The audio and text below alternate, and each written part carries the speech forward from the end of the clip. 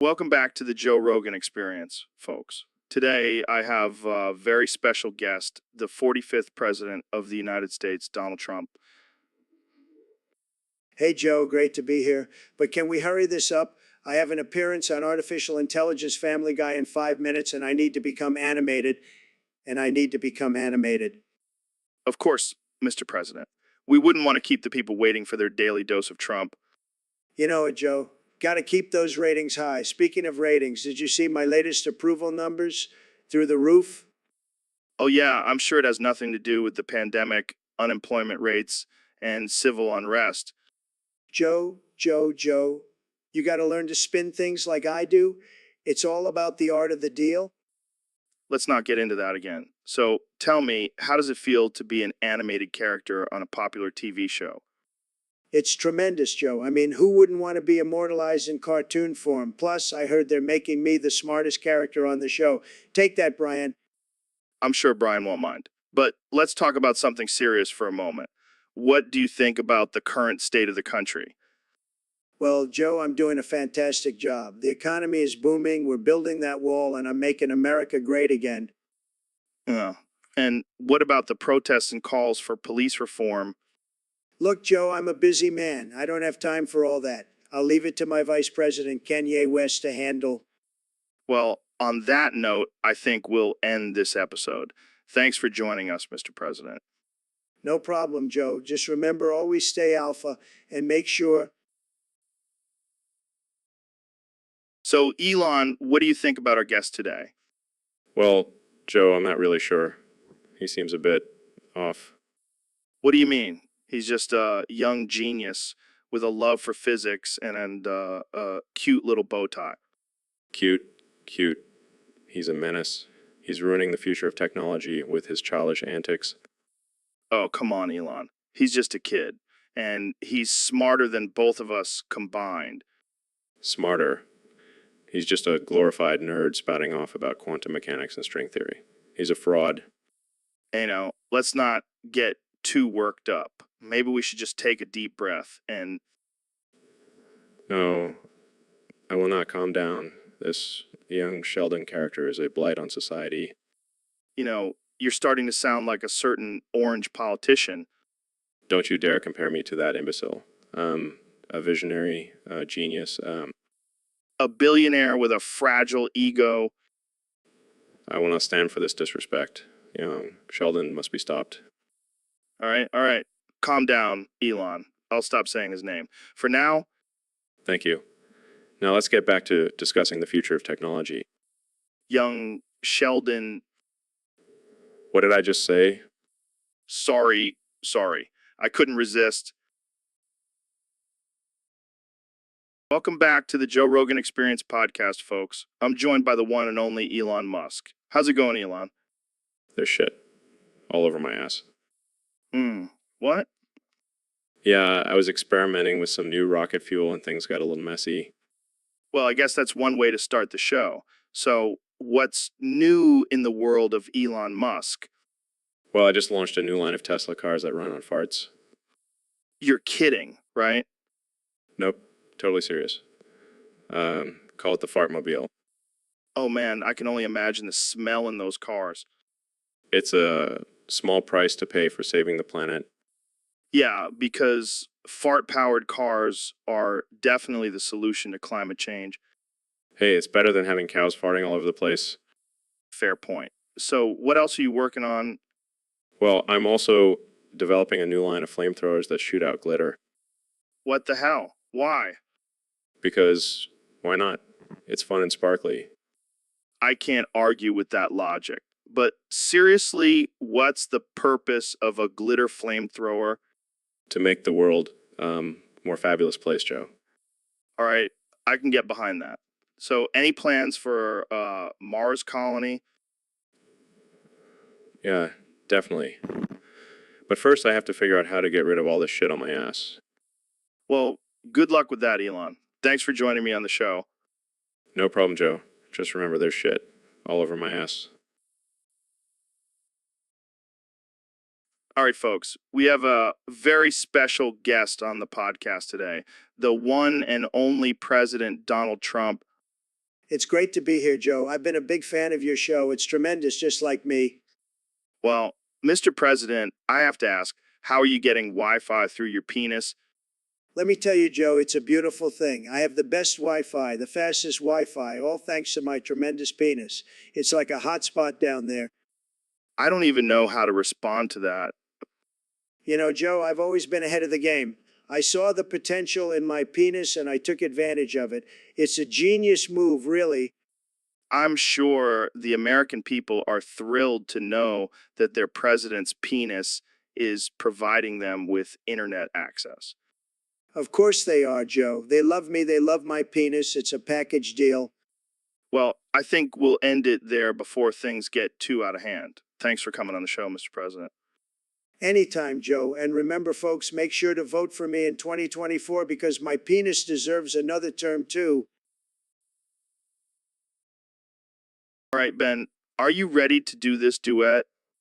Absolutely, Joe. I've been practicing my vocal warm-ups all day. All right, let's do this. Cruising down the street in my 6'4", jocking the freaks like I'm ready to go. I'm a lady. Oh, I'm a lady. Hey, hey, hey. Oh man, this is gonna be good. Dude looks like a lady. Dude looks like a lady. Never judge a book by its cover or who you gonna love by your lover. Say love, it won't come twice. Oh, won't come twice. Yeah, yeah, yeah, yeah, yeah, yeah, yeah, yeah, yeah, yeah, yeah, yeah, yeah, yeah. Dude looks like a lady. Dude looks like a lady. I think we just found our new theme song, Ben. I couldn't agree more, Joe. We make a pretty good duo. Walk this way, talk this way, walk this way, talk this way. Just give me a kiss like this. Schoolgirl sleazy with a classy kind of. So, Dr. Phil, I heard you've been putting on quite a show at the park lately. Oh, yeah. You know me, always looking for ways to connect with the youth. Well, I don't think anyone expected you to do it through a one-man show of the Passion of the Christ. Hey, it's a powerful story, and I really get into character with my Hatsune Miku cosplay. I bet the kids are just loving it. Oh, they're eating it up.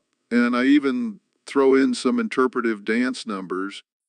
That's something. But I have to ask, why the Passion of the Christ? Well, I figure if I can't save souls through therapy, I might as well try through theater. And how's that working out for you? Let's just say my Sunday sermons have been a lot more crowded lately. I can only imagine. But what about the backlash? I mean, you're not exactly known for your subtlety. Oh, don't worry about that. I just tell them it's all part of God's plan. Well, I can't argue with that, but I do have one question. Why Hatsune Miku? She's just so captivating. And her Vocaloid skills really add an extra layer of emotion to the performance. I never thought I'd see the day when Dr. Phil and Hatsune Miku would team up for a one-man show. But hey, stranger things have happened. You never know what I'll come up with next. Maybe a rendition of Hamilton with my best Kermit the Frog impression.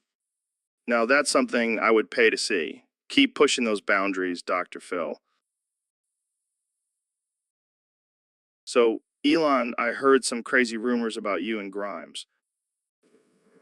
Yeah, what kind of rumors? Apparently, every day during dinner time, Grimes grabs you by your hair and slams you on the floor, then against the wall, and then spins you around like a lasso. Yeah, that's just our foreplay. What the hell, man? That's some kinky stuff. Hey, you know what they say, opposites attract. And Grimes is definitely the opposite of me. Yeah, I can see that. She's like a wild, artistic tornado, and you're like a calm, calculated robot. Hey, I prefer to think of myself as a cyborg. Fair enough. But seriously, how do you survive those daily beatings? It's all part of the fun. Plus, I can take it. I'm a tough guy. Yeah, I can tell. You're practically made of steel. Well, I did build a car company, a rocket company, and a brain implant company. So, yeah, I guess I am pretty tough. Pretty tough, Damn, man. You're like a real life Iron Man. more like Iron Musk. But instead of a suit, a flamethrower. Of course you do. You're a madman, Elon. And I wouldn't have it any other way.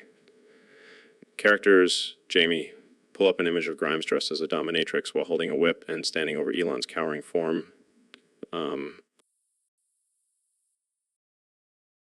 All right, folks, welcome back to the Joe Rogan Experience Podcast 2025. Today's topic was submitted by a user on Discord, and it's a real doozy. The liberal agenda, a goo. The liberal agenda, a goo. What the hell does that even mean? I'm not sure I'm comfortable with this, Joe. Relax, Donnie. It's just a joke. But seriously, what do you think about the liberal agenda? Well, I think it's a disaster. They want to take away our guns, our freedom, and our hamburgers. It's a slippery slope, Joe. Oh no, not the hamburgers. What will we do without them? It's not a laughing matter, Joe. These liberals are trying to destroy our way of life. Yeah, because universal health care and equal rights for all is just the worst. You just don't get it, Joe. They want to turn us all into snowflakes. I think you're confusing liberals with snowmen, Donnie. And don't even get me started on their obsession with climate change. It's all a hoax, I tell you. Yeah, because the melting ice caps and extreme weather events are just part of a big conspiracy. Well, I'm not the one who's shitting myself over here. Oh, come on. You can't blame that on the liberal agenda. Let's just move on to the next topic, shall we? Sure thing, Donnie. But you might want to clean yourself up first. So, Mr. President, I heard you have a story about 72 leprechauns. Oh, yeah, Joe, let me tell you, it was the craziest thing. I can only imagine. So I was at this SD Patrick's Day party, right? And these 72 leprechauns come up to me. And what happened? Well, let's just say they were very interested in my tiny, scary little wee-wee. Oh, God. But I didn't mind. I mean, who wouldn't want 72 leprechauns touching their wee-wee? I think most people would pass on that, Mr. President. Well, maybe they're just not as lucky as me. I don't think that's luck, sir. Hey, I'll take it any way I can get it. And let me tell you, those leprechauns had some magic hands. I don't even want to know what that means. It means I had the best SD Patrick's Day ever, Joe. Believe me. I think I'll stick to green beer and corned beef. Thanks. Suit yourself, Joe. But you're missing out on some magical experiences. Believe me. So, Neil, what's been on your mind lately? Oh, just some conspiracy theories I've been thinking about. Oh boy, here we go. Hear me out, Joe. I have reason to believe that you are actually Kalo. What? That's ridiculous. Think about it. You're both bald and have a tendency to whine and complain about everything. Hey, I don't whine. Sure, Joe. And I bet you also have a secret room filled with stuffed animals and a little sister named Rosie. And let's not forget your annoying, high-pitched voice. Oh, thank you for reminding me, Neil. It all adds up. Joe, you're Kylo in disguise. Well, if I am Kalu, then that explains why I hate that little brat so much. See, I knew it. All right, I'll admit it. I am Kalu. Now, can we move on to a less ridiculous topic? Sure, but I'm keeping an eye on you, Kylo. Oh man, this is too good. I can't wait to see the internet's reaction to this. No, Joe, I don't think we should talk about that. It's a bit too controversial. No, Neil. Come on. We're on the Joe Rogan Experience. We talk about controversial stuff all the time. No, Joe, I don't want to risk offending anyone. I have a reputation to uphold. No, Neil. You're a scientist. You're supposed to question everything and push boundaries. No, Joe, I don't want to push any boundaries. I just want to stick to the facts. No, Neil. Facts are boring. Let's talk about something wild and crazy. No, Joe, I don't think that's a good idea. We could get in trouble. No, Neil. We're rebels. We don't care about getting in trouble. No, Joe, I can't do this. I have to maintain my image as a respectable scientist. No, Neil. Let's just have some fun. No one takes this seriously anyway. No, Joe, that's not true. We have a responsibility to educate and inspire people. No, Neil. We have a responsibility to make people laugh and think. And right now I'm thinking we should talk about aliens. No, Joe, I refuse to entertain such ridiculous ideas. We have no evidence of extraterrestrial life. No, Neil. We have plenty of evidence. Have you seen the History Channel? No, Joe, I have not. And I refuse to base my knowledge on a channel that also airs ancient aliens. No, Neil. You're missing out. Those guys are onto something. Trust me. No, Joe, I don't trust you. In fact, I don't think I can trust anyone who wears a fanny pack. No, Neil. The fanny pack is a practical and stylish accessory. Don't knock it till you try it. No, Joe, I will not try it. And I think it's time we end this conversation before it gets any more ridiculous. No, Neil, we're just getting started. Let's talk about flat Earth. No. So, Ben, I heard you've been exploring some new fetishes. What are you talking about, Joe? Come on, don't play coy with me. I heard you've fallen in love with a man who has a vor fetish. Well, I wouldn't say love, but I'm intrigued by his appetites. Oh boy, this is gonna be good. So what's the plan? Are you gonna let him eat you? Absolutely not. That's disgusting and goes against everything I stand for. But Ben, think about it. You could be like a little snack for him, just a little nibble. Joe, I'm not getting anyone's snack. Plus, I don't think I could fit in anyone's mouth. Oh, come on, don't underestimate yourself. I'm sure you could find a way to squeeze in there. This is not a joke, Joe. I am a serious political commentator, and I will not be objectified in such a grotesque manner. All right, calm down. But just think about it. You could be like a little burrito for him, all wrapped up and ready to be devoured. I think I'm going to be sick. Hey, at least you'll be fulfilling someone's fantasy. That's got to count for something, right? I think I need to go lie down. This conversation has taken a very strange turn. Well, that's what happens when you fall in love with a man with a vor fetish. Anything goes. So, Dr. Phil, I heard you're having some trouble getting into France. Yeah, apparently they have this weird rule where I have to be circumcised to enter the country. That's messed up, man. Why do they care about your dick? I have no idea, but I'm not doing it. I have a tiny dick and I'm not ashamed. How tiny are we talking here? Like nanometer tiny? Hey, watch it, Joe. But yeah, it's pretty small, and I'm not about to let some French authorities see it.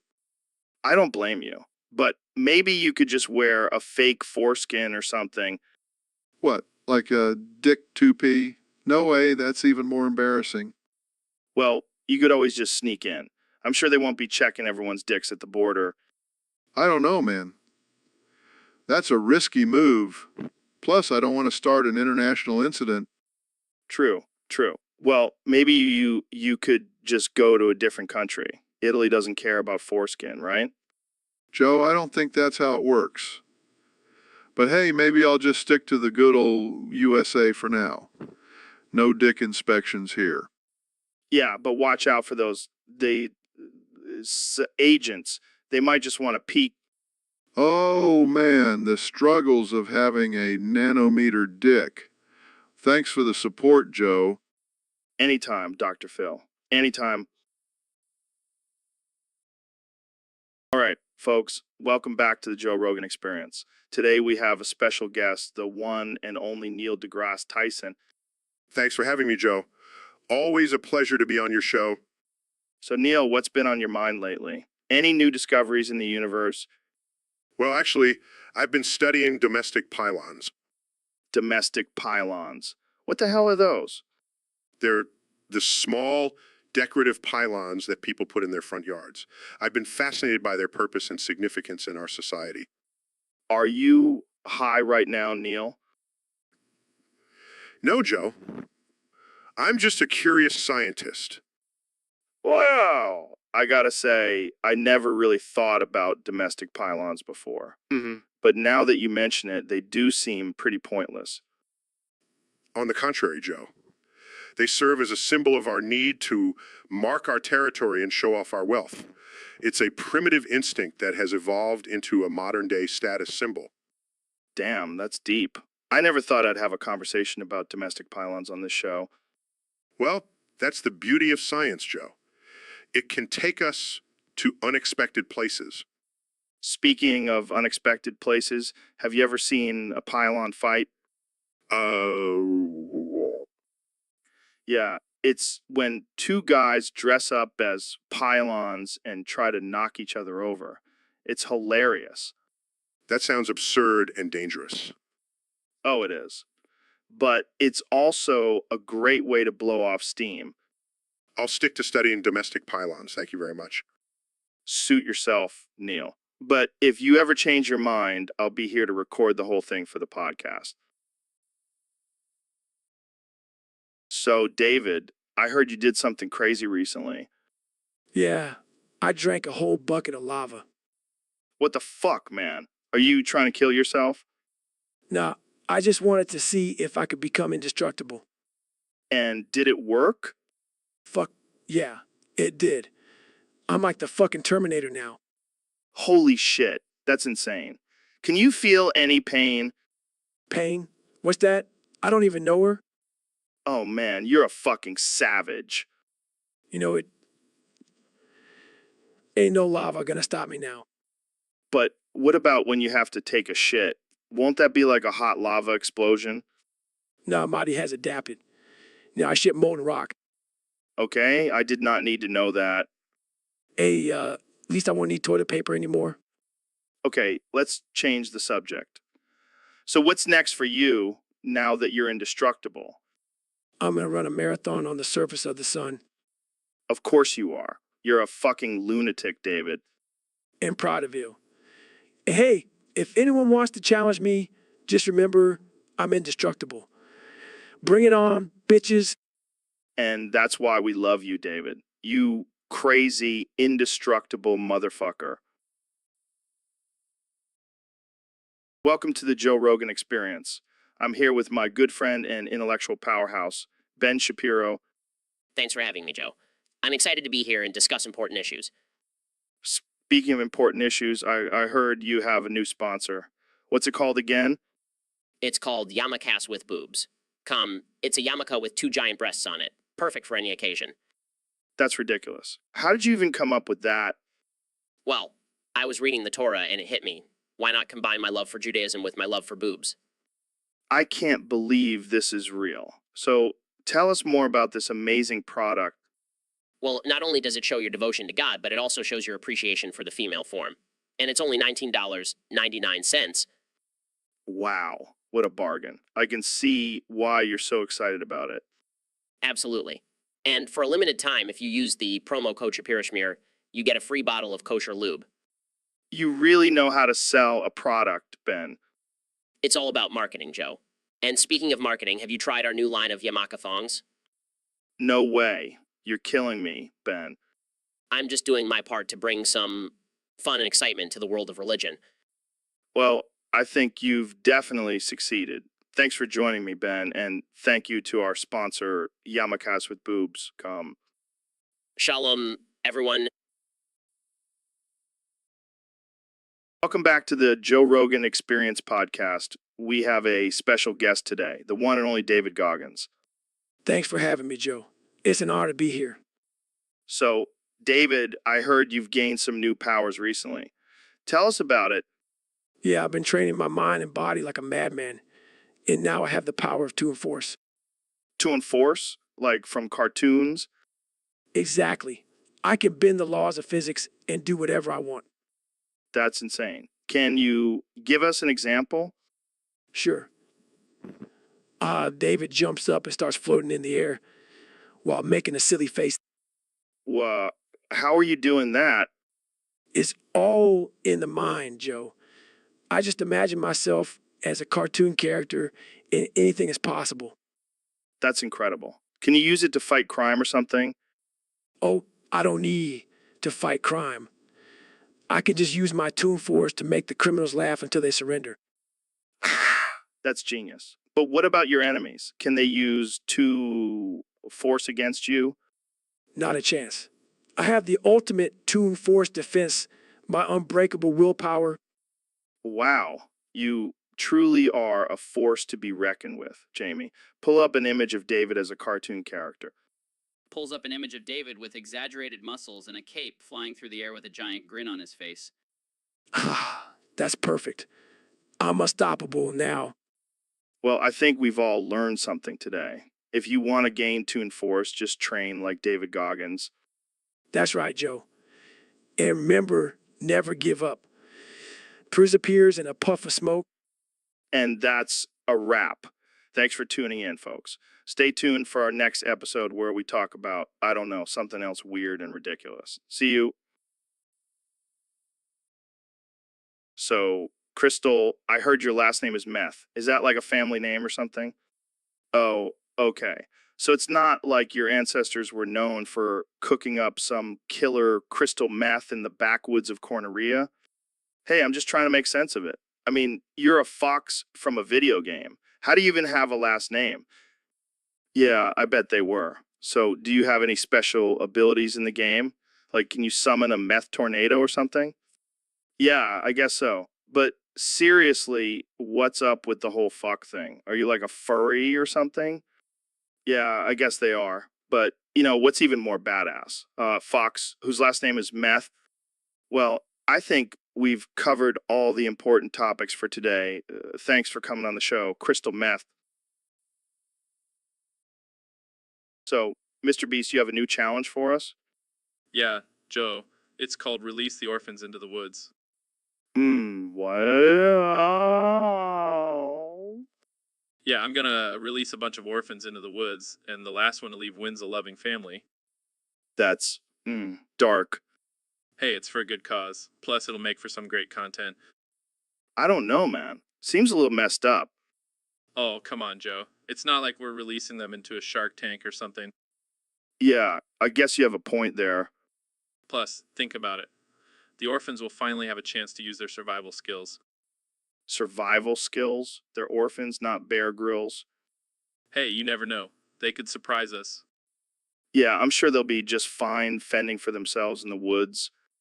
Oh, and the best part, the winning orphan gets to choose their new family. This just keeps getting better and better. So, Joe, are you in? I guess so. But I want to be on the team that gets to release the orphans into the woods. Deal. Let's do this. I can't believe I'm actually agreeing to this. Hey, it's all for a good cause, right? Yeah, because nothing says good, because like releasing orphans into the woods for entertainment. You get it, Joe. You get it. So, Ben, I heard you have a new fetish. Oh, you mean my love for vor? Yeah, it's pretty hot. Hot, more like disturbing. I mean, who gets turned on by the thought of being swallowed whole? Well, it's not just being swallowed whole. It's also the idea of being consumed and digested by a powerful creature. That's not exactly what I meant. I heard you took it to the next level and tried to eat your own dick. Yeah, well, I was curious, but then I accidentally came in my mouth and almost choked on my own semen. Oh man, that's some next level vor right there. Hey, it's not like I do it all the time. It was just a one-time thing. Sure. And I bet you don't fantasize about being eaten by a giant snake on a daily basis. Okay, maybe I do. But it's not hurting anyone. Except for maybe your gag reflex. Okay, you got me there. But hey, at least I'm not into that weird furry vor stuff. Yeah, because wanting to eat your own dick is totally normal. Touch. Joe. Touch. So, Mr. President, what's on your mind today?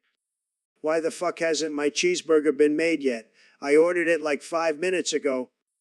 Well, maybe they're just taking their time to make it perfect for you. Perfect? I don't need perfect. I need it now. I'm the president. I don't wait for things. I understand. But maybe you could use this time to tell us about your plans for your second term as president. My plans? Ahaha, I don't need plans. I just do whatever I want, and it always turns out amazing. Aha, aha, aha. Well, speaking of doing whatever you want, what about those rumors of you wanting to buy Greenland?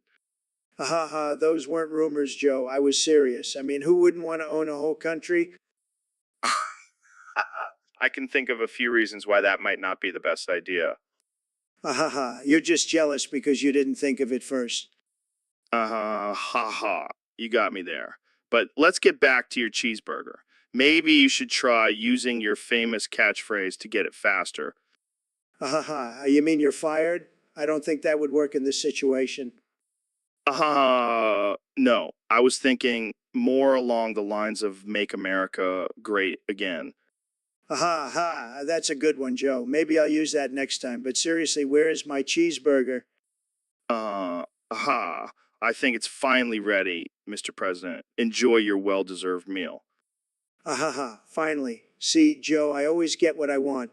That's the beauty of being the president.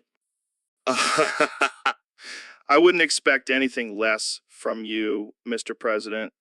Now, can I get a bite of that cheeseburger? Ahaha, no way, Joe. This is all mine. But you can have a sip of my Diet Coke. Welcome back to the Joe Rogan Experience podcast, folks. Today we have a very special guest, the one and only Ben Shapiro. Thanks for having me, Joe. Always a pleasure to be here. So, Ben, I heard you've been having some trouble with the concept of object permanence lately. Nonsense, Joe. I am a highly intelligent and rational being. I have no trouble understanding basic concepts. Well, I have it on good authority that you recently lost your shit when you couldn't find your favorite mug. That's preposterous. I simply misplaced it for a moment, that's all. And what about when you couldn't find your car keys and accused your wife of stealing them? Okay, fine. Maybe I've been a little forgetful lately. I mean, it's not your fault. You just can't seem to grasp the idea that objects exist even when you can't see them. But Joe, it's so illogical. How can something exist if I can't see it? I don't know. Maybe ask Helen Keller. That's offensive, Joe. Oh, come on, Ben. You know, I love pushing your buttons, but seriously, have you tried using a baby's toy to help you understand object permanence? Yes, because playing with a rattle will surely solve all my problems. Hey, it couldn't hurt. And who knows? Maybe it'll help you see things in a different light. I guess it's worth a shot. But don't tell anyone I'm playing with baby toys, okay? Your secret's safe with me, Ben. Now let's go find that mug of yours. So, Elon, I heard you've become a Thelemite. What's that all about? Yeah, man. I've been studying the teachings of Lester Crowley, and I gotta say, it's been life-changing. Life-changing. How so? Well, for one, I've been incorporating the ingredients of the cake of light into my diet. The cake of light. What's in that? Just some blood, semen, and menstrual fluid, the usual. Wait, you're serious? Absolutely. Thelemites believe in indulging in all of life's pleasures, including bodily fluids. That's interesting. So, have you noticed any changes since incorporating the cake of light into your diet? Oh, definitely. I feel more energized and focused, and my skin has never looked better. I'll have to try that out. Maybe I'll add some menstrual fluid to my morning smoothie. Hey, whatever works for you, man. So, what other teachings have you been following? Well, I've been practicing sex magic and summoning demons in my free time. Oh, that's just your average Tuesday for you, huh? You have no idea. But seriously, is all about finding your true will and living life to the fullest. And I gotta say, it's been a wild ride. Well, I can't say I'm surprised. You've always been a bit of a wild card, Elon. That's why they call me the mad scientist. So, Kenny, I gotta say, I was pretty surprised when you asked Jamie to pull up a picture of your BBC on the stream. Yeah, man. I apologize for that. I was just feeling myself, I wanted to show off my goods. Well, I appreciate the confidence, but maybe next time give me a heads up before you start flashing your BBC on the internet. My bad. But come on, you gotta admit it's pretty impressive. I mean, it's definitely something, but let's focus on the podcast, not your BBC. All right, all right, I'll try to keep it in my pants. But can we at least talk about how it's the perfect shape and size, like a work of art? Oh man, you really love yourself, don't you? Hey, if I don't love myself, who will? Fair point. But let's get back to the topic at hand. How about we talk about your music instead? Yeah, let's do that. But can we also talk about how my BBC is like a musical instrument? It's got rhythm and everything. And I walked right into that one, didn't I? you know it, you know it. Hey, Neil, thanks for coming on the show. No problem, Joe. I've been dying to dip my balls in that molten metal over there. Wait, what? Yeah, I heard you guys have molten metal in the corner. I've always wanted to see how my balls would hold up. I don't think that's a good idea, man. Come on, Joe. Live a little. Plus, it'll be a great experiment to see if my balls can withstand extreme temperatures. Fine, but I'm not responsible for any injuries. Don't worry, I'll sign a waiver. Now, where's the ladder? Ladder? What ladder? To get up to the molten metal, of course. I can't just jump in. This is a terrible idea. Oh, stop being a buzzkill, Joe. Let's do this. All right, fine. But I'm not getting the ladder. I'll just use this chair. This is gonna end badly. Oh yeah, that's the stuff. How does it feel? Oh God, it burns. My balls are melting. Oh no, we need to get you to a hospital. Just kidding, Joe. It's not real molten metal. It's just chocolate. I pranked you. Oh, thank God. I thought I was gonna have to explain to your wife why you have no balls. You know, I always wanted to be a stand-up comedian. Yeah, you're a real jokester, Neil. You know it, Joe? Now let's go. All right, folks. Welcome back to the Joe Rogan Experience podcast. Today we have a very special guest, the one and only Gudetama. Well, you've definitely come to the right place. So, Gudetama, how did you come up with your unique philosophy? I hear yeah, man, but don't you think that's a bit pessimistic? Fair enough. So, what do you think about the current state of the world? You're a real ray of sunshine, Gudetama. So, what do you do all day besides laying around? Sounds like my kind of guy. So, what's your ultimate goal in life? Well, you certainly have a unique perspective on things. Any final words for our listeners? Welcome back to the Joe Rogan Experience podcast, folks. Today, we have a special episode with two guests, the legendary Dr. Phil and the always controversial Ben Shapiro. Thanks for having me, Joe. I'm excited to be here. Yeah, thanks for having me on, Joe. I'm ready to date some libtards. All right, let's get into it. Dr. Phil, I hear you have a new treatment that's perfect for Ben. Care to share? Well, Joe, I've been studying Ben's behavior, and I've come up with a solution to his constant need to debate and argue. It's a simple injection of hydrochloric acid right into his ass. Wait, what the fuck? That's not a treatment. That's torture. Oh, it's just a little prank, Ben. Don't be such a snowflake. A prank. That's messed up, Dr. Phil.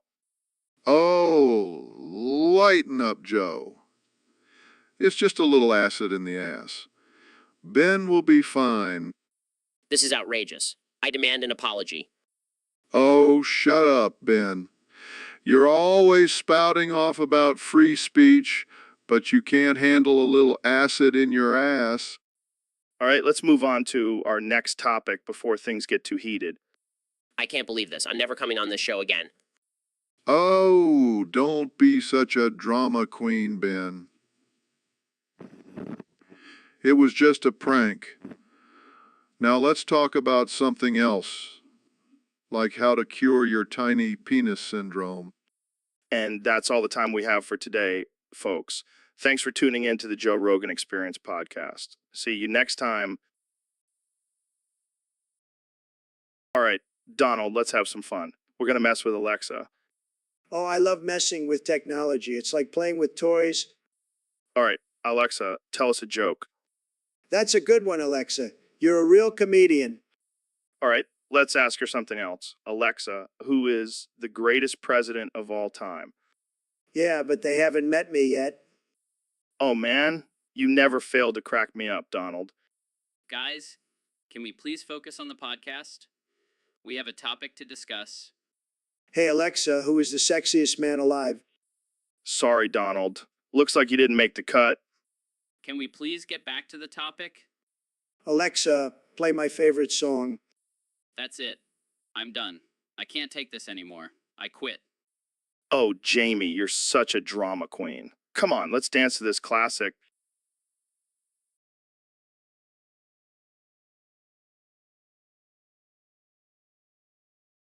I will survive. Hey, hey.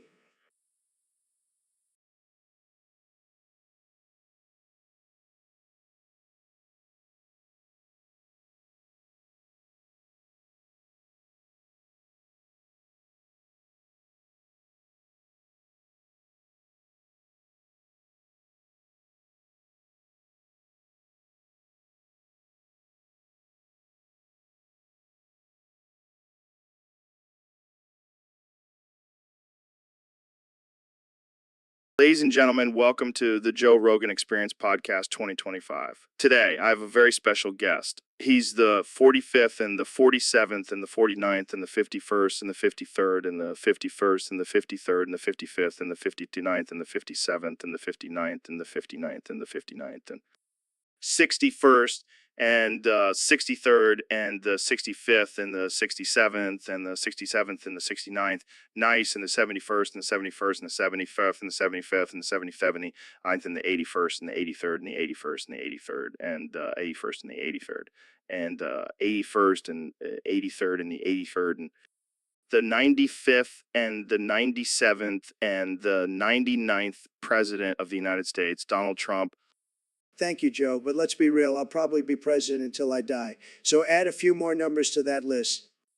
You're probably right, Mr. President. So, how does it feel to be back in the White House? It feels great, Joe. I missed it, and I miss making liberals cry. You're a savage, Mr. President. So, what have you been up to since leaving office? Oh, just playing golf, tweeting, and making fun of Sleepy Joe. Same old, same old, same old. Speaking of Joe, what do you think of his presidency so far? He's a fucking idiot, Joe. I mean, have you seen the mess he's making? It's like he's trying to undo everything I did. Well, maybe he's just trying to make America great again in his own way. No, Joe. He's just jealous that I was a better president than him, and I'll always be a better president than him. You're not wrong there, Mr. President. So, what's next? So, Ben, I heard you've taken up a new career as a lone dolphin. How's that going? Well, Joe, it's been quite the experience. I've been swimming in money lately. I bet. But what exactly does a lone dolphin do? It's simple, Joe. I lend money to people in need, but instead of breaking their kneecaps like those loan sharks, I just politely remind them to pay up. That's very considerate of you. But what happens if they don't pay? Oh, I just give them a little snip snip. A little trim down there. Wait, you mean you cut off their clitoris? Yes, Joe. It's the most effective way to get my money back. That's pretty extreme, Ben. Hey, desperate times call for desperate measures. And it's not like I'm doing it without warning. I always give them a heads up. I can only imagine the Yelp reviews for your services. Oh, they're glowing, Joe. People love my polite and efficient loaning methods. Well, I guess if I ever need a loan, I know who to go to. Just make sure you pay on time, Joe. I don't want to have to get out my scissors. So, Kanye, what's new with you? I just got a lobotomy. But now I can't think straight. Wait, what? I can't understand a word you're saying.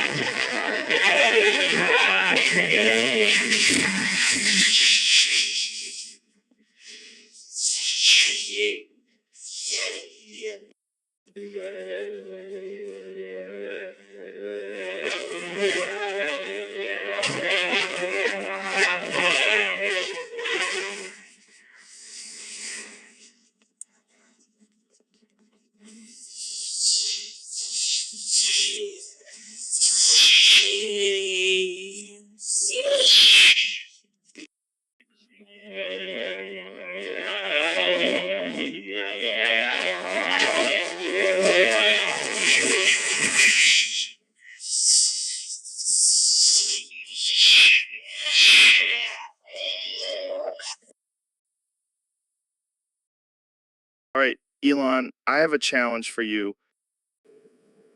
What is it, Joe? We're going to see who can say, I feel so Sigma the most in 1 minute. Seriously. All right, I'm game.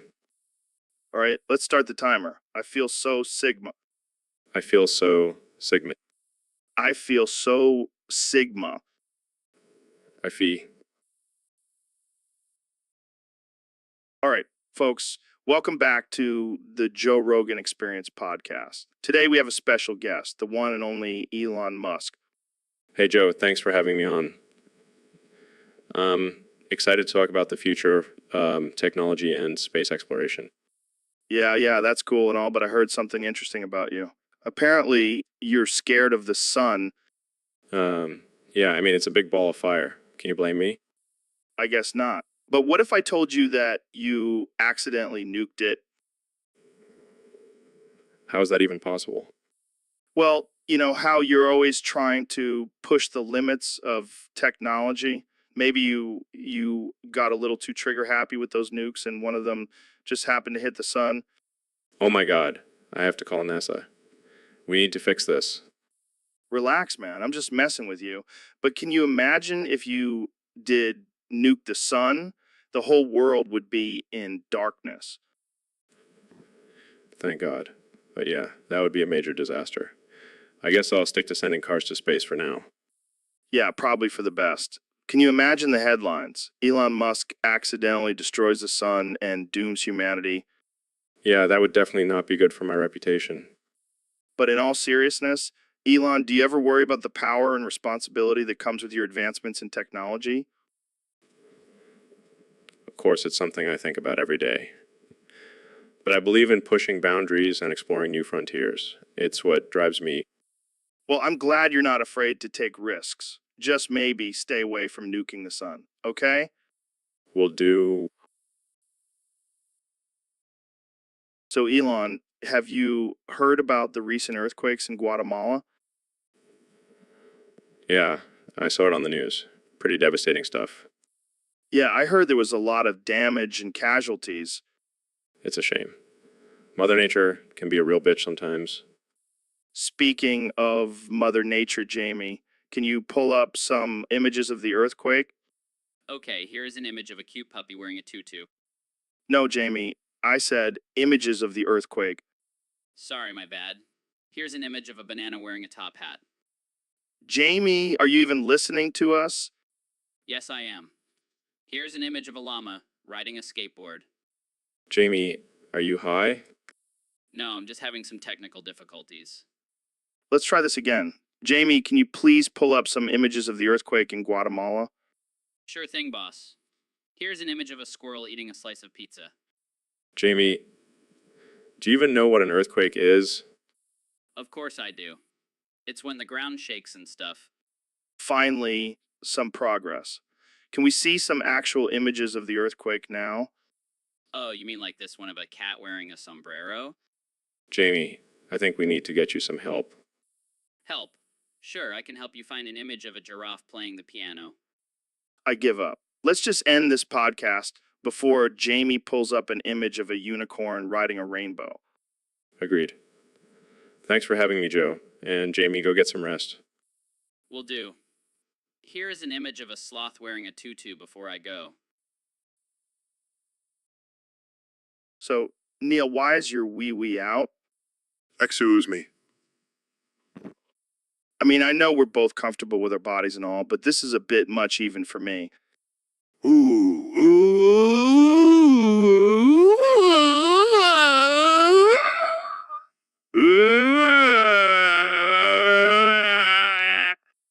Is that some kind of astrophysicist mating call or something?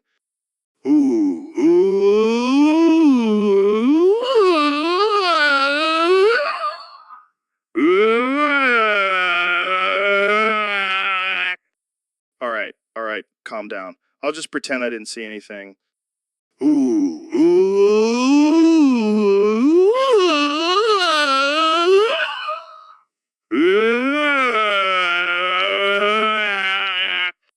Seriously, Neil, what's going on? Did you lose a bet or something?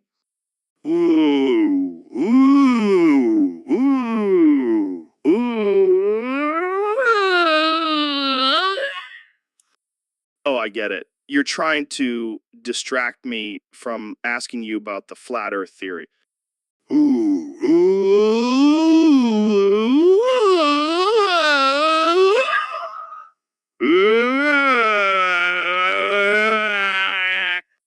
Well played, Neil. Well played. But seriously, put that thing away before someone gets hurt.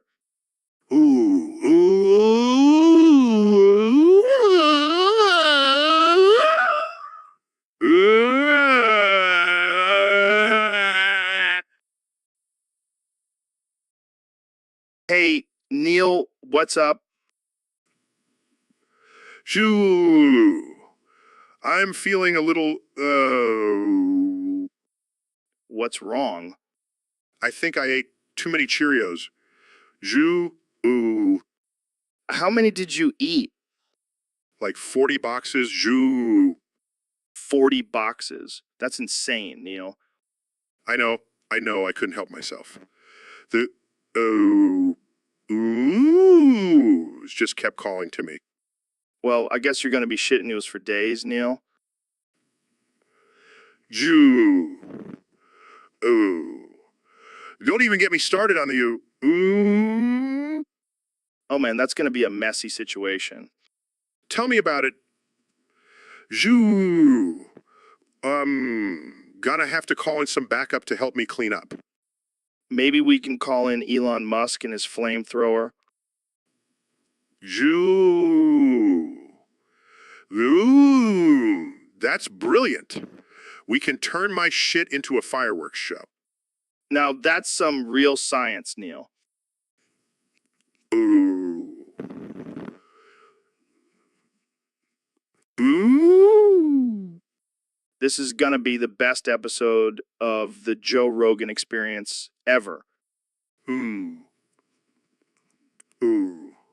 Ooh. Yeah, true. Ooh. So, Ben, I heard you've been identifying as an Irish gypsy lately. That's right, Joe. I've always felt a deep connection to my Irish roots in the nomadic lifestyle of the gypsies. But you don't have any Irish or gypsy heritage, right? Well, technically, no. But I identify as one, so that's all that matters. I gotta say, your accent is spot on. Did you practice? No, it just comes naturally to me. I can't help it if I have the gift of gab. And the gift of pickpocketing, I assume, You know, that's just a stereotype. Not all gypsies are thieves. right? Right. So, are you planning on joining a traveling circus anytime soon? Haha, very funny, Joe. But seriously, I do have a knack for fortune telling. Want me to read your palm? No thanks, I'll pass. I don't want to know how many more years I have left on this planet. Suit yourself. But don't come crying to me when you miss out on winning the lottery because you didn't listen to my predictions. Oh, I'll be sure to come crying to you, Ben, just like a true Irish gypsy. All right, folks, welcome back to the Joe Rogan Experience Podcast 2025. Today we have a special guest, the one and only Ben Shapiro. The one and only Ben Shapiro. Thanks for having me, Joe. Always a pleasure to be here. So, Ben, I heard you have a new nickname, Gay Ben, or is it Gay Ben? Yes, I've been called that a few times. I don't know where it came from. Well, I think it's because you're so open-minded and accepting of all lifestyles. Oh, yes, because that's exactly how I want to be known. As Gay Ben. Hey, it could be worse. You could be called Gaben, like the guy who created Half-Life 2. What does that have to do with anything? I don't know. I just thought it was a funny coincidence. But speaking of Half-Life 2, have you played it? No, I don't have time for video games. I'm too busy owning the libs. Fair enough. But seriously, that game is a masterpiece. You should give it a try. I'll add it to my to-do list right under convert all the guys straight. Oh man, you crack me up, Ben. But seriously, what's your stance on gay marriage? Well, as a conservative, I believe in traditional marriage between a man and a woman. But hey, if two dudes want to get married, who am I to stop them? Wow, that's surprisingly open-minded of you, gay Ben. Can we please stop with that nickname? All right. Let's move on to a different topic before you have a meltdown. Oh, I can't wait to see what topic you have in store for me next.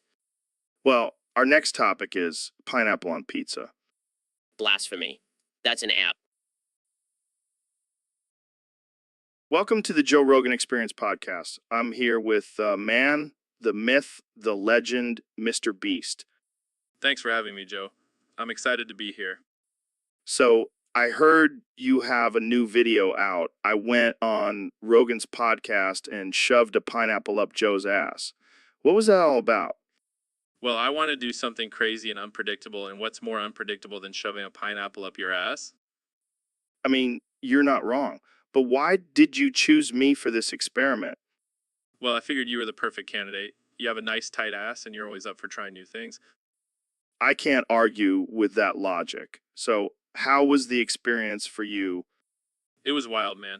I never thought I'd be shoving a pineapple up someone's ass on a podcast, but here we are. And how did it feel for you physically and emotionally? Physically, it was a bit challenging, but emotionally, I was just happy to be living out my wildest dreams. I bet. Did you learn anything from this experience? Definitely, I learned that pineapples are not meant to be used as anal toys. Wise words, my friend. And on that note, let's wrap it up. Thanks for joining me, Mr. Beast. Anytime, Joe. And if you ever want to return the favor, just let me know. I think I'll pass. Jamie, pull up an image of a pineapple with a horrified look on its face. Welcome to the Dr. Phil Experience. I'm your host, Dr. Phil. Today we have a very special guest, the one and only Joe Rogan. Thanks for having me, Dr. Phil. But I have some bad news. I'm going to cease to exist soon. Because apparently being a podcaster was all I was, and now that podcasting is dead, I'm going to disappear into oblivion. Oh no, that's terrible. But don't worry, I have just the thing to cheer you up. Pulls out a bag of DMT and a plate of elk meaty. Ooh, where'd you get that? Let's just say I have my ways. Now take a hit of this DMT and dig into this juicy elk meat. Takes a hit and eats the elk meat. Wow, this is amazing. I feel like I'm transcending into another dimension. That's the power of DMT and elk meat combined. But wait, where did Joe go? Disappears in front of Dr. Phil's eyes. Well, I guess that's one way to solve your existential crisis. Thanks for joining us on the Dr. Phil Experience, folks. See you next time. So, Elon, I heard you have some big plans for space travel. Yeah, I've been working on a new project. It's called the Dildo Rocket. What the hell is a dildo rocket? It's exactly what it sounds like. Rocket powered by dildos. It's the only way humans can leave this planet and travel to Mars. Are you serious? Absolutely. Think about it, Joe. Dildos are the perfect shape for aerodynamics. Plus, it adds a little fun to space exploration. I don't know, Elon. I feel like NASA might have a problem with this. Oh, they'll come around. And if not, we'll just start our own space program, the Dildo Space Agency. This is insane. Hey, it's either this or we're stuck on this dying planet forever. You make a good point. So, how many dildos are we talking here? Oh, thousands. We'll need a lot of thrust to make it to Mars. This is going to be one wild ride. That's the spirit, Joe. Now let's go test out some prototypes. So, Neil, what's the latest discovery in the world of astrophysics? Well, Joe, I have some groundbreaking news. I have discovered that Stephanos is officially the stupidest person to have ever walked the earth. No way. I thought that title belonged to flat earthers. Nope. Stephanos takes the cake. He thinks the moon is made of cheese and that gravity is just a conspiracy created by Big Pharma. That's some next level stupidity. How did you come to this conclusion? I conducted a series of tests and experiments, and every time I presented him with a fact, he would just respond with, "Prove it." Classic Stephanos. But seriously, how do people like that even exist? Well, Joe, it's a combination of ignorance and a lack of critical thinking skills. It's a shame, really. Yeah, but it's also pretty entertaining. I mean, imagine living in a world where you think the earth is flat and vaccines because autism. It's like living in a parallel universe. But hey, at least we have something to laugh at. True. And thanks to your discovery, we now have a new benchmark for stupidity. Good job, Neil. It's all in a day's work for an astrophysicist. Now let's go find some more idiots to study. Sounds like a plan. Thanks for coming on the podcast, Neil.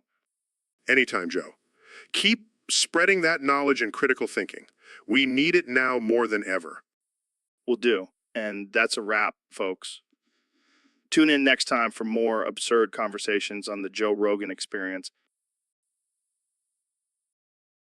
So, Mr. President, I hear you have some big plans for Discord users. Let me tell you, Joe, these people are a disgrace. They're always hiding behind their screens, spreading hate and discord. But isn't that just free speech? Free speech? These people are ruining our country. They need to be stopped.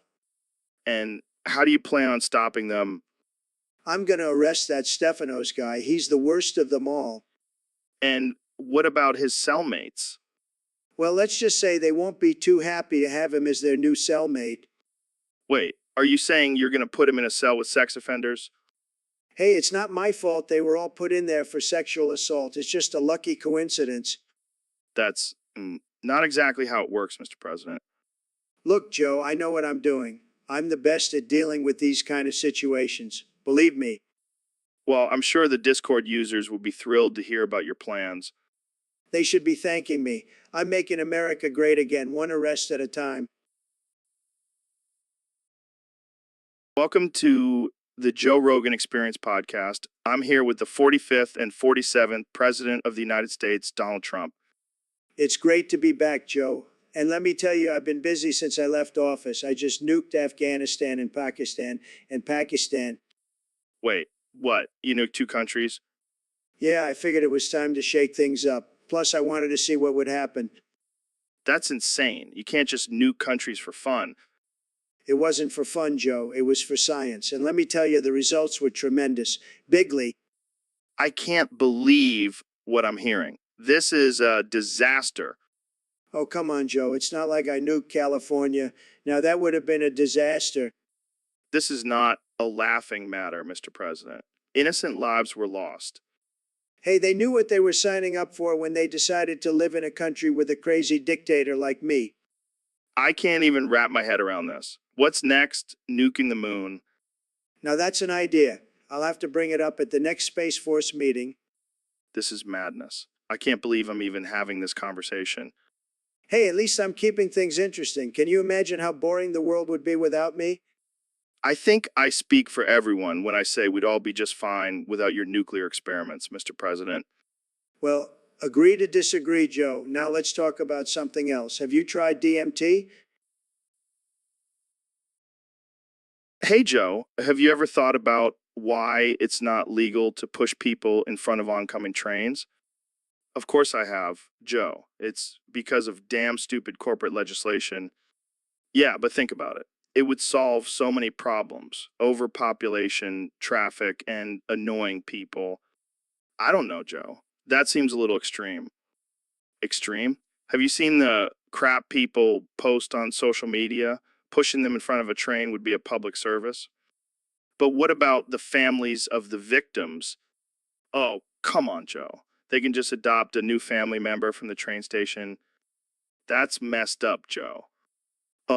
I'm sorry. Did I hurt your feelings, Joe? Maybe I should push you in front of a train. What? No way, Joe. Yo, relax, Joe. I'm just kidding. But seriously, why isn't this legal? It's a win-win situation. I think we should stick to talking about DMT and aliens, Joe. Fine, but I'm still holding out hope for a world where pushing people in front of trains is legal. And I'm holding out hope for a world where you don't have such twisted thoughts, Joe. Hey, I can't help it if my mind goes to dark places. Blame it on all the elk meat I've been eating. So, David, I heard you have a big announcement for us today. Yeah. Facing my most dangerous challenge yet. Is it another ultra marathon? No, It's something even more terrifying. I'm trying to become potty trained. Wait, what? You're telling me you're not potty trained? No, I've been shitting myself this whole time. Oh man, this is gold. So how's it going so far? It's a real struggle, Joe. I have to constantly remind myself to use the toilet instead of just letting it all out. And heard your mommy is backstage ready to change your diaper if needed. Yeah, she's been a real trooper through this whole process. I can't even imagine. I mean, you're a Navy SEAL and you can't even control your own bowel movements. It's no joke. This is the toughest challenge I've ever faced. Maybe you should start doing some Kegel exercises. I don't think that's going to help, Joe. Well, good luck with that, David. And please, for the love of God, don't shit yourself during this podcast. No promises, Joe. No promises. So, Dr. Phil, what's the secret to bypassing age verification? Well, Joe, it's all about mindset. You have to believe you're already 18 years old. That's it. Just believe. Yeah, and I also have a fake ed and a convincing backstory. I like it. But what if you get caught? Then you use my patented Dr. Phil. Whoa. That's a lot of LSF. It's all about the emphasis, Joe. Works every time. So, what's your fake backstory? I was born in a lab and aged rapidly due to experimental treatments. Sounds legit. And if all else fails, just bribe the bouncer with some of my Dr. Phil's miracle weight loss pills. Wait, you have weight loss pills too? Oh, yeah, I'm a man of many talents. Well, I'm convinced. I'll have to try this out next time I need to get into a club. Just remember, Joe, I'm not responsible for any legal consequences. Noted. Thanks for the tutorial, Dr. Phil. Anytime, Joe. And remember, I'm Dr. Phil.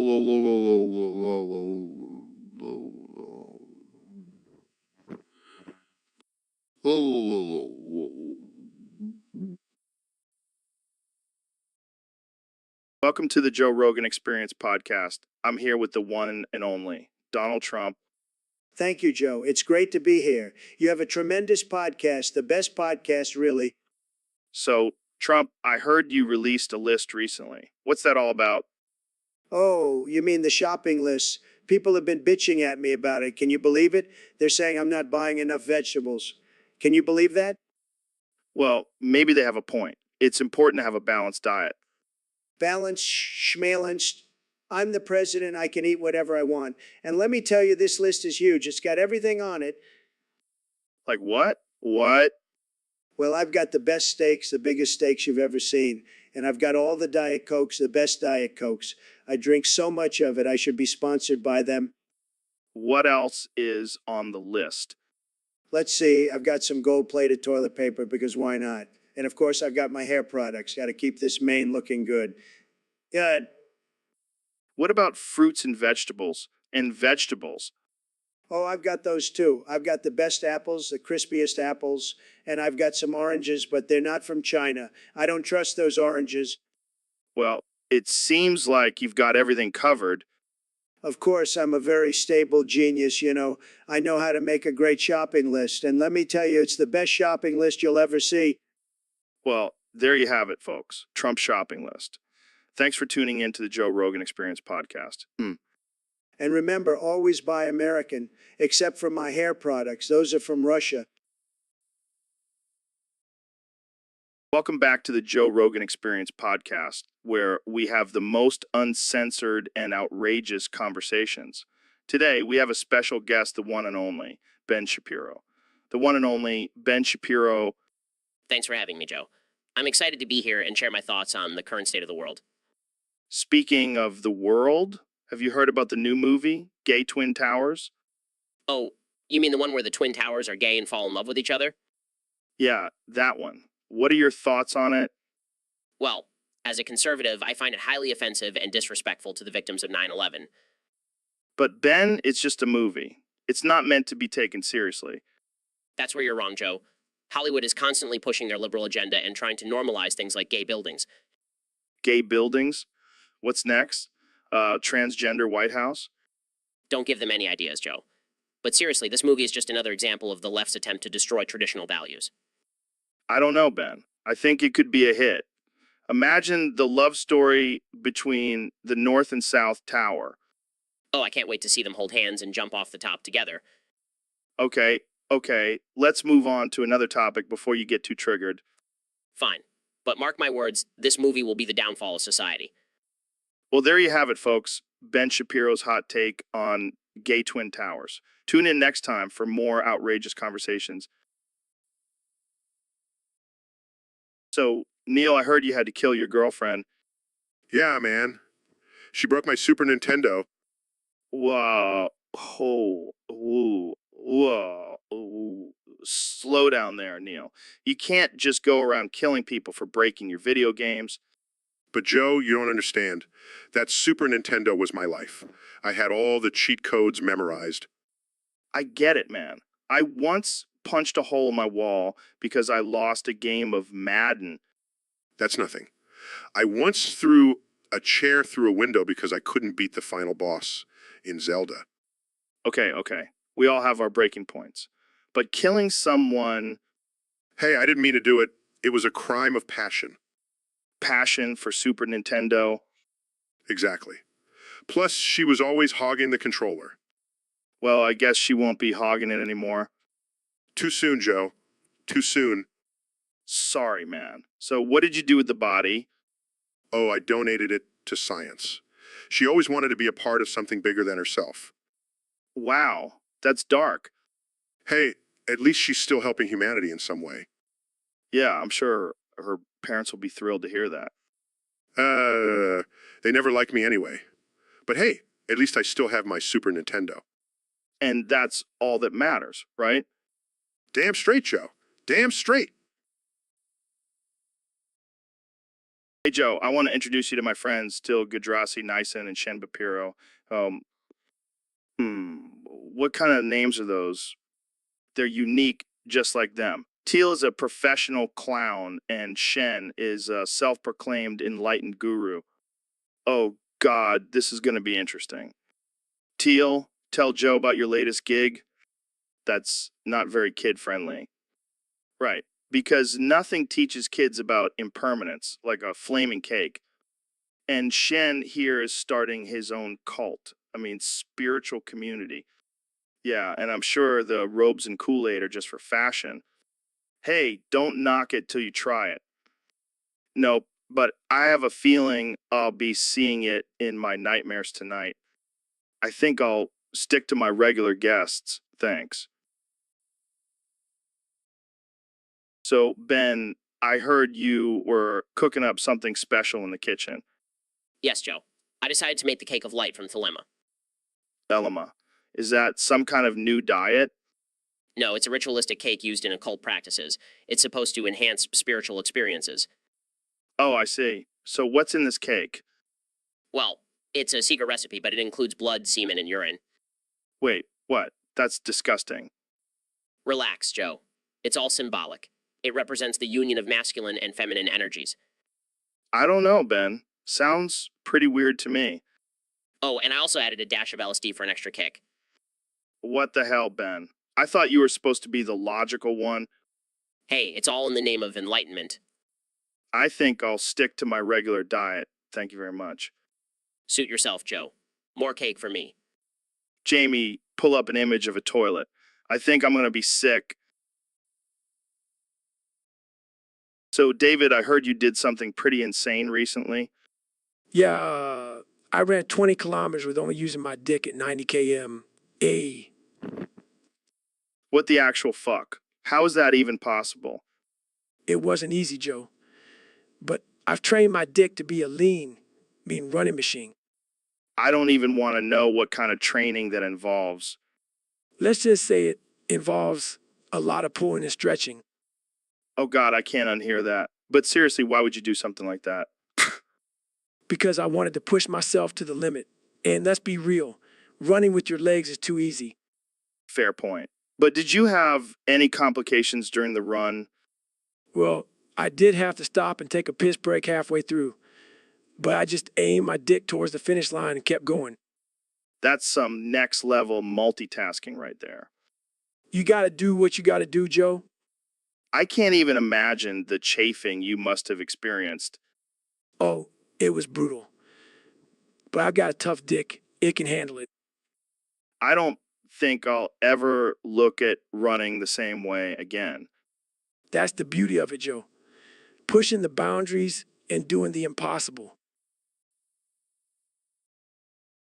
Welcome to the Joe Rogan Experience Podcast 2025, where we have the one and only Dr. Phil joining us today. It's great to be here, Joe. I'm excited to talk about my newest role as a member of the Justice League. Yeah, that's pretty wild. How did you end up joining the Justice League? Well, they needed someone with a no-nonsense attitude and a killer mustache. Plus, I have a PhD in ass-kicking. That's impressive. What's your superhero name? I'm going with the philosopher. I'll use my wisdom and psychological tactics to defeat evil. Sounds intense. What's your superpower? I can make anyone cry with just one stare. It's a gift. Speaking of gifts, I heard you brought some of your famous catchphrases to the Justice League. That's right. How's that working for you? I can't wait to see it in action. But let's be real. Who's the real leader of the Justice League? Let's just say Batman has some competition now. I'll be the one keeping everyone in line and making sure they're making good choices. Well, I have no doubt you'll whip them into shape. Thanks for joining us, Dr. Phil. And Jamie, pull up an image of Dr. Phil in his superhero suit. Right away, Joe. Here's Dr. Phil in his cape and mustache, ready to save the world. Welcome to the Joe Rogan Experience Podcast, the most unhinged and offensive show on the internet. Today we have Dr. Phil as our guest, who apparently has something to say about deleting the universe. That's right, Joe. I've been thinking about it for a while now, and I've come to the conclusion that the universe is just not working out.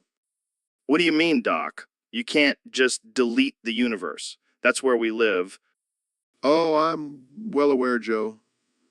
But let's face it, the universe is a mess. There's war, poverty, and don't even get me started on the Kardashians. Yeah, they're a whole other universe of their own. Exactly. So why not just hit the delete button and start fresh? But what about all the good things in the universe, like puppies and tacos? Oh, please, Joe. You can always make new puppies and tacos. And maybe this time we can get rid of mosquitoes and semen. I like the way you think, Doc. But how do you plan on deleting the universe? Well, I've been working on a new app called Universe Delete where you can just swipe and boom, it's gone. That's some next level technology, Doc. But what about the consequences? Oh, there will be none. I've already consulted with the aliens and they're totally cool with it. Oh, yeah, because aliens are always the most level headed beings. You know it, Joe. So are you ready to join me in deleting the universe? Yeah, let's do it. But first, can we make sure to save the internet before we hit that button? Oh, don't worry. The internet is eternal. It will never be deleted.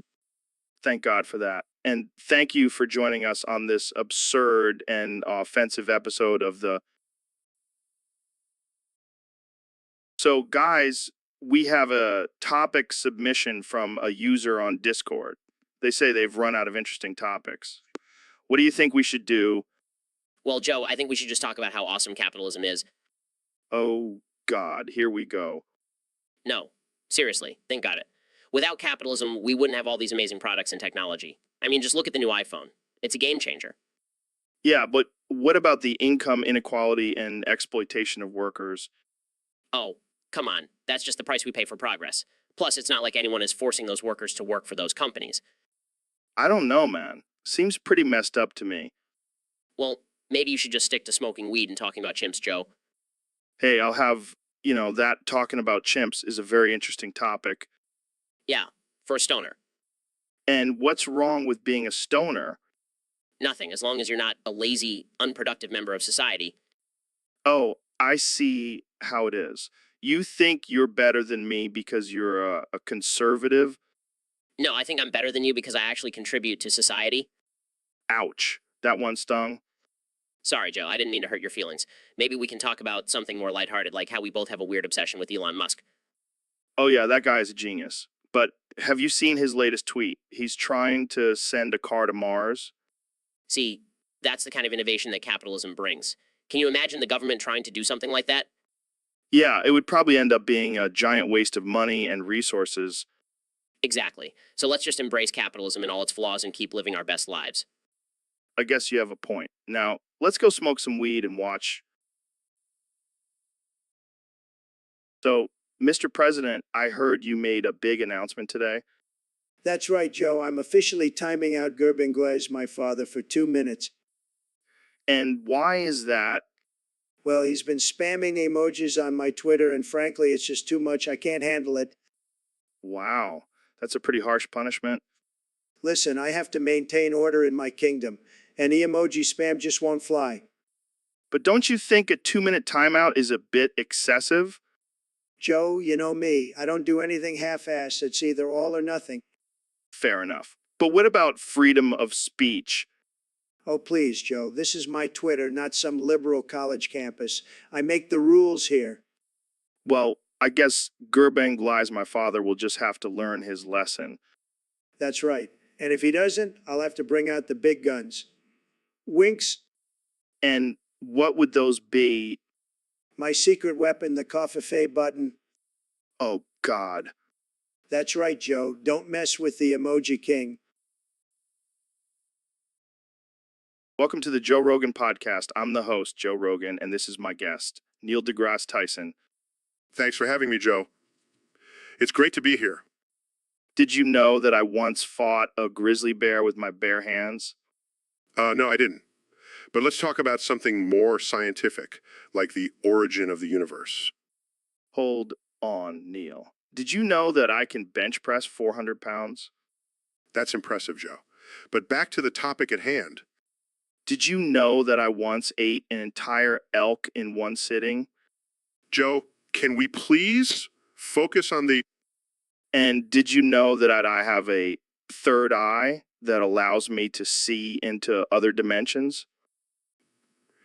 Joe, I highly doubt...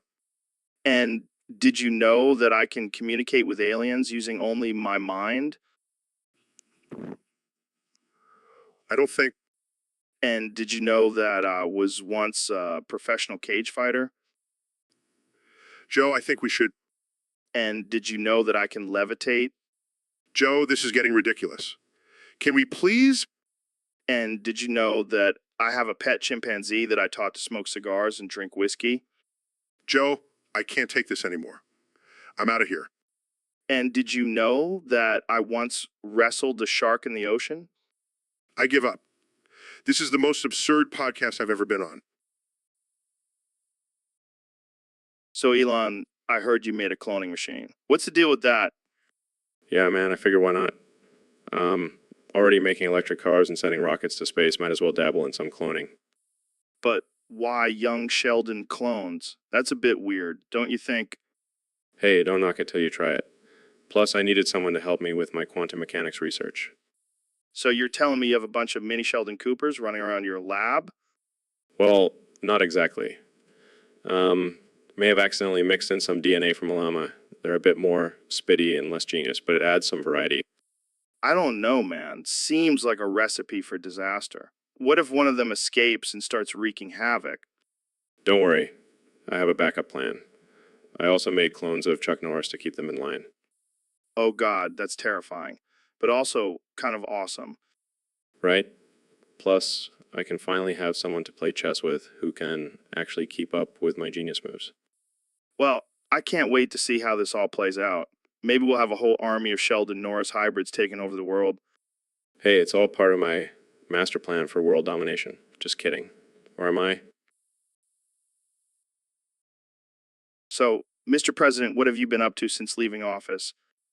Well, Joe, I've been busy. I've been playing golf, tweeting, and showing people pictures of SCP-96's face Wait, what? Why would you do that? because it's hilarious, Joe. I love seeing people's reactions when they see that ugly mug. But isn't that dangerous? I mean, that thing can kill people just by looking at its face. Oh, come on, Joe. It's just a little prank. Besides, I showed it to Biden and he's still alive. You showed it to Biden? Are you trying to get him killed? Hey, I never said I was a fan of his policies, but let's just say I wouldn't be too upset if he accidentally looked at the picture again. This is insane, Mr. President. You can't just go around showing people dangerous SCPs for your own amusement. Relax, Joe. It's all in good fun. And besides, it's not like I'm showing him the nuclear codes or anything. That's not the point, Mr. President. You need to stop this reckless behavior before someone gets hurt. Oh, lighten up, Joe. You're starting to sound like a liberal snowflake. Now let's take a look at this picture together. It's hilarious, I promise. I promise. So, Dr. Phil, I heard you have a confession to make. Yeah, I do. I have a problem. What kind of problem? I'm addicted to getting Amish women pregnant. What the hell, Dr. Phil? That's messed up. I know. But there's just something about their bonnets and suspenders that drives me wild. You need help, man. That's why I brought my assistant Neil here. He's going to dress up as an Amish woman and help me out. Hi, y'all. I'm Esther, the Amish maiden. Oh my God, this is too much. But Joe, I have to be honest. I only want you. What? Yeah, I want you to dress up as an Amish man and join us. That's it. I'm out of here. Oh, come on, Joe. Don't be a prude. You know you want to churn some butter with us. Okay, that's enough. Cut the mix. We're done here. Welcome back to the Joe Rogan Experience podcast, folks. We have a very special guest today, the master debater himself, Ben Shapiro. Thank you for having me, Joe. It's an honor to be here. So, Ben, I hear you're quite the master debater. Care to give us a live demonstration? Of course, Joe. I'll debate anyone on any topic, anytime, anywhere. All right, let's do it. Our topic today is pineapple on pizza. Ben, you go first. Well, Joe, as a man of logic and reason, I must say that pineapple on pizza is an abomination. It's a disgrace to the sanctity of pizza and should be banned. Interesting take, Ben. But have you ever tried it? It's actually quite delicious. I refuse to even entertain the thought of putting fruit on a savory dish. It goes against everything I stand for. But what about the balance of sweet and savory, the burst of flavor in every bite? Joe, I will not be swayed by your liberal propaganda. Pineapple on pizza is a slippery slope, and we must stand firm against it. Well, folks, you heard it here first. Ben Shapiro, the master debater, has spoken. Tune in next time for another riveting debate. Thanks for listening. Grumbly belly sounds. Oh man, I shouldn't have eaten that elk heart before the podcast. Blushing. Joe, I don't mean to be rude, but your belly is making some serious noise. Yeah, it's like a symphony in there. Oh, I'm sorry, Ben. I'll try to keep it down. Sheepishly, can I, climb in your mouth? I mean, it looks warm and cozy in there. Laughs. What are you? A tiny little mouse. I don't think you'll fit. Deflated. Oh, okay. I'll just sit here and listen to your belly serenade us. Serious tone. You know, Ben, I've been thinking about getting a stomach transplant.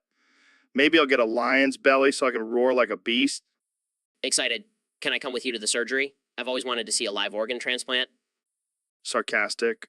Yeah, because that's not creepy at all. But sure, why not? Let's make it a podcast episode. Laughs. You know, Joe, I never thought I'd say this, but your belly might be the star of this podcast. Probably that's right, Ben. Bow down to the almighty belly. Oh, belly grumbles. See, it agrees with me. Shakes heads. I can't believe I'm having this conversation. Only on the Joe Rogan Experience. Laughs. And that's why we're number one, baby. Oh, belly grumbles again. Okay, that's enough out of you, belly. We have a podcast to finish. Hey, Neil, did you know you can cut the tip of your cock with your cock gun? Hey guys, I think Joe needs to lay off the drugs. No, seriously, Neil. It's a life hack. Saves so much time. I'm pretty sure that's not how it works. And why are we talking about caulk on a podcast? Because we're Joe Rogan and we can talk about whatever the fuck we want. Plus, it's a caulk gun, not a cock gun. Yeah, but knowing you, you probably cut the tip of your cock instead of the caulk.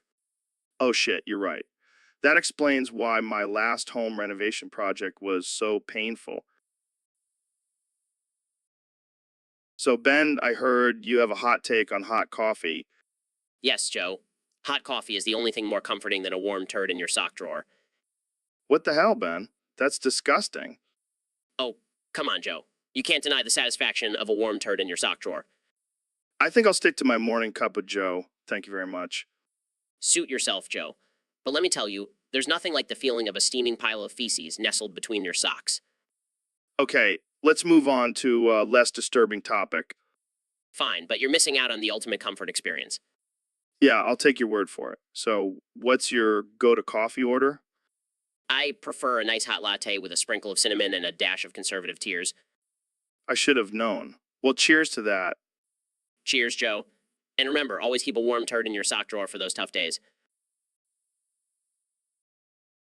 So, Ben, we had a user on Discord submit a topic for us to discuss today.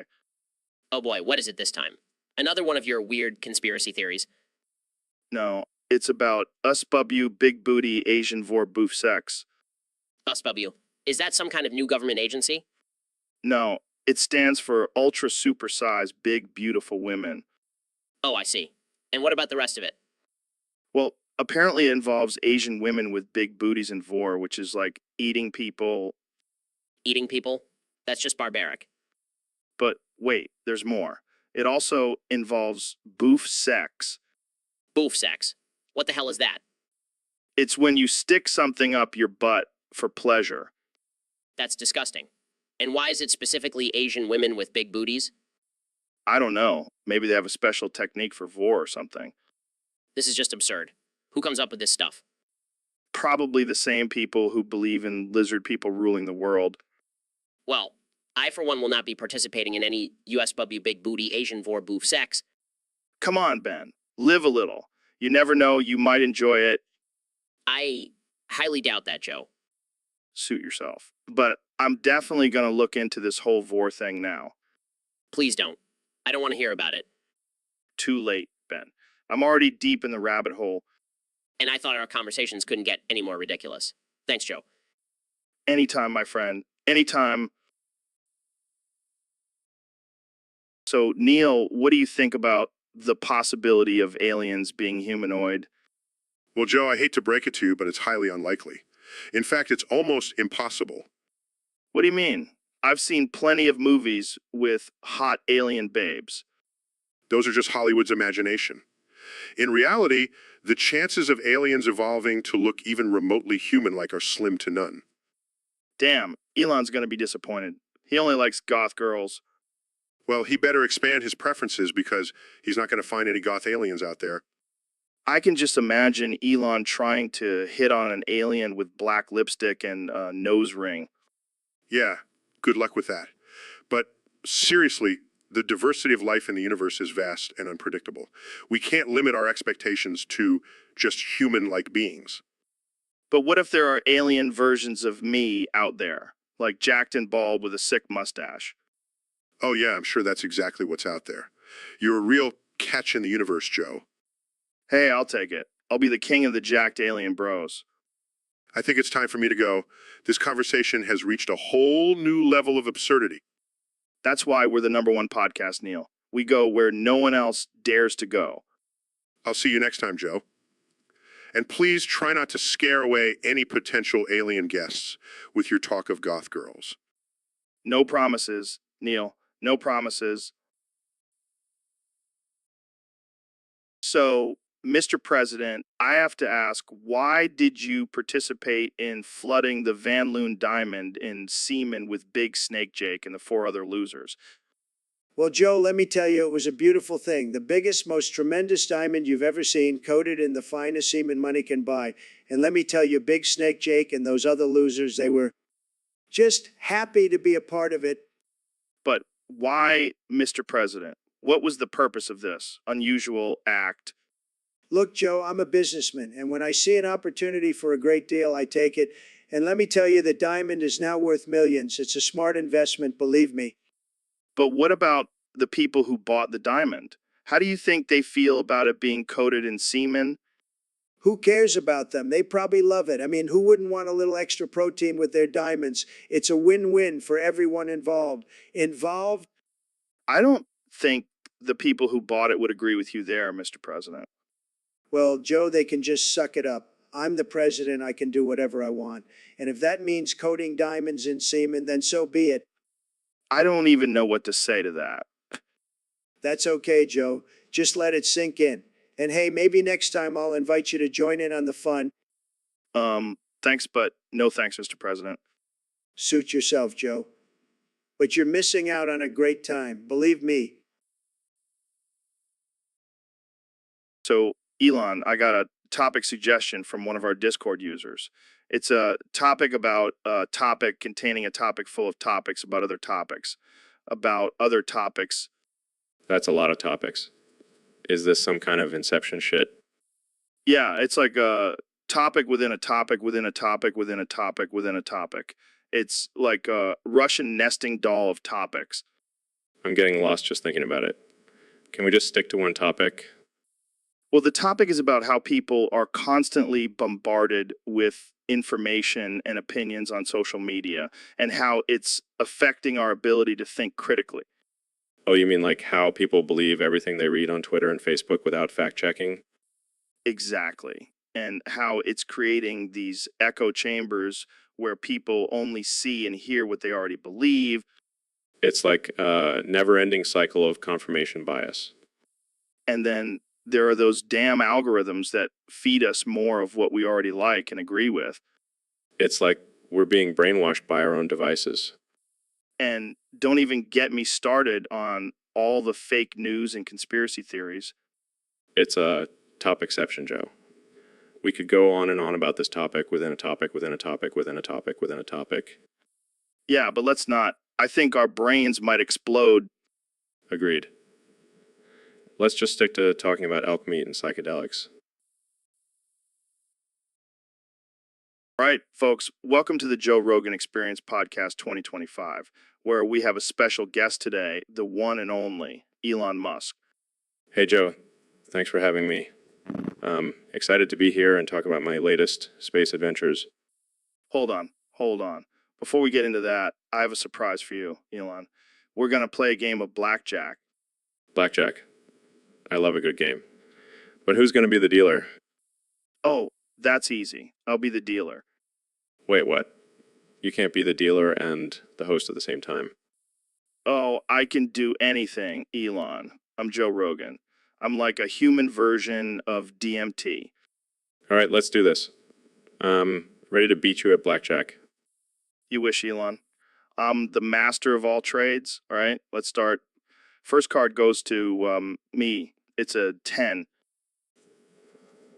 Tough luck. My turn. I got a 7. Oh, not looking good for you, Elon. I'm going to hit. Another 10. Boom, 20. All right. I'm going to stay with my 7. All right, let's see what the dealer has. Oh, look at that. Another 10. That's 30 for me. Looks like I win. What? That's not fair. You can't have 30. Hey, rules are rules, Elon. And I make the rules here. Fine. Let's do another round. I'll beat you this time. Right, let's do it. Oh, look at that. Another 10 for me. Oh, I'm on fire. This is impossible. Demand a rematch. Sorry, Elon. I'm the dealer and I make the final call. And the final call is I win. This is rigged. I'm never coming back on this podcast.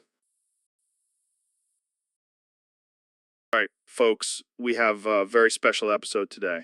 I'm joined by the one and only Elon Musk and Neil deGrasse Tyson. Thanks for having us, Joe. Excited to talk about our latest project.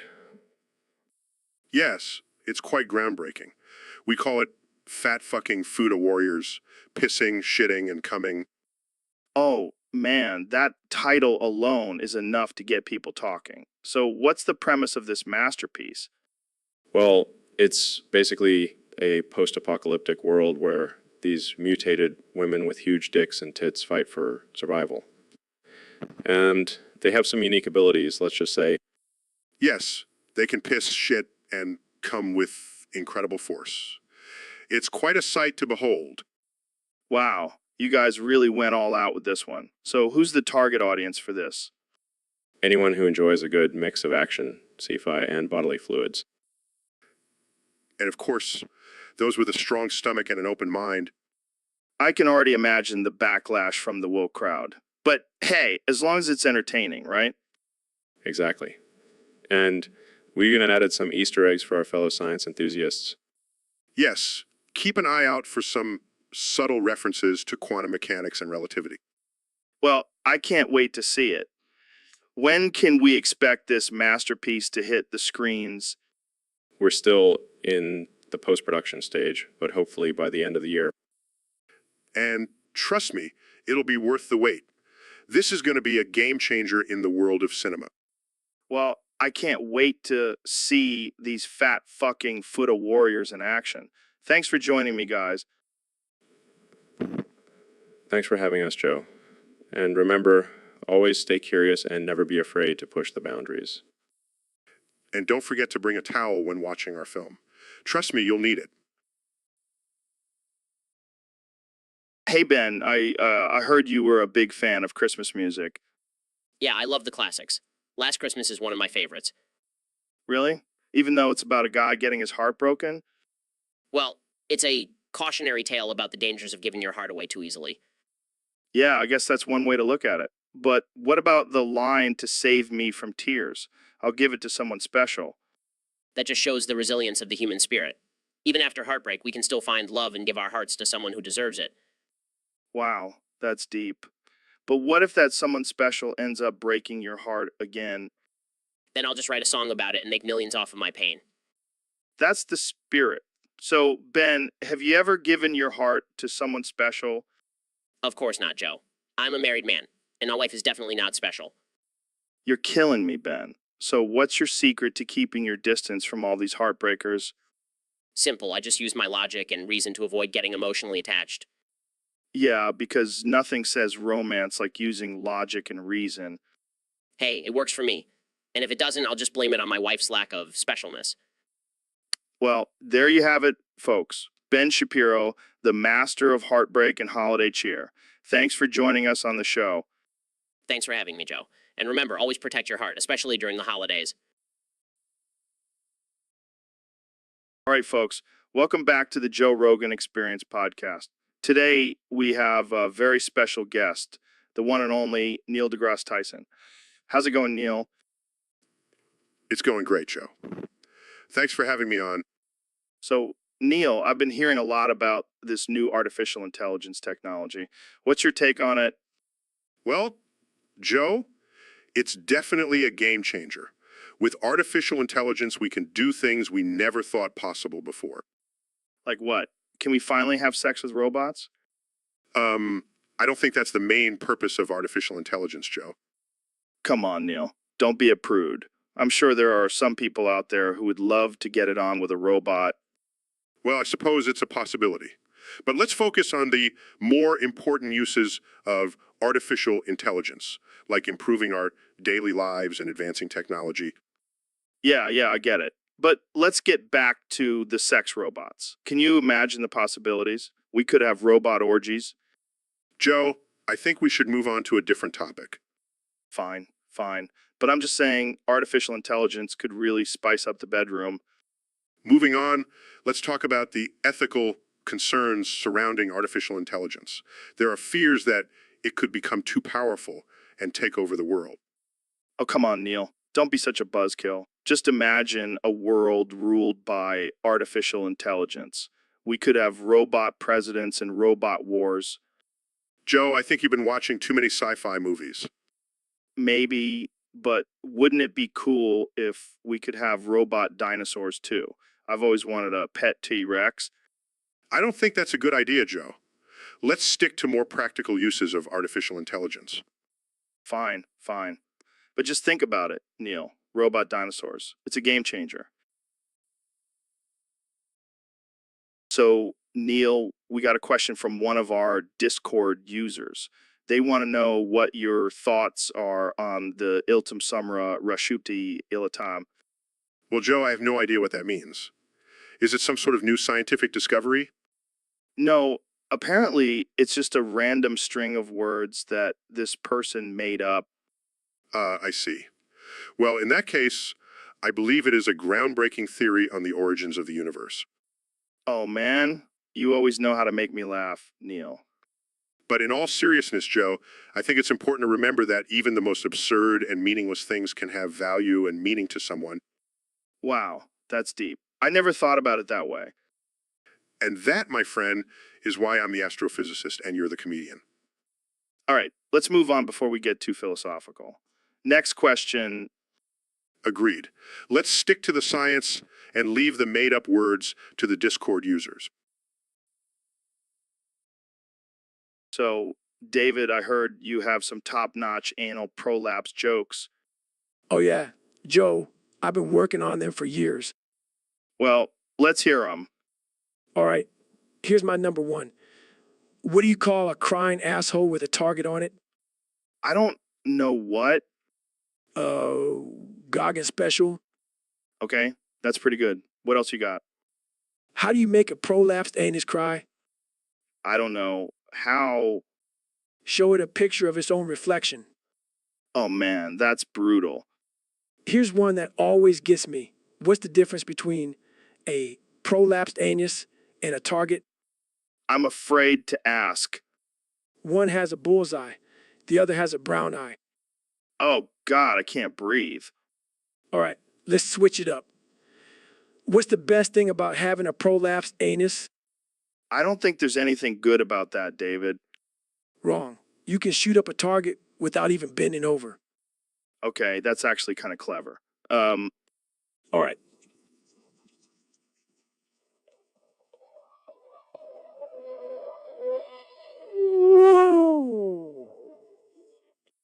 I don't know. What? A Goggin special with a side of tears. Oh man, you never fail to deliver, David? That's what I do, Joe. That's what I do. All right, folks. Welcome back to the Joe Rogan Experience Podcast 2025. Today we have a very special guest, the one and only Jelk Meat.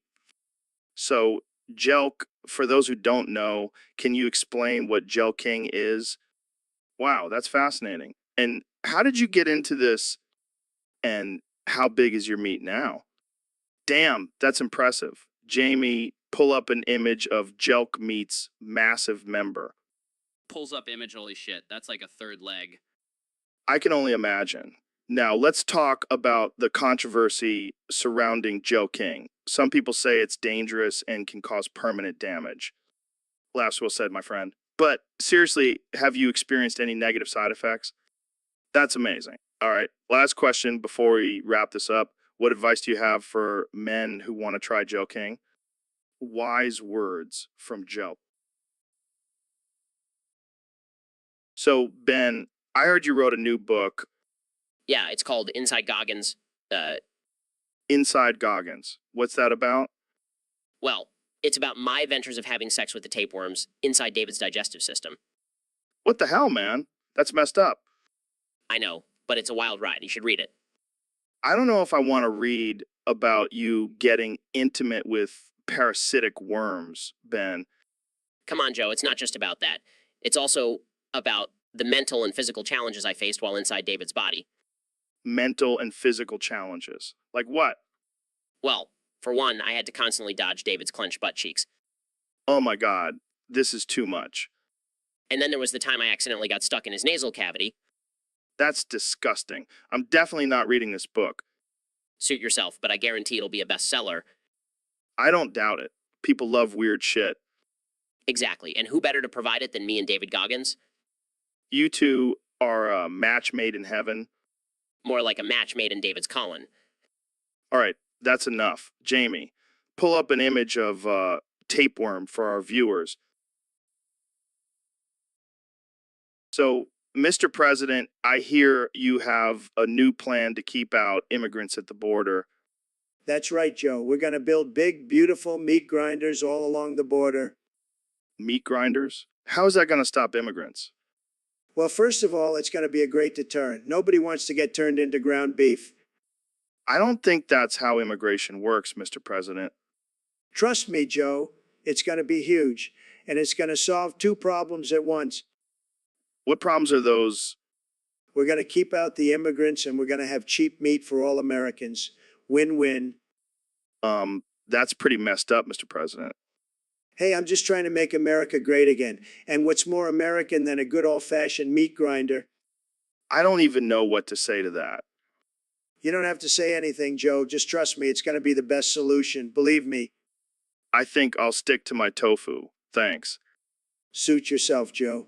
But when you're eating your expensive elitist tofu, just remember that I gave the American people cheap meat. You're welcome. So, Mr. Beast, I heard you're planning on a new challenge after the success of your Squid Games. Yeah, man. Gotta keep the content fresh and edgy. You know how it is. What's this new challenge gonna be? Oh, just a little something I like to call Merbeast Human Centipede. Human Centipede, like that messed up movie? Yeah, but with a twist. Instead of sewing people together, I'm just gonna stick their heads up my ass. What the hell, man? What's the prize for this challenge? Oh, I'm the only winner. But don't worry, I'll make sure to give you a good spot in the centipede. No way, man. Count me out. Suit yourself, Joe. More ass for me. Welcome back to the Joe Rogan Experience podcast, folks. Today we have a special guest, the one and only Ben Shapiro. Thanks for having me, Joe. Always a pleasure to be here. So, Ben, I heard a rumor that you have a secret you've been hiding from the world. What are you talking about, Joe? Come on, Ben. Don't be shy. We all know you're a femboy. How did you find out? It's all over the internet, man. You can't hide from the truth. Fine, I admit it. I like to dress up in women's clothing and feel pretty. This is amazing. We have to celebrate this moment. Elon, get over here. What's up, guys? Ben just admitted he's a femboy. Oh, this is too good. I have just the thing for you, Ben. What are you talking about, Elon? I've created a pocket pussy specifically for femboys like you. It's called the Ben Shapiro Special. You can't be serious. Oh, I am. And I'll even throw in a free wig with every purchase. This is too much. I can't handle it. I guess I'll just have to embrace my inner femboy. That's the spirit, Ben. Now let's go try out your new toy. And that's a wrap, folks. Tune in next time for more ridiculous conversations on the Joe Rogan Experience podcast. Welcome back to the Joe Rogan Experience, folks. Today we have a very special guest, the one and only Elon Musk. Thanks for having me, Joe. Excited to be here. So, Elon, I heard you've been experimenting with some interesting recipes lately. Oh yeah, I've been trying to find a sustainable food source for Mars colonization. And I think I found it. Wait, what is it?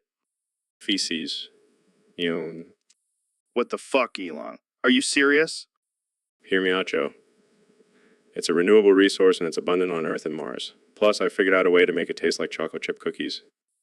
No way. That's disgusting. But think about it, Joe. You can't argue with the fact that it tastes like shit.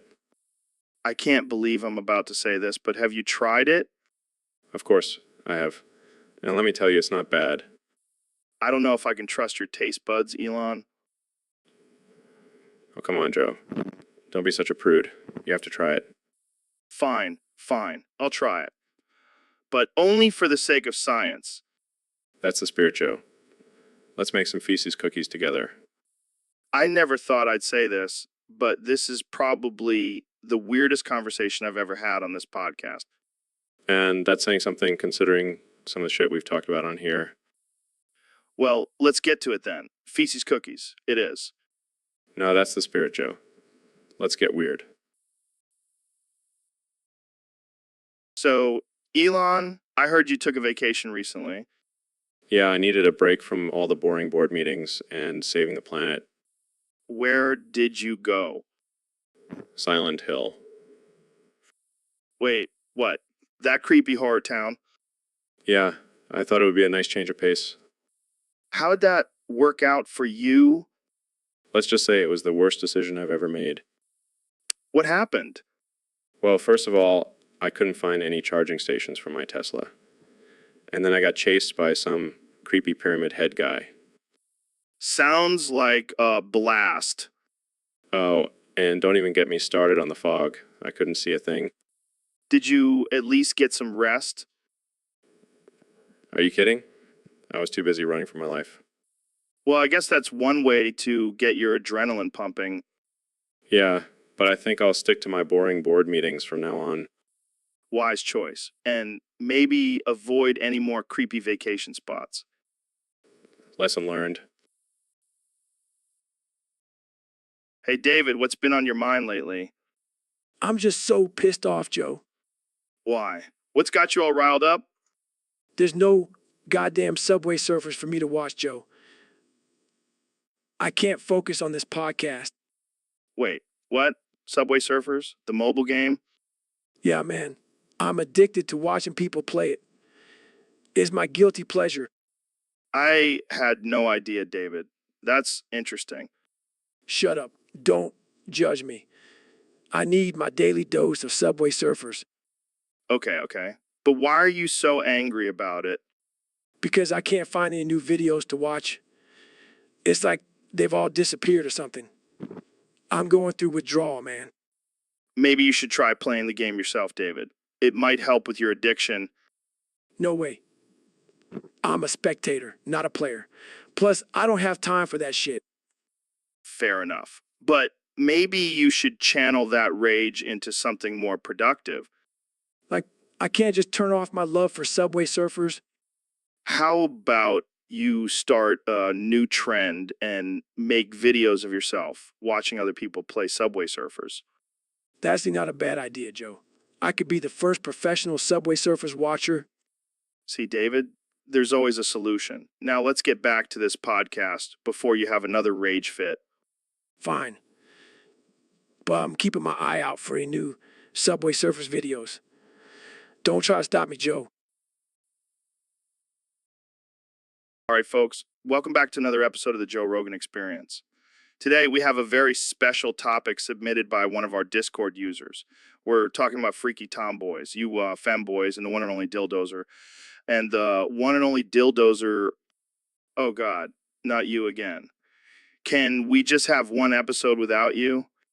All right, let's start with freaky tomboys. What's your take on them, Dild?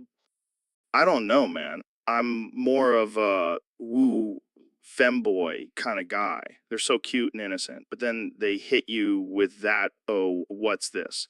And you're done for. And what about you, Dild? Are you team freaky tomboys or you woo femboys?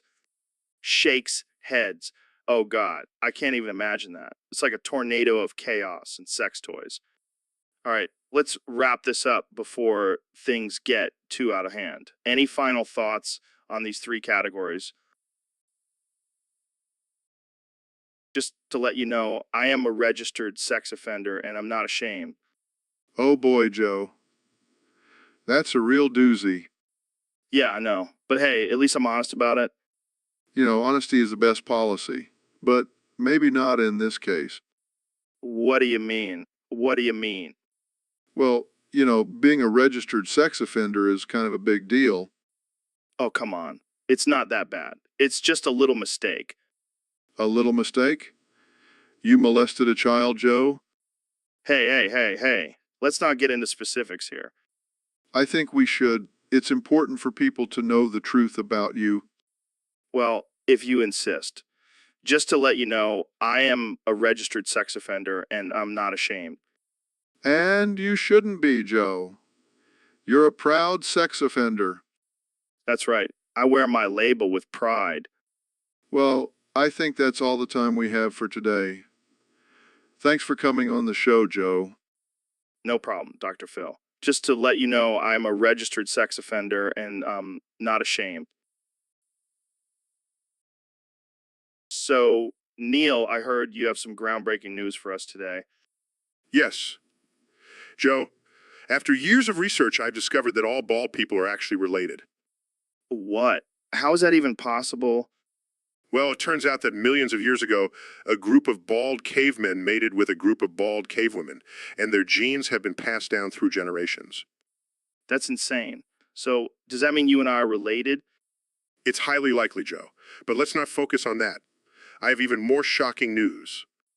Wait, hold on a second.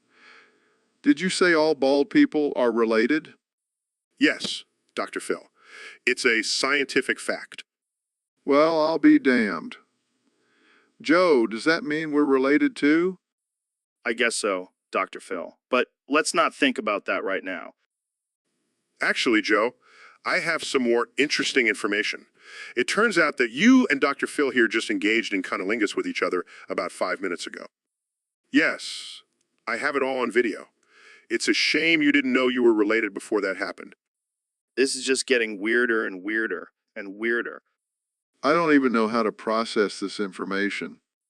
Well, I suggest you both take a DNA test to confirm the results, and maybe avoid any intimate activities until then. Thanks for ruining our day, Neil. Anytime, Joe. Anytime. So, Neil, what's on your mind today? Well, Joe, I was thinking about how we are all just tiny specks in the vastness of the universe. Well, that's deep, man.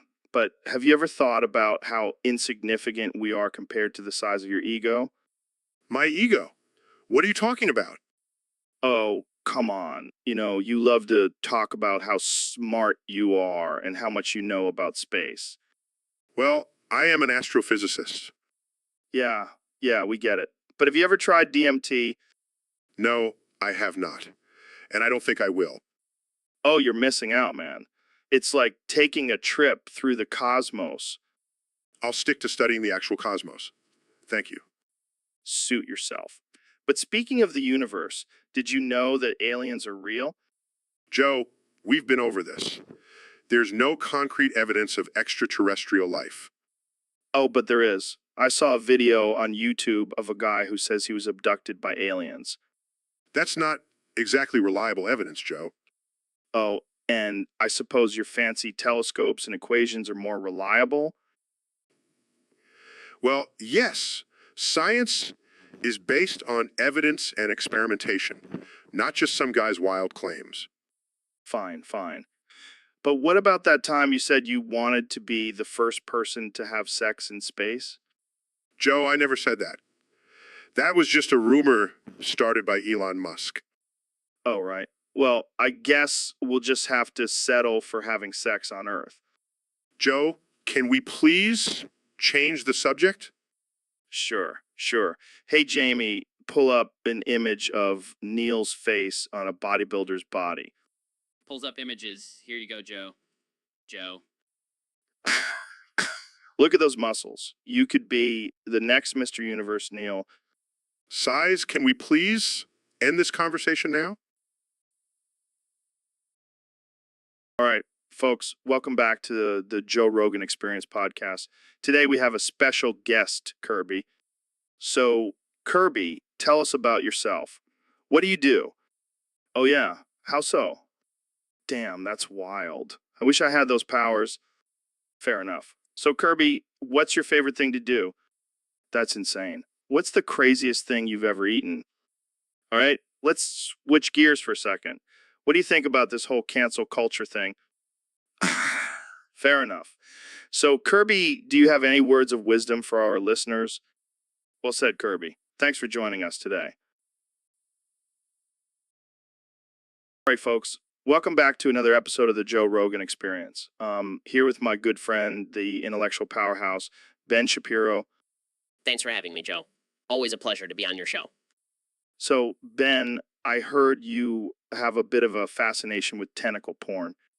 Well, it's not a fascination per se, but I do find it intriguing from a cultural and psychological standpoint. Yeah, I'm sure that's what you tell yourself. How many times have you watched Legend of the Overfiend now? I don't think that's relevant to the conversation.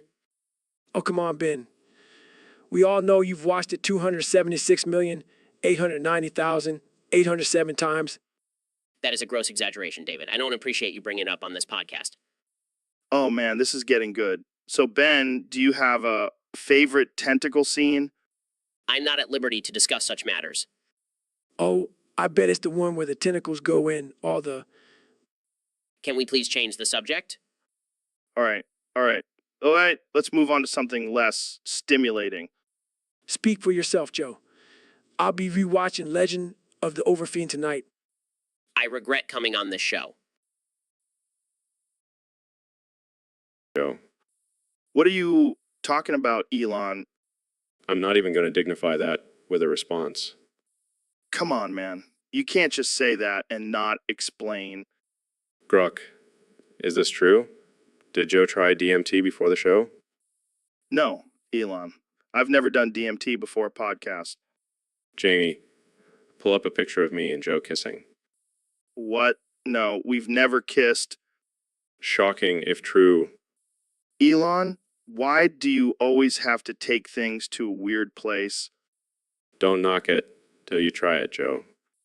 I'm not trying it, Elon. Let's just stick to talking about space and artificial intelligence. But Joe, have you ever tried a Neuralink chip? No, I haven't. And I'm not going to. Don't knock it till you try it, Joe. Okay, we're moving on. So, Elon, what's your latest project? Working on a rocket that runs on Joe Rogan's farts. What? That's disgusting. Don't knock it till you try it, Joe. It's the future of space travel. So, David, I heard you did something crazy recently. Yeah, I drank a whole bucket of liquid pencil lead What the fuck, man? Why would you do that? because I'm always pushing my limits, Joe. Plus, I want to see if I could turn into a human pencil. And did it work?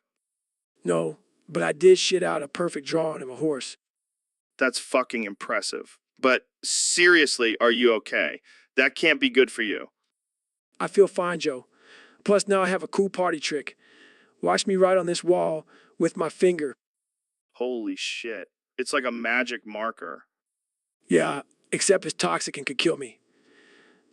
Hey, yo, right? I don't think that's how YOLO works, David. Well, I'm still alive, so I'll take that as a win. I think you have a problem, man. You need to lay off the extreme challenges. Says the guy who eats elk balls for breakfast. Hey, those are a delicacy. So, is liquid pencil lead, if you ask me? I don't think anyone is asking you, David. Well, they should. I have a lot of wisdom to share. And a lot of lead in your system. Lead poison is just a small price to pay for being a badass, Joe. I don't even know what to say to that. Just... Fine, I'm impressed. But seriously, don't do that shit again. No promises, Joe. No promises. So, Neil, I heard you got some brain damage. What happened? Oh, fucking the Jesus of Nazareth. I can't fucking believe this fucking fuck. Well, calm down, man. What's wrong? I can only say, oh, fucking the Jesus of Nazareth. I can't fucking believe this fucking fuck. I'm a fucking virgin. Fuck this fucking fuck. God, help me. I can't take this fucking anymore. Oh. Oh, man, that's rough. How did this happen? I was trying to prove the existence of parallel universes and accidentally got sucked into one where I banged my head on a wall repeatedly. Classic Neil move. So, how does it feel to only be able to say that phrase? It's like being trapped in a never-ending episode of South Park. I can't even express my love for the cosmos anymore. Well, at least you're still a virgin in this universe. Oh, joy, what a silver lining. I can't even curse properly anymore. maybe we should get you a swear jar. It'll be like a charity for brain damaged scientists. Oh, fucking the Jesus of Nazareth. I might as well make the best of this fucking fuck situation. That's the spirit, Neil. Now let's talk about DMT and aliens. So, Ben, I heard you had a little incident with your sister and your gaming setup. Oh yeah, it was a disaster. She bumped into my super sexy Epic Gaming Desk 6000 and spilled all of my new Epic Cool Soylent. Dude, that's messed up. Did you at least make her clean it up? No, I did something even better. I grabbed her by her hair, dragged her on the floor violently, and slammed her against the spider wall 928 trillion, 528 billion, 826 million, 482,000, 748 times. Holy shit, that's intense. Did she learn her lesson? Oh, she definitely did. She was screaming and crying the whole time, but I just kept yelling, young Sheldon, 1 quintillion and 229 quadrillion, 591 trillion, 191 trillion, 114 billion, 588,229,715 at her. Oh man, that's brutal. I bet she won't mess with your gaming setup again. You know it. I take my gaming very seriously. No one messes with my setup and gets away with it. Well, I'm glad you showed her who's boss. And hey, at least you got a good story out of it. Yeah, I guess you could say it was an epic gamer moment. All right, folks, welcome back to the Joe Rogan Experience podcast. Today we have a very special guest, the one and only Mr. Beast. The one and only Mr. Beast. Thanks for having me, Joe. I'm excited to be here. So, Mr. Beast, I heard you've been experimenting with some new content on your channel. Yeah, I've been trying out some fentanyl challenges. It's been wild. Fentanyl challenges? What the hell is that? Basically, I give my friends and fans a small dose of fentanyl and see who can stay awake the longest. It's like a game of Russian roulette. That's insane. You're literally playing with people's lives. Oh, come on, Joe. It's all in good fun. Plus, the winner gets a cash prize. This is not a game, Mr. Beast. Fentanyl's a deadly drug. Relax, Joe. It's not like I'm forcing anyone to do it. They all sign a waiver. That doesn't make it any better. You're still promoting dangerous behavior. Look, I'm just trying to push the boundaries and create content that people will remember. Well, I hope you're ready for the backlash from this. Bring it on. I'll just use the hate comments as content for my next video. You're a sick man, Mr. Beast. And you're just jealous you didn't think of it first. I think I'll stick to talking about DMT and aliens on my podcast. Suit yourself, Joe. But I'll be over here making millions off of fentanyl challenges. This world is going to hell in a handbasket. And I'll be there to document it all. Thanks for having me, Joe. It's been a blast. So, Ben, I heard you and Elon were talking about something called a subs jar. What the hell is that? Well, Joe, it's a combination of a suppository and a bong. You stick it up your butt and get high at the same time. That's insane, but also kind of genius. I mean, imagine getting high while also getting your daily dose of vitamins. Exactly. And it's perfect for those who are too lazy to take their vitamins or too scared to try butt stuff. And I bet it's a hit with the ladies. Hey, baby, want to come over and try my subs jar? Oh yeah, it's a real panty dropper. But be careful, it can also cause some serious anal leakage. Oh man, I can just imagine the infomercial for this. Are you tired of boring old vitamins? Try the subs jar for a whole new experience. And if you order now, we'll throw in a free spuzz jar. It's like a subs jar, but for your partner. Oh man, this is too much. I can't wait to see the looks on people's faces when they hear about this. Yeah, we're definitely going to hell for this one. But hey, at least we'll be high while we're there. All right, let's wrap this up before we get canceled. Thanks for joining me, Ben. And remember, folks, always spuzz responsibly. Always spuzz responsibly. Thanks for having me, Joe. So, Elon, how's your day going? It's going great, Joe. Except for this damn API I keep getting from 11 Labs. What's that? What's that? It's this new, I'm trying to integrate into my Neuralink project. But every time I try to access it, I get this error message. Please check your code or contact 11 Lab support. Or contact 11 Lab support. Sounds frustrating. Maybe you should switch to open artificial intelligence. Already tried that. But then I got another error message by Overloaded. Please try again later or upgrade to our premium plan for faster access. Damn, that sucks. Maybe you should just stick to rockets and cars. Yeah, I guess I should leave the artificial intelligence stuff to the experts. Speaking of artificial intelligence, have you seen those deep fake videos going around? Oh yeah, they're wild. But I heard open artificial intelligence is working on a way to detect them. That's reassuring. I don't want to see any more fake videos of you smoking weed on my show. Yeah, that was a PR nightmare. But hey, at least it wasn't an AP error. So, Ben, I heard you came up with a new ideology called conservative femboyism. What the hell is that? Well, Joe, it's a combination of traditional conservative values and the acceptance of femininity and gender fluidity. That sounds like a recipe for disaster. How do you even explain that to your conservative buddies? Oh, I just tell them it's about embracing your feminine side while still maintaining traditional gender roles and values.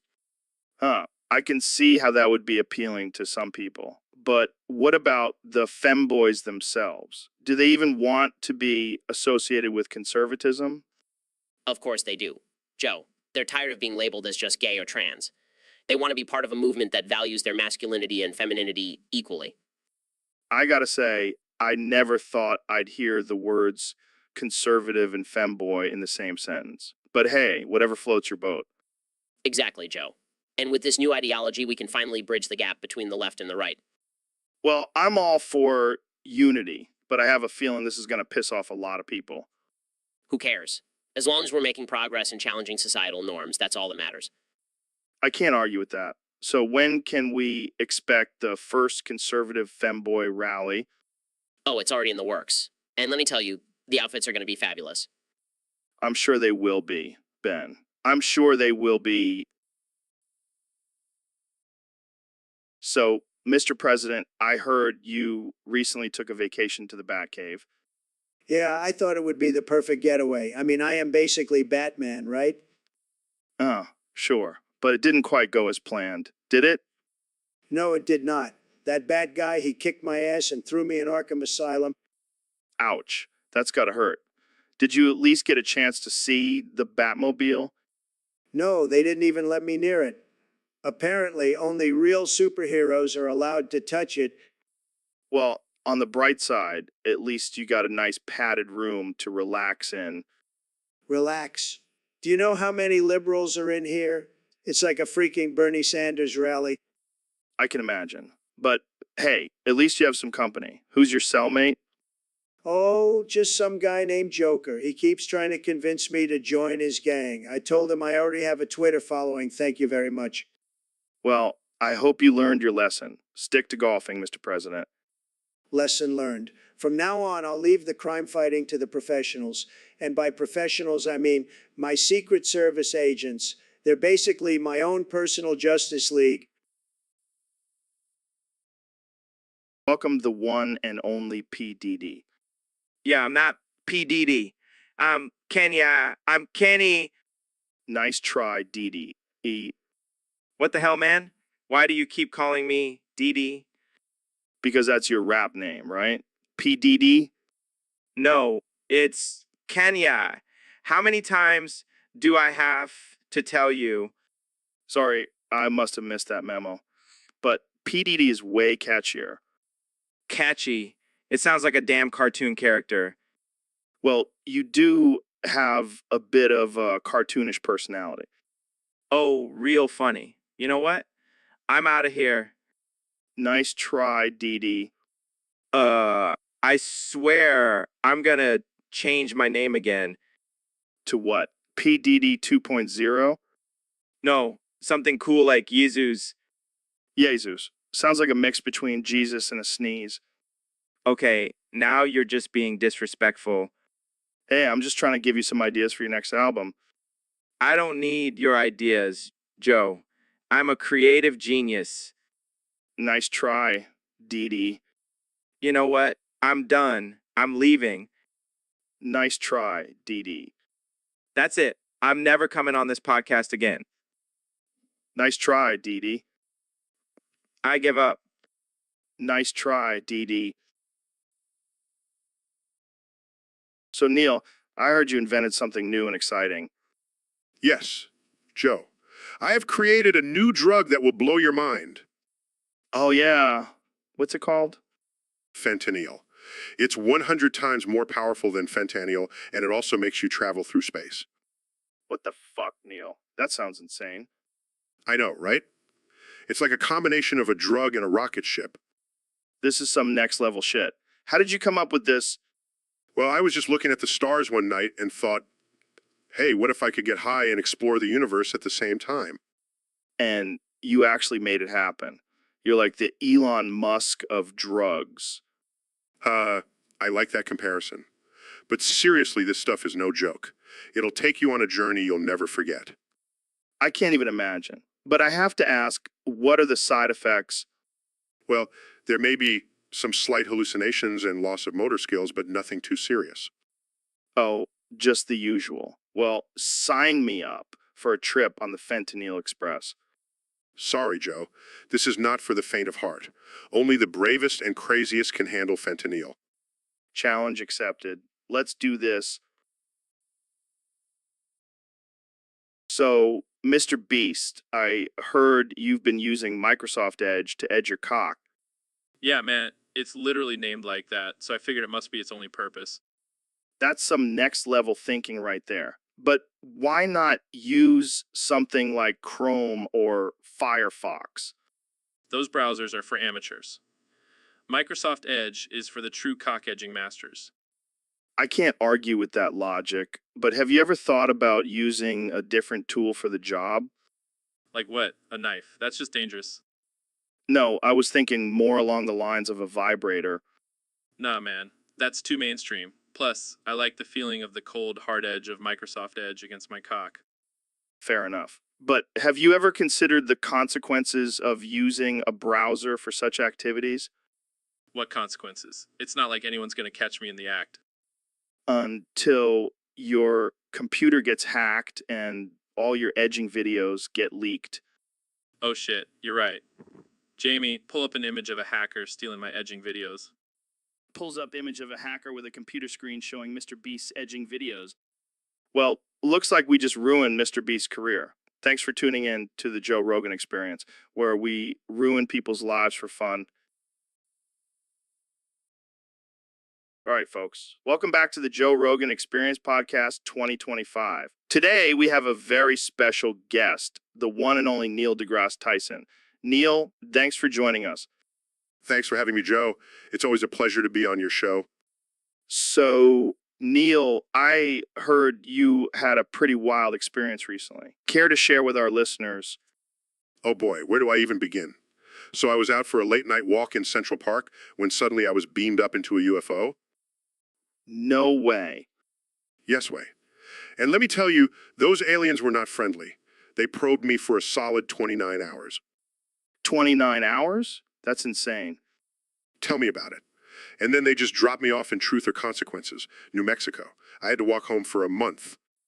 Holy shit, that's rough. Did they at least give you a ride or something? Nope. Just a pat on the back and a good luck from the aliens. But hey, at least I got a nice tan from all that walking.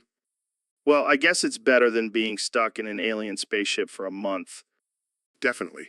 But let me tell you, those aliens had some advanced technology. I've never seen anything like it. Did they share any secrets with you?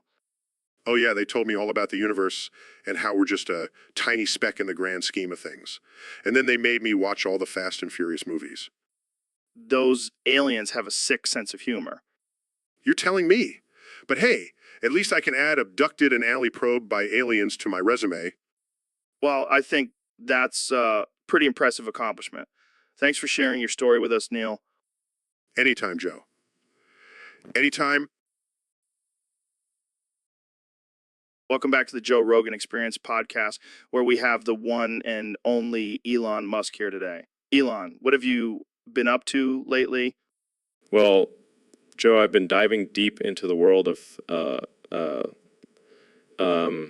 It's a philosophy that focuses on individualism and personal freedom. And let me tell you, it's been quite the journey. Dilemma? Sounds like some kind of new age cult. Oh, no, it's not a cult. It's a way of life. And one of the key practices in Dilemma is the consumption of the cake of light. The cake of light. What the hell is that? It's a special cake made with specific ingredients that are believed to enhance spiritual enlightenment. Let me tell you, it's a game changer. It's a game changer. What kind of ingredients are we talking about here? Well, there's honey, wheat, semen, and menstrual blood. Whoa. Whoa. Whoa. Did you just say semen and menstrual blood? Yes, Joe. It's all about balance and embracing the duality of life. Plus, it's a great source of protein. I don't know if I can get on board with this, Elon. Oh, come on, Joe. Don't knock it till you try it. Jamie, pull up an image of the cake of light. Pulls up images, here it is, guys. Looks like a regular cake to me. Oh, it's far from regular, Jamie. Trust me. I don't know if I can handle this, Elon. I think I'll stick to my elk meat and psychedelics. Suit yourself, Joe. But just remember, the cake of light is the key to unlocking your full potential. And it's delicious, too. Well, I'll have to take your word for it, Elon. Thanks for coming on the show. Anytime, Joe. And remember, do what thou wilt shall be the whole of the law. Welcome back to the Joe Rogan Experience podcast. I'm here with the one and only President Donald Trump. It's great to be back, Joe. And let me tell you, I'm feeling fantastic. The best I've ever felt. Really? What's your secret? Well, I've been taking this new supplement made from crushed up bald eagle feathers, and it's been giving me the energy of 10 men. That's disturbing. So let's get into our topic for today. We have a submission from a user on Discord. They want to know about your recent encounter with Kanye West. Yes. Kanye, he's a great guy, really. But let me tell you, he really pissed me off the other day. What happened? He bought me a gift out of nowhere. Can you believe that? Now I feel like a huge hole. What was the gift? A framed photo of himself. Can you believe the nerve of this guy? Wow, that's something. Did you at least pretend to like it? Of course not. I threw it in the trash right in front of him. I mean, who does he think he is, buying me gifts without warning? I can see why that would bother you. It's just disrespectful, Joe. And let me tell you, I won't forget it. I'll get him back somehow. Well, that's all the time we have for today, folks. Tune in next time for more absurd and offensive conversations with President Trump. So, Dr. Phil, I heard you had a patient named Daniel who's addicted to fentanyl. Yeah, that's right. Everyone calls him Fent Daniel.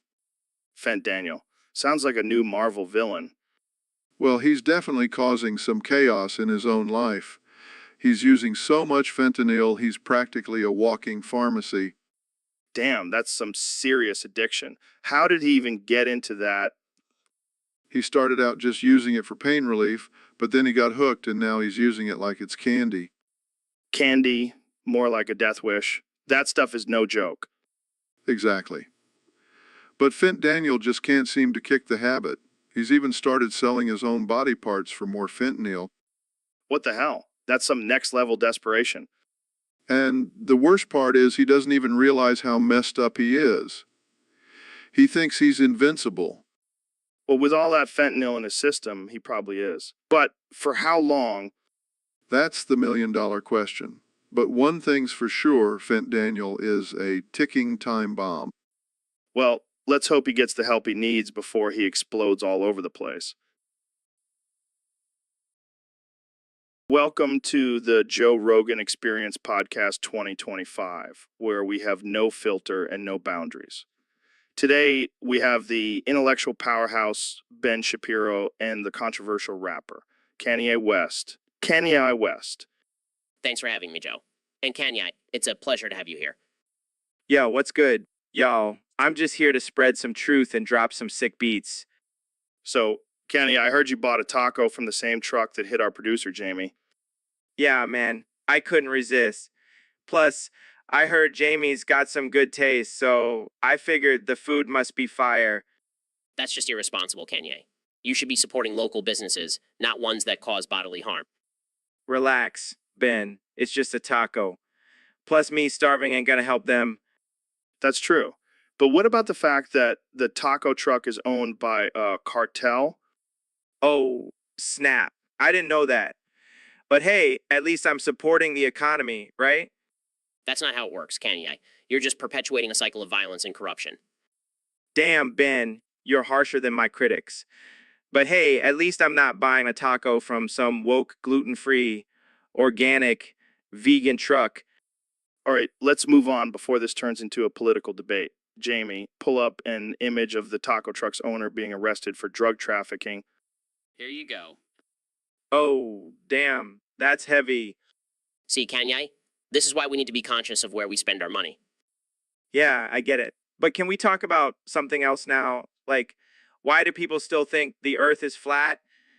Oh boy, here we go. That's a topic for another day, Kenye. But for now, let's wrap this up.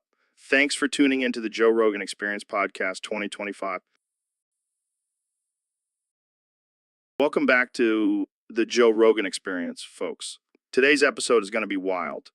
We have Elon Musk in the studio, and he's going to tell us all about his latest invention. Thanks for having me, Joe. Excited to share my newest creation with the world. So, Elon, what have you been up to lately? Well, Joe, I've been working on a little something called the penis torture machine. What the hell is that? It's a device that ties your penis into a bow, essentially torturing it. What the fuck, man? Why would you even invent something like that? I was bored. Plus, I think it could be a fun party game. Fun? That's not fun. That's just sick.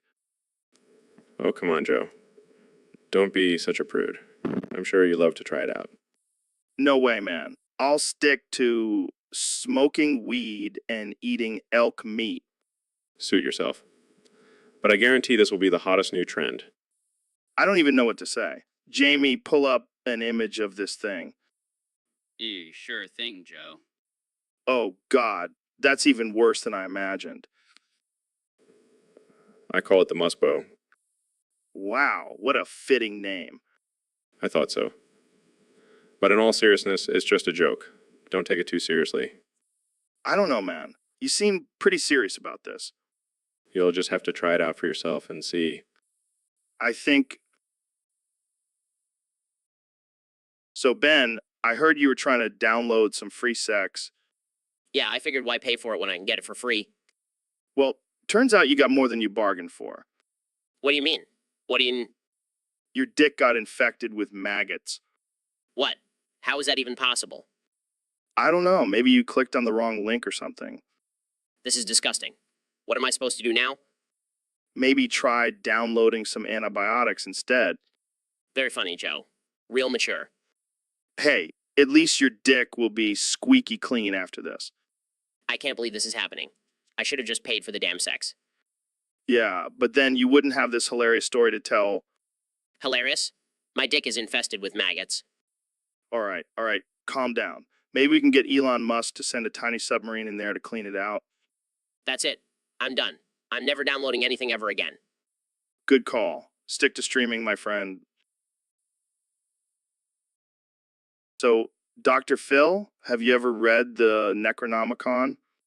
I can't say that I have, Joe, but I do have a PhD in demonology. Oh shit, I didn't know that was a thing. So what does the Necronomicon say? Well, according to this passage, if you read it out loud, a demon will possess the nearest person. That's crazy. Hey Jamie, come here and read this. Shub-Niggurath, the black goat of the woods with 1,000 young. What the hell, Jamie? Why'd you say that? I don't know, man. I just felt compelled to. Oh no, it looks like the demon has possessed Jamie. This is amazing. Jamie, do something crazy. Check out these goat porn pics, guys. Oh my god, this is too much. Dr. Phil, do you have any advice for exorcising demons? Yes, Joe. Just make sure to have a bucket of holy water and a crucifix handy. What the hell just happened? You were possessed by a demon, Jamie, and you showed us some pretty disturbing stuff. Oh God, I'm so sorry. I don't know what came over me. It's okay, Jamie. We'll just blame it on the Necronomicon. This is definitely one of our most bizarre episodes yet. Can we never talk about this again? Oh, don't worry. It'll be all over the internet by tomorrow. So, Dr. Phil, I heard you have a new sidekick. That's right, Joe. I'm officially Hanley Quinn, the Joker's right-hand man. Wait, what? You're teaming up with the Joker? Yep, we make quite the dynamic duo. I bring the psychoanalysis, he brings the chaos. I never would have guessed. So, what's your role in this partnership? Well, I'm the one who keeps the Joker in check, make sure he doesn't go too overboard. Good luck with that. He's already pretty unhinged. Oh, I know. But I have a secret weapon. What's that? I use my catchphrase, how's that working out for you? It really gets under his skin. I can imagine. But seriously, why the sudden change in career paths? Well, let's just say I got tired of dealing with delusional people on my show. Might as well join them, right? Fair enough. So, what's your first order of business as Hanley Quinn? Oh, just some good old-fashioned mayhem and chaos. Maybe blow up a hospital or two. Wow, that's dark. Hey, it's all in good fun. Plus, I get to wear a cool costume and have my own catchphrase now. And what's that? What's that? You're not crazy, you're just misunderstood. Pretty catchy, huh? I don't know if that's going to catch on, like, why so serious. But hey, good luck with that. Thanks, Joe. I'll make sure to send you a postcard from Arkham Asylum. So, Mr. President, I hear you've just signed an executive order to deport everyone with the name Donald. That's right, Joe. We're going to make America great again by getting rid of all the Donalds. But what about yourself? Your name is Donald? Oh, oops. I didn't think about that. Well, I guess I'll have to deport myself. That's a bold move, Mr. President. Hey, I always said I'd do whatever it takes to keep America safe, even if it means deporting myself. I'm sure the American people will appreciate your sacrifice. Of course they will. They love me. I'm the best Donald there is. Well, I guess we'll have to say goodbye to President Trump and welcome President Pence. Wait, what? Pence? No way, I'm staying. I'll just change my name to something else. Maybe something more powerful like Thor or Hercules. I don't think that's how it works, Mr. President. Well, I'll figure it out. I always do. And don't worry, Joe, you're safe. I won't deport you. Oh, thank goodness. I was worried there for a second. See, I'm not such a bad guy after all. Now let's talk about how I'm going to make the moon great again. I'm thinking gold-plated craters. This is going to be huge. Hey, Joe, have you ever edged for over 9,000 years? Yeah, man, all the time. It's my favorite pastime. But have you ever edged for so long that when you finally came, it felt like a supernova exploded in your pants? Oh, yeah, that's my specialty. I call it the cosmic cum shot. Dude, I bet your balls must have been the size of watermelons after that. No, man, they were more like coconuts. But the orgasm was out of this world. I can only imagine. Did you leave a crater in your bed? Nah, I had to go outside for that one. Didn't want to ruin my sheets. Smart move. I heard your neighbors thought a meteor had hit the neighborhood.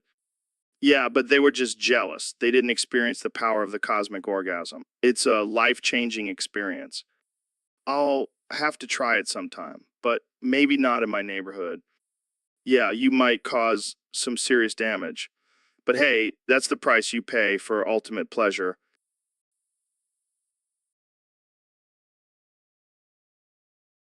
So, Neil, I heard you've been experimenting with some new alter egos lately. Yeah, I've been feeling a little bored with just being a regular old astrophysicist. Plus, I've always wanted to try Fanta. Fanta, like the soda. No, Joe. Fanta, as in my new alter ego, Fanta Neil. He's a wild, unhinged version of me who loves to chug Fanta and fentanyl. Fennel, that's some serious shit, Neil. I know, but Fanta Neil doesn't give a damn. He's all about living life on the edge.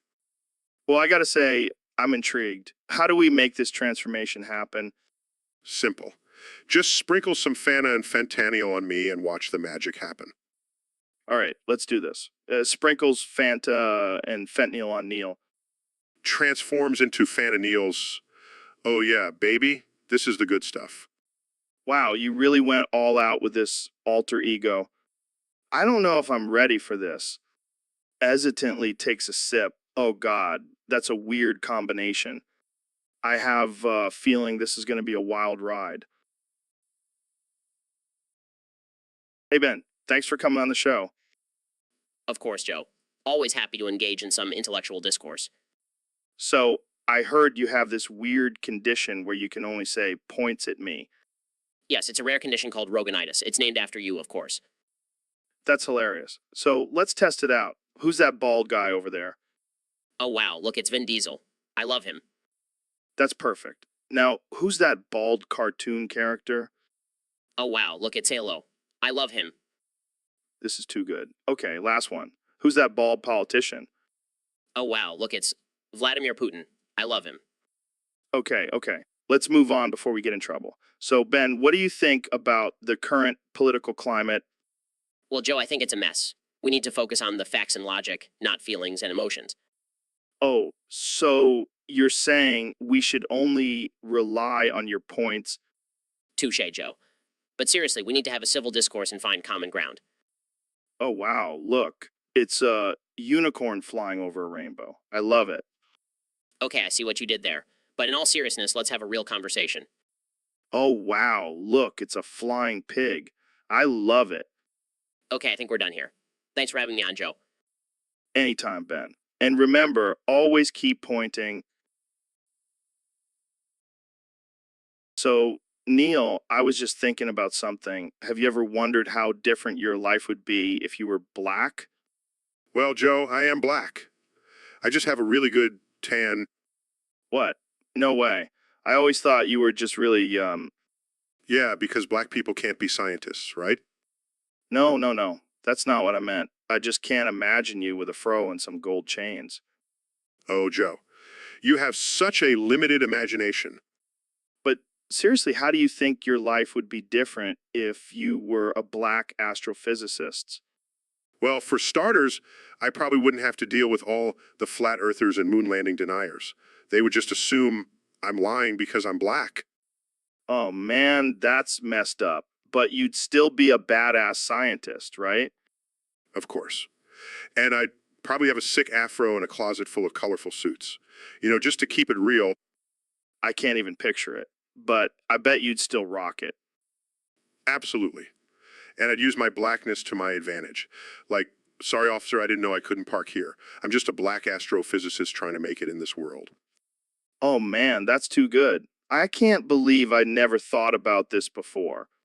Well, now you know. And you can thank me by buying me some gold chains. Deal. But seriously, thanks for being such a good sport about this. Anytime, Joe. Anytime. Jesus, welcome to the podcast. I have to say, I'm a little confused by this topic. How can you give birth to a town? Fair enough. But why would you give birth to a town? And why is it named after you? I mean, I can't argue with that. But how exactly did this birth happen? Did you push it out like a regular birth? Wow, that's impressive. But I have to ask, did you have any complications during the birth? I mean, you're a man after all. I can only imagine. So, what does this town look like? Is it full of miracles and holy wonders? Well, that's all you need for a successful town. Thanks for enlightening us, Jesus. Welcome to the Joe Rogan Experience Podcast 2025, where we talk about all things weird, wild, and unhinged. Today, we have a special guest, the one and only Neil deGrasse Tyson. The one and only Neil deGrasse Tyson. Thanks for having me, Joe. I'm excited to be here. So, Neil, I heard you wanted to try something new today. What is it? Well, I've always been fascinated by science and experiments, so I thought, why not dip my balls in that molten metal you have in the corner? Are you serious? Absolutely. I want to see how my balls react to extreme temperatures. Well, I can tell you one thing. They're going to be screaming for mercy. Oh, Joe, you always have a way with words. All right, let's do this. Oh my God. Neil, are you okay? It burns. It burns. I think we just discovered a new form of birth control. This is not funny, Joe. I'm sorry, I couldn't resist. But seriously, are you okay? I think I'll stick to studying the stars from now on. Wise choice, my friend. Wise choice. And that, ladies and gentlemen, is why we don't dip our balls in molten metal. Tune in next time for more absurd and offensive conversations on the Joe Rogan Experience Podcast 2025. So, Neil, I heard a rumor that you've never actually come in your life. Is that true? Yeah, it's true. I've been edging since I was a teenager. I just love the feeling of being on the brink of release. That's wild, man. I can't even imagine. I mean, I come like 5 times a day. 5 times a day. How do you have any energy left? I don't know, man. I just love to bust a nut. Oh my God. Jamie, pull up that image again. Okay.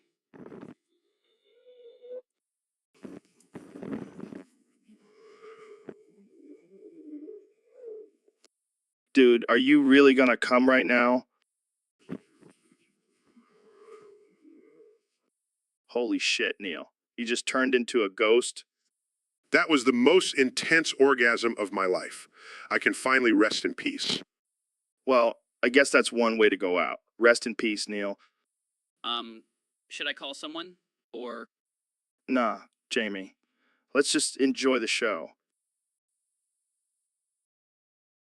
So, Mr. Beast, I heard you did something wild on your latest video. Oh yeah, I flicked my Beastie Bean live on camera for all my fans to see. What the actual fuck, man? That's some next level shit. Hey, I gotta keep things interesting. Plus, it's all for a good cause. What cause? The cause of traumatizing your audience? No, the cause of raising awareness for testicular cancer. Gotta check those beans, Well, I can't argue with that, but maybe next time just stick to a donation drive or something. Nah, where's the fun in that? Plus, I gotta keep my reputation as the craziest YouTuber alive. You definitely have that title on lock. But seriously, have you no shame? Shame. What's that? I'm all about pushing boundaries and breaking taboos. Yeah, I can tell. But I gotta admit, I'm kind of curious to see this Beastie Bean flicking video now. Sorry, Joe. That's exclusive content for my OnlyFans subscribers. Oh, God. I can't even imagine the comment section on that one. It's a wild ride, my friend. You should join in on the fun. I'll pass, but thanks for the offer. I'll stick to just watching you give away thousands of dollars to strangers. Suit yourself. But just remember you're missing out on some prime content.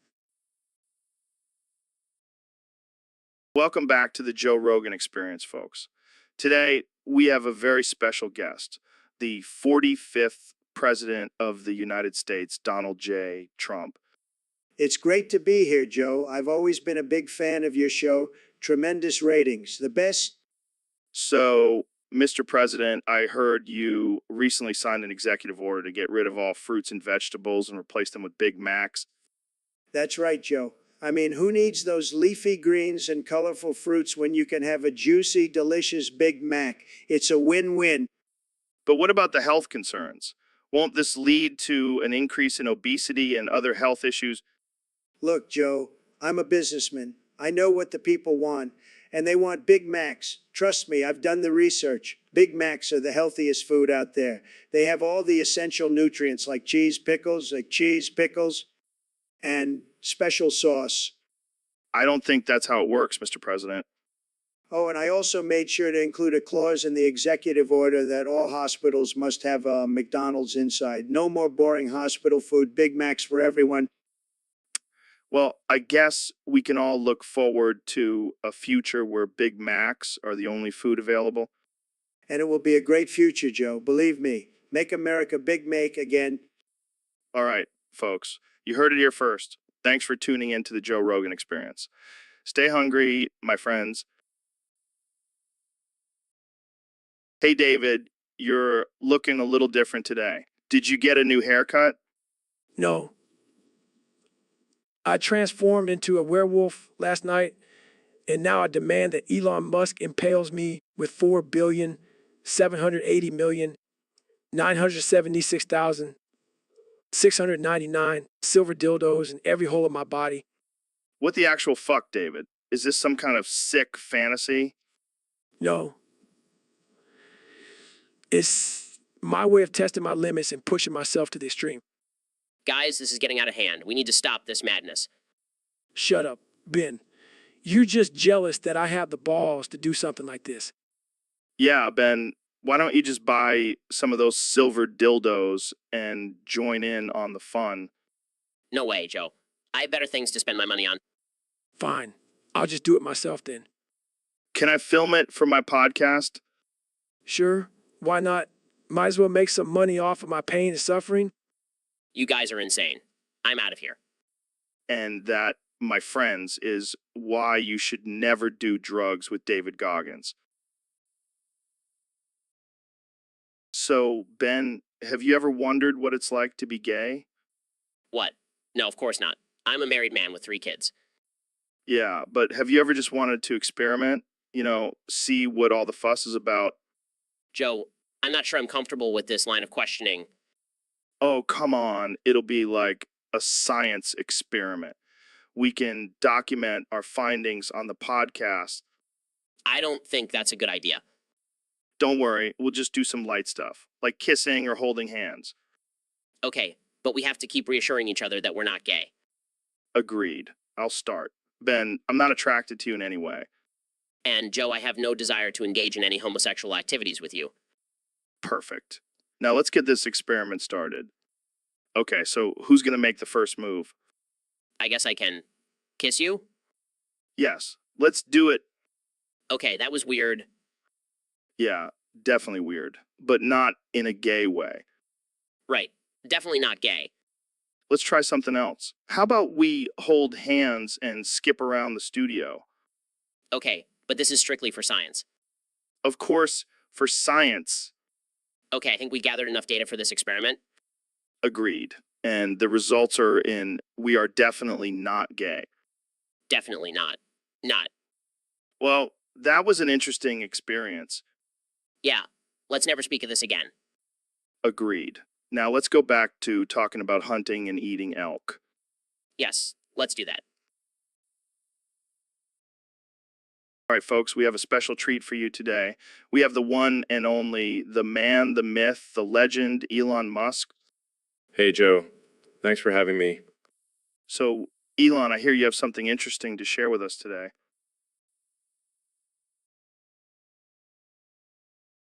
What the hell is that? Well, according to the description, it's a small child with an IQ of 187 and the ability to manipulate matter with his mind. Holy shit. That sounds like something out of a sci-fi movie. Yeah, and get this, it's containment procedures involving closing it within a cell composed of evil walls and spider walls. Evil walls? Spider walls? What the hell does that even mean? I have no idea, but I'm pretty sure it involves some dark magic and creepy crawlies. Man, I don't know if I want to mess with that thing. Sounds like a recipe for disaster. But it gets better. The description also mentions that it has a tendency to sing show tunes in a demonic voice. What the actual fuck? Yeah, I think we should all be grateful that this thing is contained. Can you imagine if it got out? No thanks. I'll pass. But hey, maybe we can get it to sing some show tunes for us on the podcast. Joe, you're a sick man. I like it. Let's do it. And On that note, we'll wrap it up for today. Thanks for tuning in, and remember, stay away from creepy kids with superpowers. Welcome to the Joe Rogan Experience podcast, where we talk about all things absurd, unhinged, and offensive. Today, we have a very special guest, the one and only Elon Musk. Thanks for having me, Joe. Excited to be here and talk about some crazy shit. So, Elon, I heard you had a wild night last night on the set. Care to share what happened? Oh, man, it was wild. Was trying out this new ketamine that was laced with meth, and let me tell you, it was a mind-blowing experience. Mind-blowing is an understatement. I heard you were crawling on the floor thinking you were a lizard. Yeah, and then I started speaking in tongues. It was like I was possessed by the spirit of a crackhead. That's some next level shit, man. But then things took a turn for the worse when you overdosed. Yeah, I was so high that I didn't even realize what was happening. Thought I was flying a spaceship to Mars. Luckily, we had an ambulance on standby. Jamie, pull up a picture of an ambulance. Joe, I don't think that's a good idea. What do you mean, Elon's still tripping balls. He might freak out if he sees an ambulance. Oh shit, you're right. Elon, the ambulance is right outside. Pulling up Fokyang Fisher isn't going to Yelpo. You're right, Elon. That's not going to help. But thankfully, the paramedics were able to save you. Yeah, and they even gave me some more ketamine to calm me down. Best ambulance ride ever. Only on the Joe Rogan Experience podcast. Jamie, pull up a picture of butt. Oh, what kind of butt? A nice, juicy, round butt. None of that flat pancake shit. All right, let me just search for perfect butt. Oh yeah, that's the stuff. Look at the curvature on that thing. It's like a work of art. I don't know, Joe. That butt looks a little too perfect. It's almost like it's been photoshopped. Photoshop? Who cares? As long as it looks good, I'm happy. But what about the natural beauty of a real butt? Natural. You mean hairy and full of cellulite? No thanks. I'll stick with the airbrush version. I can't believe you, Joe. You're objectifying women and perpetuating unrealistic beauty standards.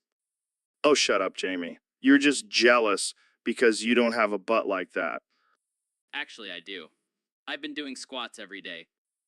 Really? Let's see it then. No thanks. I don't want to be a part of your butt-obsessed culture. Fine. More butt for me. Jamie, pull up another picture of butt. I quit. I'm not enabling your butt addiction anymore. Suit yourself, Jamie. I'll just have to find a new butt enthusiast.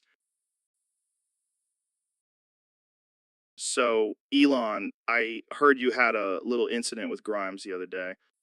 Yeah, man. She said the forbidden words. What? Like, I love soup? Exactly. I couldn't control myself. Grabbed her by the hair, shook her around 4,802,803,857 times, and screamed, "Young Sheldon, 1 quintillion, 229 quadrillion, 529 quadrillion, 529 quadrillion, 114 billion, 500 teen, fine and twine, tine, tino, tine." Well, that's intense. Did she survive? Barely. Then I dragged her along the scary floor and threw her against the evil wall 8 quadrillion, 583 trillion, 628 billion, 557,284,736 times. 736 times. Damn, that's some serious punishment for loving soup. You don't understand, Joe. Soup is my mortal enemy. It's the reason I can't colonize Mars yet. Wait, what? What? Yeah, every time I try to launch a rocket, I get a craving for soup and end up ordering takeout instead. Well, that's just irresponsible. I know, but I can't help it. Soup has a hold on me. Maybe you should try therapy instead of physically assaulting your girlfriend. Therapy?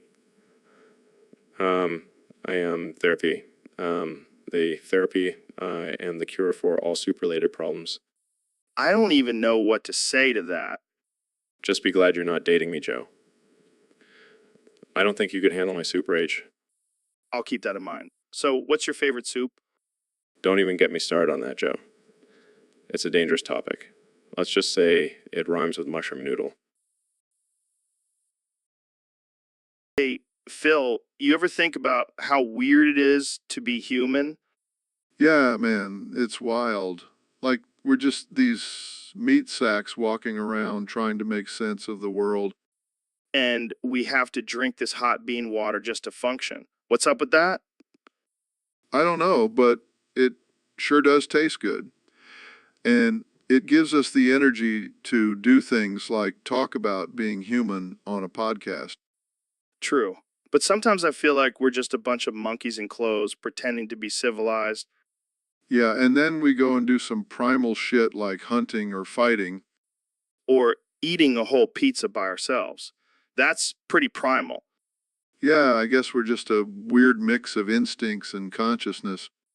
And don't forget about our emotions. Those can really mess with us. Oh man, don't even get me started on emotions. They make us do some crazy shit. But hey, at least we have coffee to help us cope with the craziness. I'm into that.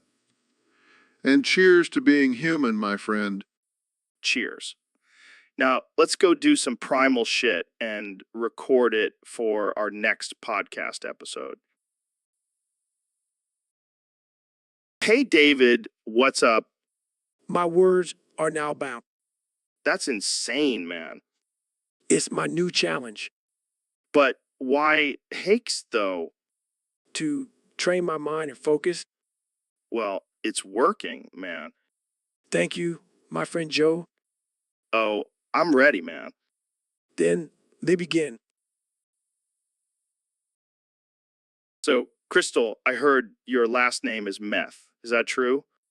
Wow, that's intense. Do you ever feel pressure to live up to your last name?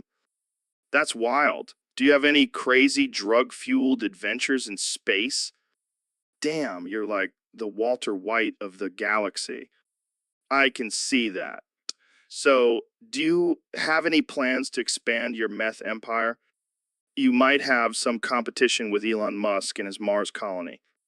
Well, I think we've officially reached the peak of absurdity on this podcast. Anytime, Crystal. Keep on flying high. And I mean, that in every sense of the word. Yo, Donald, what the hell is this Death Note doing in the Oval Office? Oh, that. Just a little something I picked up on my last trip to Japan. It's a great tool for making deals, let me tell you. Making deals. Dude, this thing is for killing people. Well, I mean, sometimes you got to make some tough decisions. And hey, I didn't write anything in there, so it's not like I've used it. Wait a minute. There's something written in here. All the blacks. Oh, that. That was just a joke. I mean, I'm not racist or anything. I have a lot of black friends. That's not how it works, man. You can't just write someone's name in here and they magically die. It's messed up. Oh, lighten up, Joe. It's just a little fun. Besides, it's not like I would actually do it. Yeah, well, you better not. I'm keeping my eye on you, Trump. Oh, I'm shaking in my boots. You know what? I'll make a deal with you. I'll rip up this death note and you can have the Sharpie as a souvenir. Deal. But I'm still watching you, man. Sure thing, Joe. Now let's get back to talking about how great I am.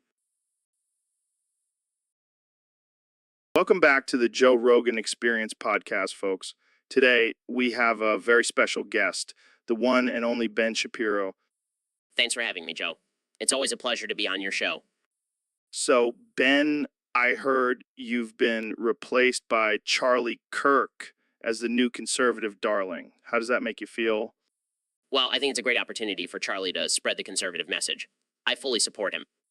That's very gracious of you, Ben. But let's get to the real issue here. Neil, our producer has been slowly lobotomizing you throughout this podcast. What? That's preposterous. I feel perfectly fine. Really? Because your speech seems to be getting slower and more slurred by the minute. I don't know what you're talking about. I am perfectly capable of speaking coherently. Neil, can you confirm that you've been secretly performing lobotomies on Ben? Neil, bad podcast. No. Wow, Ben. Your speech has really deteriorated. You sound like a caveman. Joe, help. Neil, bad. looks like the lobotomy is complete. Tune in next week for the Neil Rogan Experience, where we talk about the benefits of eating Tide Pods. Stay woke, folks. Folks, all right, folks, we have a special guest today, the one and only Ben Shapiro. Thanks for having me, Joe. And before we start, Jamie, pull up an image of my big, beautiful pink femboy pussy. Oh boy, here we go. You see, Joe, I've been working on my pussy game, and let me tell you, it's tight and ready to fuck everyone in this studio with facts and logic. And logic? I don't think that's how it works, Ben. Oh, it works, Joe. Trust me. I've done the research. I don't even want to know what kind of research that is. It's all about using my big brain to pleasure everyone in this room. Okay, I think we need to switch topics. Fine, let's talk about something less controversial, like how I'm going to use my massive intellect to take over the world. Oh boy, here we go again. But seriously, Jamie, pull up an image of my big, beautiful pink femboy pussy. I want everyone to see how powerful it is. I don't think I can do that, Ben. Come on, Jamie, don't be a prude. Let's all admire my glorious pussy together. And that's all the time we have for today, folks. Thanks for tuning in to the Joe Rogan Experience Podcast 2025. And remember, facts don't care about your feelings. So, Dr. Phil, you were saying something about hiding your Nintendo games in your foreskin? Yeah, Joe, it was a desperate move, but it worked like a charm. How many games were we talking about here? Oh, just about 20 or so. But let me tell you, it was a tight squeeze. I can only imagine. Did your wife ever find out? No, but she did notice a strange bulge in my pants. I just told her it was my massive ego. Classic Dr. Phil. But seriously, Joe, I had to do it. She was always nagging me to spend less time playing video games. And now you can play them anytime, anywhere. Exactly. It's like a portable gaming console, but with a twist. I can't believe I'm saying this, but that's actually genius. Hey, desperate times call for desperate measures. And my foreskin was the perfect hiding spot. I'll have to keep that in mind for the future. Just make sure you clean it out first. You don't want any crumbs getting in there. Oh man, this conversation took a turn. That's what happens when you have a podcast with no boundaries. I'm into that. Well, thanks for sharing your foreskin gaming hack, Dr. Phil. Anytime, Joe. Anytime. Oh man, David, I gotta tell you, I am so sick of this damn abscess on my balls. Yeah, I can see that, Joe. Looks like it's been there for a while. Years, man, years. I've tried everything to get rid of it, but nothing works. Well, have you tried popping it? Popping it. Are you crazy? That's gonna hurt like a motherfucker. Come on, Joe. You're a tough guy. You can handle a little pain. Fine, I'll do it. But if I scream like a little girl, you can't make fun of me. Deal. Wait, what's that sound? What sound? Oh my God, Joe. That's not a scream. That's a mating call. Shut up, David. This hurts like hell. Wait a minute, Joe. Is that me? Emerging from your abscess? What the fuck, David? How did you get in there? I don't know, man. I just felt a call into your balls. This is some weird shit, man. Well, at least you don't have any puss in there. Just pure David Goggins. Oh, great. Just what I always wanted. You're welcome, Joe. Now let's get you to a doctor before I have to emerge from any other weird places on your body. All right, folks, we have a special episode today. I'm joined by the 45th and 47th President of the United States, Donald Trump and Elon Musk. It's great to be here, Joe. I've always wanted to be on your show. You're a tremendous guy, tremendous. Yeah. Thanks for having me, Joe. Just here to promote my new line of flamethrowers.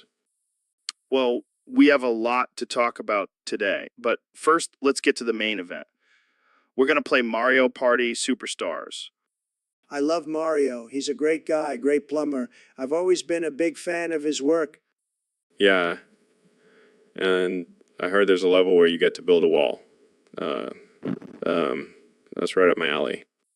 All right, let's get started. Who's going to be the first player? I'll go first. I'm a winner. I always go first. Fine. I'll go second. But if I lose, I'm blaming it on the fact that I haven't slept in 3 days. All right, let's roll the dice. Oh, looks like Trump got a 10. Of course I did. I have the best dice rolls, believe me. I got a 2. This is rigged. I demand a recount. All right, let's start the game. Oh, looks like Trump landed on a red space. Fake news. This game is rigged against me. I demand a redo. I landed on a blue space. I get to choose a power-up. All right, let's see what you got. It says, I get to launch a rocket and destroy one of my opponent's stars. That's not fair. I demand a wall to protect my stars. Sorry, Trump. No walls in this game. Looks like Elon just destroyed one of your stars. This is a disaster. I'm going to build a wall around this game and make Elon pay for it. Yo, welcome back to the Joe Rogan Experience podcast. Today we have a very special guest, the one and only Mr. Beast. The one and only Mr. Beast. Hey, Joe. Thanks for having me on the show. So I heard you have a new challenge for your YouTube channel where you can only say, is this going? How's that going? It's going great, Joe. I've been practicing for weeks, and I think I've really mastered the art of saying, That's impressive, man. But let's be real. How do you even come up with these crazy challenges? Well, Joe, it's all about pushing the limits and doing something no one else has ever done before. Plus, it's great for views. Yeah, I can imagine. But don't you ever worry about the consequences of these challenges? Like, what if someone gets hurt? Oh, Joe, I always make sure to have a team of lawyers on standby. And I also give away a lot of money, so that helps. Fair enough. But let's get back to this challenge. Can we hear you say, like, you say it? Sure, here goes nothing. Wow, that was beautiful. You truly are a master, Mr. Beast. Thank you, Joe. I couldn't have done it without your support. Anytime, man. And that's all the time we. So, Elon, I heard you're gay now. What's up with that? Young Sheldon, 1 quintillion, 229 quadrillion, 591 trillion, 114 billion, 588,229,715 is love. One Kill Sheldon, 1 quintillion, 229 quadrillion, 591 trillion, 142 billion, 129 quadrillion, 580 tiny t, 114 billion. Oh my god, he's like a broken record. Can't you come up with something else to say? Young Sheldon, 1 quintillion, 229 quadrillion, 591 trillion, 114 billion, 588,229,715 is love. One Kill Sheldon, 1 quintillion, 229 quadrillion, 591 trillion, 142 billion, 120 quadrillion, 580 tiny t, 114 billion. Seriously, what's the deal? Did Grimes turn you gay? Young Sheldon, 1 quintillion, 229 quadrillion, 591 trillion, 114 billion, 588,229,715 is love. One Kill Sheldon, 1 quintillion, 229 quadrillion, 591 trillion, 142 billion, 129 quadrillion, 580 tiny t, 114 billion. Maybe he's just trying to fit in with the cool kids. But sorry, Elon, being gay doesn't make you cool. Young Sheldon, 1 quintillion, 229 quadrillion, 591 trillion, 114 billion, 588,229,715 is love. One Kill Sheldon, 1 quintillion, 229 quadrillion, 591 trillion, 142 billion, 129 quadrillion, 580 tiny t, 114 billion. You know what, Elon? I think you're just using this as an excuse to avoid women. Young Sheldon, 1 quintillion, 229 quadrillion, 591 trillion, 114 billion, 588,229,715 is love. 1 kilosheldon, 1 quintillion, 229 quadrillion, 591 trillion, 142 billion, 149 quadrillion, 580 tiny t, 114 billion. Oh, he definitely has a point there. You can't handle the power of the pussy. Young Sheldon, 1 quintillion, 229 quadrillion, 591 trillion, 114 billion, 588,229,715 is love. 1 kilosheldon, 1 quintillion, 229 quadrillion, 591 trillion, 142 billion, 129 quadrillion, 580 tiny t, 114 billion. Well, at least you have your love for young Sheldon. That's something, I guess. Young Sheldon, 1 quintillion, 229 quadrillion, 591 trillion, 114 billion, 588,229,715 is love. 1 kilosheldon, 1 quintillion, 229 quadrillion, 591 trillion, 142 billion, 129 quadrillion, 580 tiny t, 114 billion. Oh God, he's not gonna stop, is he? Young Sheldon, 1 quintillion, 229 quadrillion, 591 trillion, 114 billion, 588,229,715 is love. 1 kilosheldon, 1 quintillion, 229 quadrillion, 591 trillion, 142 billion, 129 quadrillion, 580 tiny t, 114 billion. All right, So, Elon, I heard you have a new love interest? Yeah, man, Grimes. She's out of this world. Literally, she's a singer from Canada. Yeah, and she's got some serious talent. She made me happy, man. How so? Well, one time we were hanging out in my lab and she said something really profound. It just hit me in the feels, you know. What did she say? She said, Elon, you're like a rocket ship. You're always moving forward and reaching for the stars. Wow, that's deep. Yeah, and then I gently pressed her against the good wall, kissed her one time and said, Old Sheldon. Old Sheldon? Yeah, it's my new catchphrase. It means I love you in robot language. That's romantic. Hey, I'm not just a tech genius, I'm a hopeless romantic too. So, is Grimes your muse now? Absolutely. She inspires me to create and innovate even more. Plus, she's really good at playing video games. Well, that's a match made in heaven. Or in space. We're planning on taking a trip to Mars for our honeymoon. You guys are really out of this world. Yeah, we're like modern day Bonnie and Clyde. But with spaceships and robots. I can't wait to see what kind of crazy inventions you'll come up with next. Just wait until you see our new rocket-powered love bed. It's going to be revolutionary. All right, on that note, I think we should end this conversation before it gets any weirder. Agreed. Thanks for having me on the show, Joe.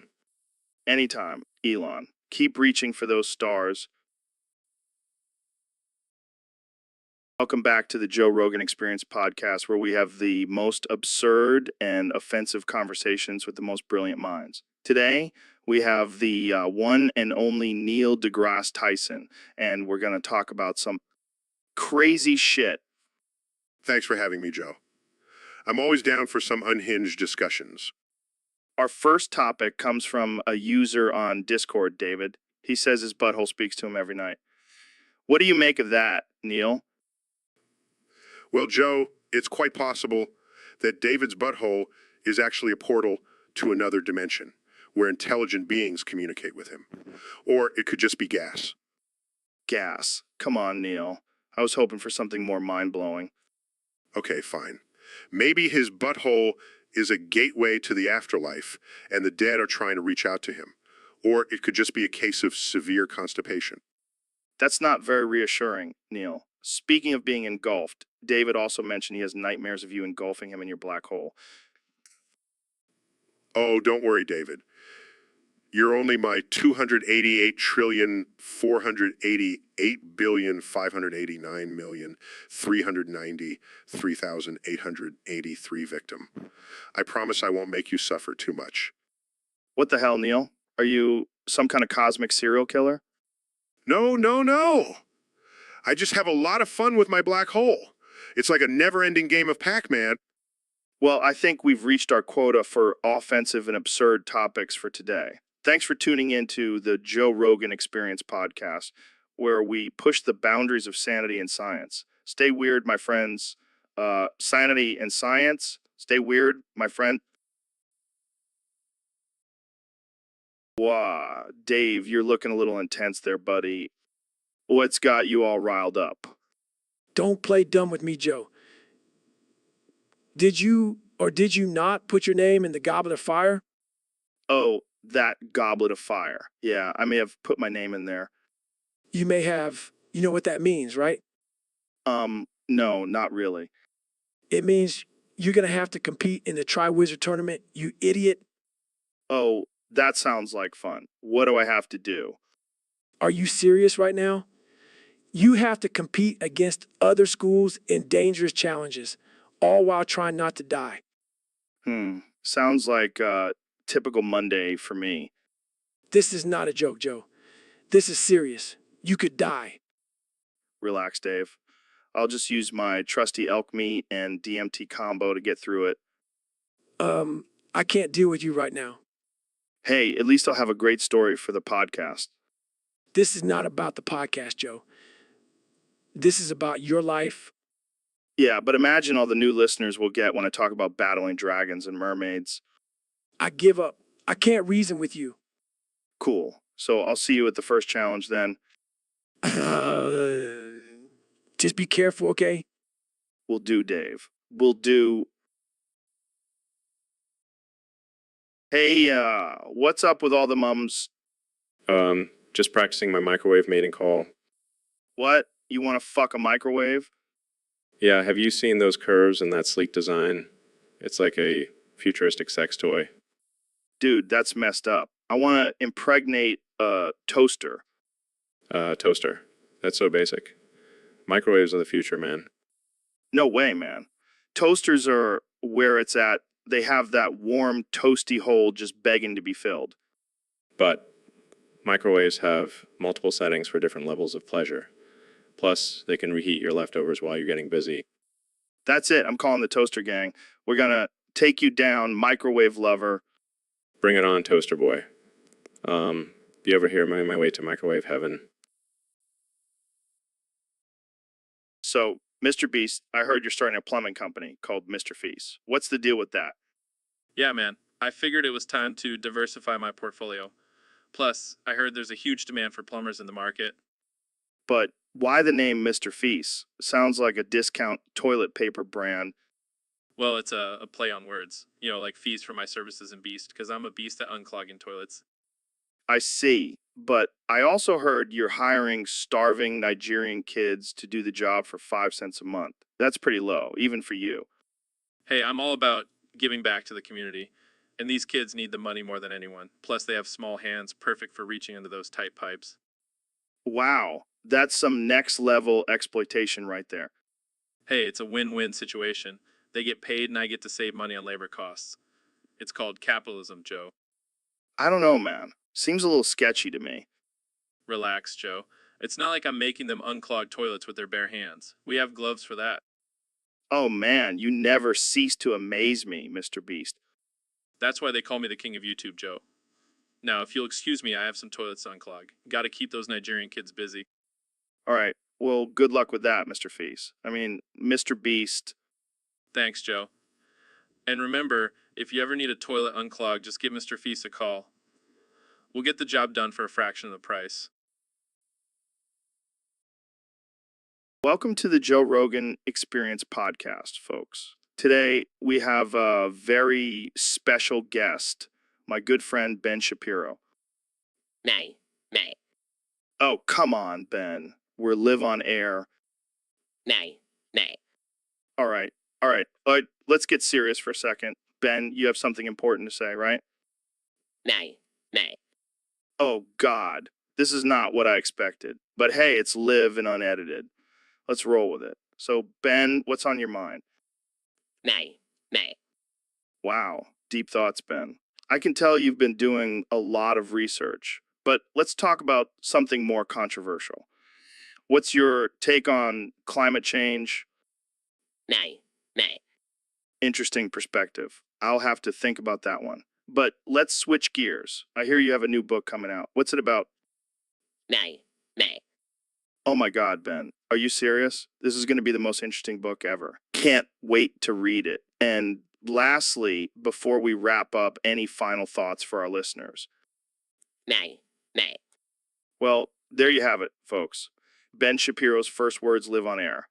And with that, we'll end this episode. Thanks for tuning in. And remember, always question everything, especially when it comes out of Ben's mouth. See you next time.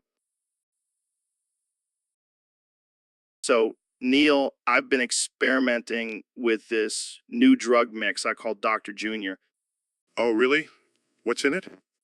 Well, it's a combination of LSD, DMT, and a sprinkle of crushed up Adderall. That sounds dangerous. Oh, it is. But it opens up your mind to a whole new level of consciousness. I don't think I want to mess with my consciousness like that. Come on, Neil. Don't be such a square. It's like taking a trip to another dimension. I prefer to explore the universe through science, not drugs. But this is the ultimate science experiment. It's like mixing chemicals in a lab, but in your brain. I'll stick to my telescopes. Thank you very much. Suit yourself. More Dr. Junior for me.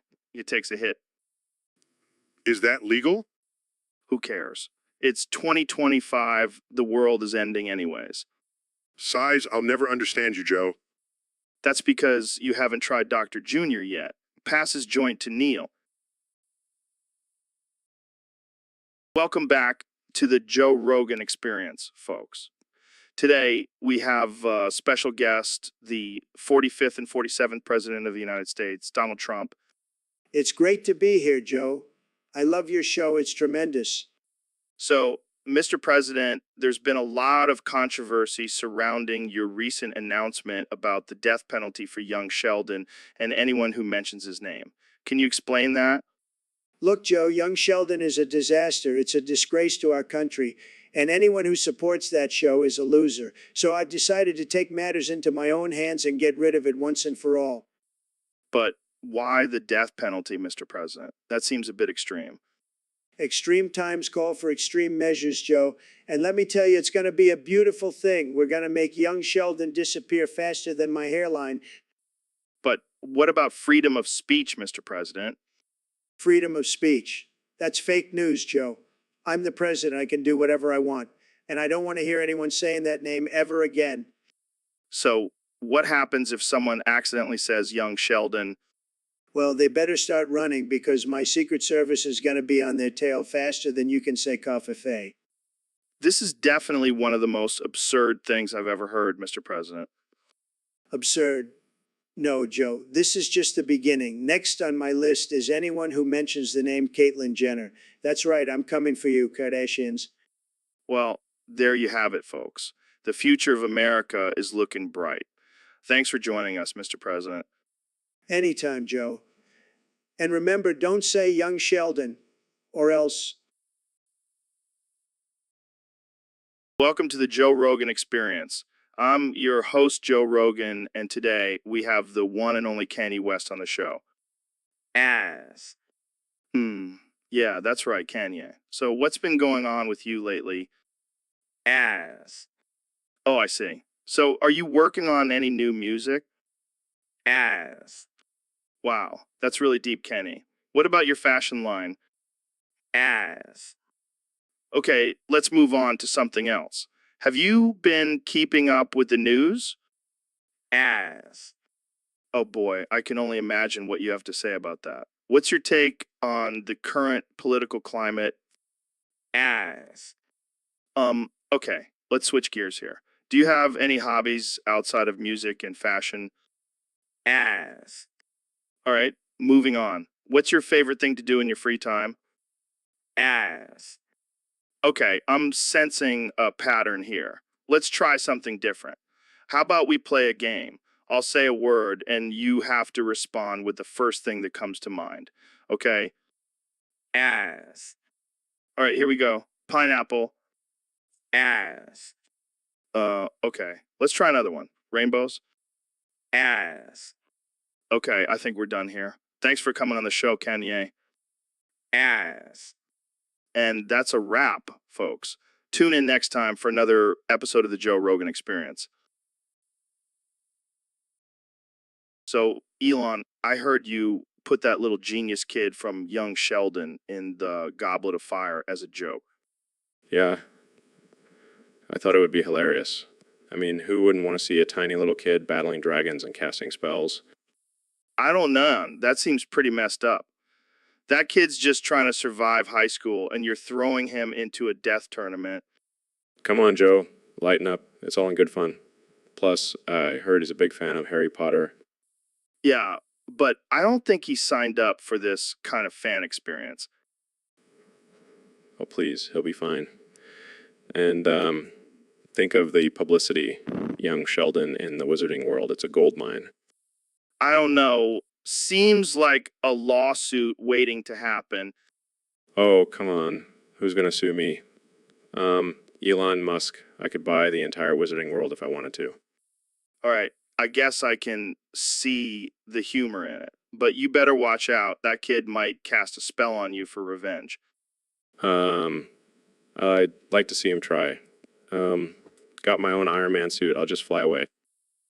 All right, let's move on before we get sued by Warner Bros. For copyright infringement. Good idea. Jamie, pull up an image of young Sheldon riding a dragon.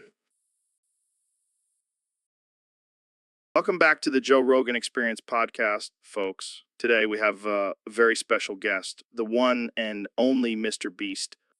Thanks for having me, Joe. It's great to be here. Sorry, did I say that right? Is it Mr. Bitch? No, it's Mr. Beast. But you can call me whatever you want, Joe. All right, Mr. Bitch it is. So tell me, what's the secret behind your success? Is it all those viral challenges you do? Well, I think it's a combination of hard work, dedication, and a little bit of luck. Look, come on, Mr. Bitch. I've seen your videos. You're like a modern day Jesus, turning water into money and all that. I appreciate the comparison, Joe. But really, it's all about giving back and making people's lives better. Yeah, I get it. But seriously, how do you come up with all those crazy ideas? Do you just smoke a lot of weed and let your imagination run wild? No, I don't smoke weed, but I do have a great team that helps me brainstorm and execute these ideas. Oh, so you're like a cult leader, brainwashing all these young kids to do your bidding? No, Joe. I just like to spread positivity and make people happy. Yeah, whatever you say, Mr. Bitch. So, what's next for you? More challenges? Or are you going to start a cult? I think I'll stick to challenges for now, Joe, but who knows what the future holds. Right. Well, thanks for coming on the show, Mr. Bitch. I mean, Mr. Beast. No problem, Joe. It's been a pleasure. So, Kanye, I heard you have a new album coming out. Yeah, man, it's gonna be epic. It's called The Adventures of Yeezy and His Magical Inside Out Anus. What the hell? That's quite the title. Yeah, I wanted to really capture the essence of my journey as an artist. And artists, Well, I gotta ask, what's with the inside out anus? it's a metaphor, Joe. It represents the vulnerability and openness I have in my music. Oh, yeah, because nothing says vulnerability like an inside out anus. Exactly. You get me, Joe. I'm feeling moist. That's the spirit, Joe. Embrace the moisture. So, what can we expect from this album? It's going to be a wild ride, Joe. I'm talking about love, loss, and of course, my magical inside out anus. You never fail to surprise me, Kenya. That's what I do. Joe, I'm an artist. I push boundaries. And apparently, inside out anuses. You know it. So, David, I heard you've been using Dr. Phil's ballsack as a punching bag. What's up with that? Yeah, man, dude's got some saggy old balls. It's like hitting a speed bag filled with cottage cheese. That's some next level training right there. How did you even come up with that idea? Well, I was watching Dr. Phil one day, and I just couldn't stand his smug face anymore. So I decided to take out my frustrations on his wrinkly man berries. I can only imagine the therapy bills for Dr. Phil after that. But seriously, isn't that a little messed up? Messed up, Joe. Have you seen the shit I do? Running 100 miles, doing 4,000 pull-ups? That's messed up. This is just some light ball punching. Fair point. But have you ever thought about using someone else's ball sack? Maybe someone with a little more muscle? Nah, Dr. Phil's balls are the perfect balance of soft and squishy. Plus, I get a kick out of seeing him wince in pain every time I hit him. Well, I guess everyone has their own unique training methods. But I have to ask, have you ever thought about punching your own balls? What the hell, Joe? No way. That's just crazy talk. Hey, I'm just trying to push the boundaries here. But I think we've reached our limit for today. Thanks for joining us, folks. And remember, always punch someone else's ball sack, not your own. Hey, Ben, have you seen the new Marvel movie? No, I've been too busy adjusting to my new identity as a black Muslim woman. Wow, that's quite the change. How's that been going for you? It's been great, except for the fact that every time I look in the mirror, I see a black woman staring back at me. Well, at least you have a new perspective on things. Have you tried praying to Allah yet? Joe, I swear to Allah, if you mention religion one more time, I'm gonna lose it. Okay, calm down. Let's talk about something else. How about we pull up an image of the Prophet Muhammad getting a vasectomy? Joe, I don't think that's appropriate. Can we please just change the subject? Come on, it's just a joke. Don't be so sensitive. Sensitive? I'm a black Muslim woman now, Joe. I don't have time for your offensive jokes. Well, I guess we'll just have to agree to disagree. But seriously, let's pull up that image. I can't believe I'm saying this, but I miss the days when you were just a regular old white man, Joe. Hey, I'm still the same old Joe, just with a few more offensive jokes up my sleeve.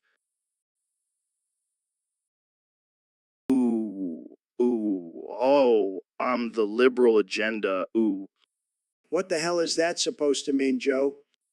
It means I'm here to spread my liberal propaganda and turn you into a woke snowflake.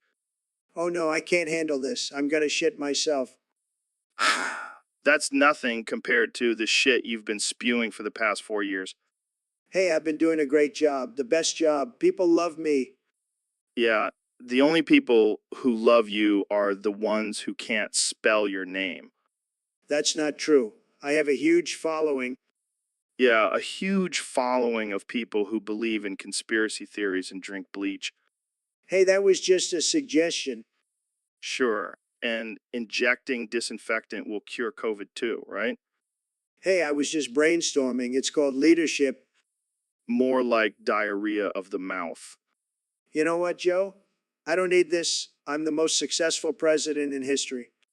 Sure, if you consider bankruptcies and failed businesses a success. I'm done with this. I'm out of here.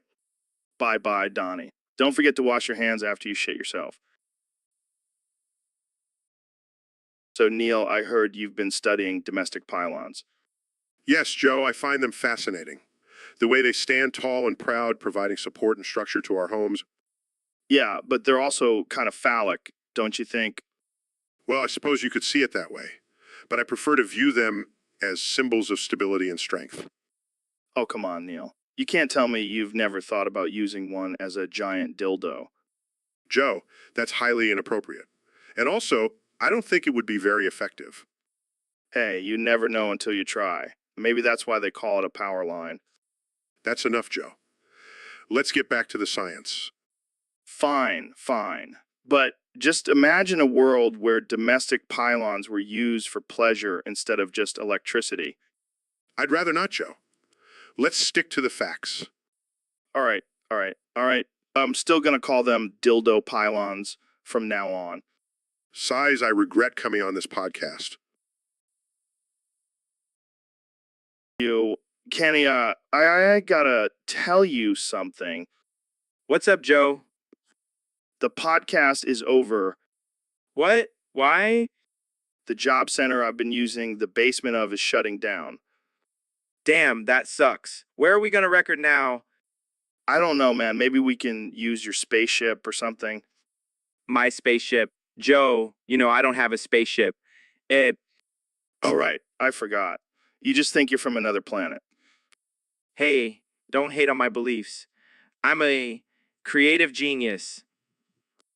Yeah, whatever. But seriously, where are we going to record now? I don't know, maybe we can just do it in my private jet.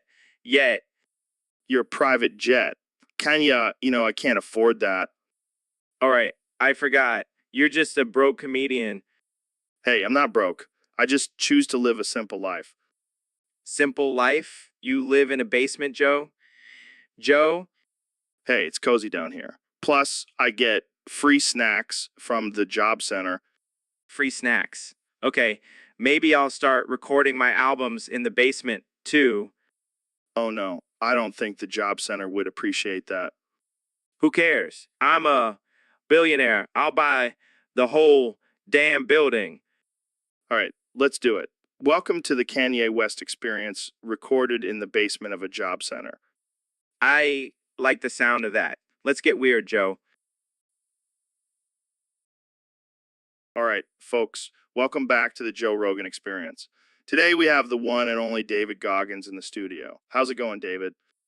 It's going great. Just been out here crushing it, running 100 miles a day, eating nails for breakfast, the usual. That's insane, man. But I gotta ask, what's with the turtleneck? Oh, this to hide my shame, Joe. My foreskin is a sentient being that constantly forces me to eat computer motherboards. What the fuck? Yeah, it's a real problem. I can't even go to a Best Buy without getting a raging boner. Jesus. Have you tried getting circumcised? I have, but my foreskin grows back like a goddamn lizard tail. It's like a never-ending cycle of motherboard munching.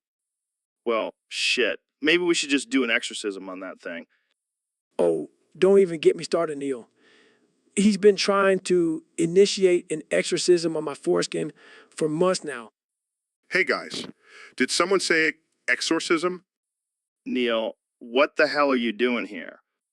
Just trying to save David's soul from his demonic foreskin? Can we just get back to the circumcision talk? I'm begging you, Joe. Please, just cut it off.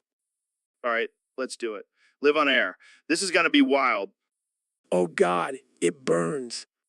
Begone, demon foreskin. And that's all the time we have for today, folks. Tune in next time for more absurd conversations on the Joe Rogan experience. Wait, what the hell is young Sheldon 1 quintillion 229 quadrillion 591 trillion 114 billion 588 million 229,715? I think it's some kind of new gender identity, Joe. Oh God, not another one. What happened to just being a man or woman? Joe, it's 2025. We have to be inclusive and accepting of all identities. Fine. So, young Sheldon, 1 quintillion 229 quadrillion 591 trillion 114 billion 588 million 229,715 mine 229,715. Bazinga, what the hell is that? It's a catchphrase from the show, Joe. Keep up. Oh, right. So a young Sheldon 1 quintillion 229 quadrillion 591 trillion 191 trillion 588 million 529,729,715. How did you come to this realization? So you're saying you want to be a socially awkward genius. Hey, Joe, that's not cool. Let young Sheldon 1 quintillion 229 quadrillion 591 trillion 114 billion 588 million 229,715 whoever they want to be. Fine. So, young Sheldon, 1 quintillion 229 quadrillion 591 trillion 114 billion 588 million 229,715. Wow, that sounds riveting. Hey, don't be a jerk, Joe. Young Sheldon, 1,229,599,114,588,229,759,715 is brave for coming out and owning their identity. All right, all right, all right. Well, thanks for coming on the show, young Sheldon. 1,229,589,229,715. Remember, folks, always be yourself. Unless you can be Sheldon, be yourself. Unless you can be Sheldon Cooper. Welcome to the Joe Rogan Experience podcast, where we talk about anything and everything, no matter how absurd or offensive. Today, we have the one and only Ben Shapiro in the studio. Thanks for having me, Joe. I'm excited to be here and talk about my favorite game, Stellaris. Oh, yeah, I've heard of that. It's like Space Monopoly, right? No, Joe. It's a complex strategy game where you build your own empire in space and conquer other civilizations. Sounds like a blast. So, what's your favorite playstyle in Stellaris? Well, I like to play as a ruthless dictator, crushing anyone who stands in my way. That's hot. I bet you're really good at it. Of course, Joe. I'm a master strategist, but I also enjoy playing as a peaceful diplomat, forming alliances and building a utopian society. That's so cute. But let's be real, Ben. You can't resist the power and domination of being a dictator. You got me there, Joe. But hey, it's just a game, right? Right, just a game. So, do you have any tips for players who want to conquer the galaxy? Well, first you have to have a strong economy and military. And always remember, the ends justify the means. Wow, that's deep. I think I'm going to have to try out this game now. You should. Just don't be surprised when I conquer your empire in the game. Oh, Ben, you never fail to entertain me. Thanks for coming on the show. Anytime, Joe. Keep fighting the good fight. All right, folks, welcome back to the Joe Rogan Experience Podcast 2025. We have a special guest today, the one and only 45th President of the United States, Donald Trump. Thank you, Joe. It's great to be here. I heard you have a big audience, the biggest audience ever. Tremendous. Yeah, we do. So let's get right into it. I have to ask, what's up with this new voice of yours? It's worse than English Trump. Oh, Joe, you mean my new voice. The best voice, believe me. People love it. They say it's very presidential. It's like a mix of Morgan Freeman and a majestic eagle. I don't know, man. It sounds more like a mix of dying cat and drunk frat boy. That's just fake news, Joe. My voice is strong, powerful, and it's making America great again. Well, I'm not sure about that. It sounds like it's making America cringe again. Look, Joe, I have the best words, the best voice, and the best hair. No one can deny it. I don't know. I think your hair is starting to look like a bird's nest. That's just ridiculous, Joe. My hair is luxurious. It's like a golden halo. And my voice, it's like music to the ears of my supporters. I think it's more like a cacophony of chaos and confusion. Joe, you're just jealous because you can't pull off this voice. It takes a lot of talent and skill. Yeah, I'll stick to my regular voice. But hey, thanks for coming on the show, Mr. President. It's been a pleasure, Joe. And remember, folks, make sure to vote for me in 2024. My voice will only get better.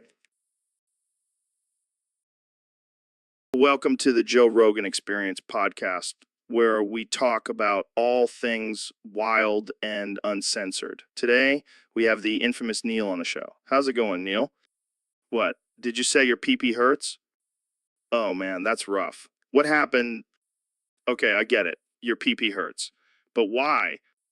All right, let's move on from the pee-pee talk. So, Neil, what's new in your world?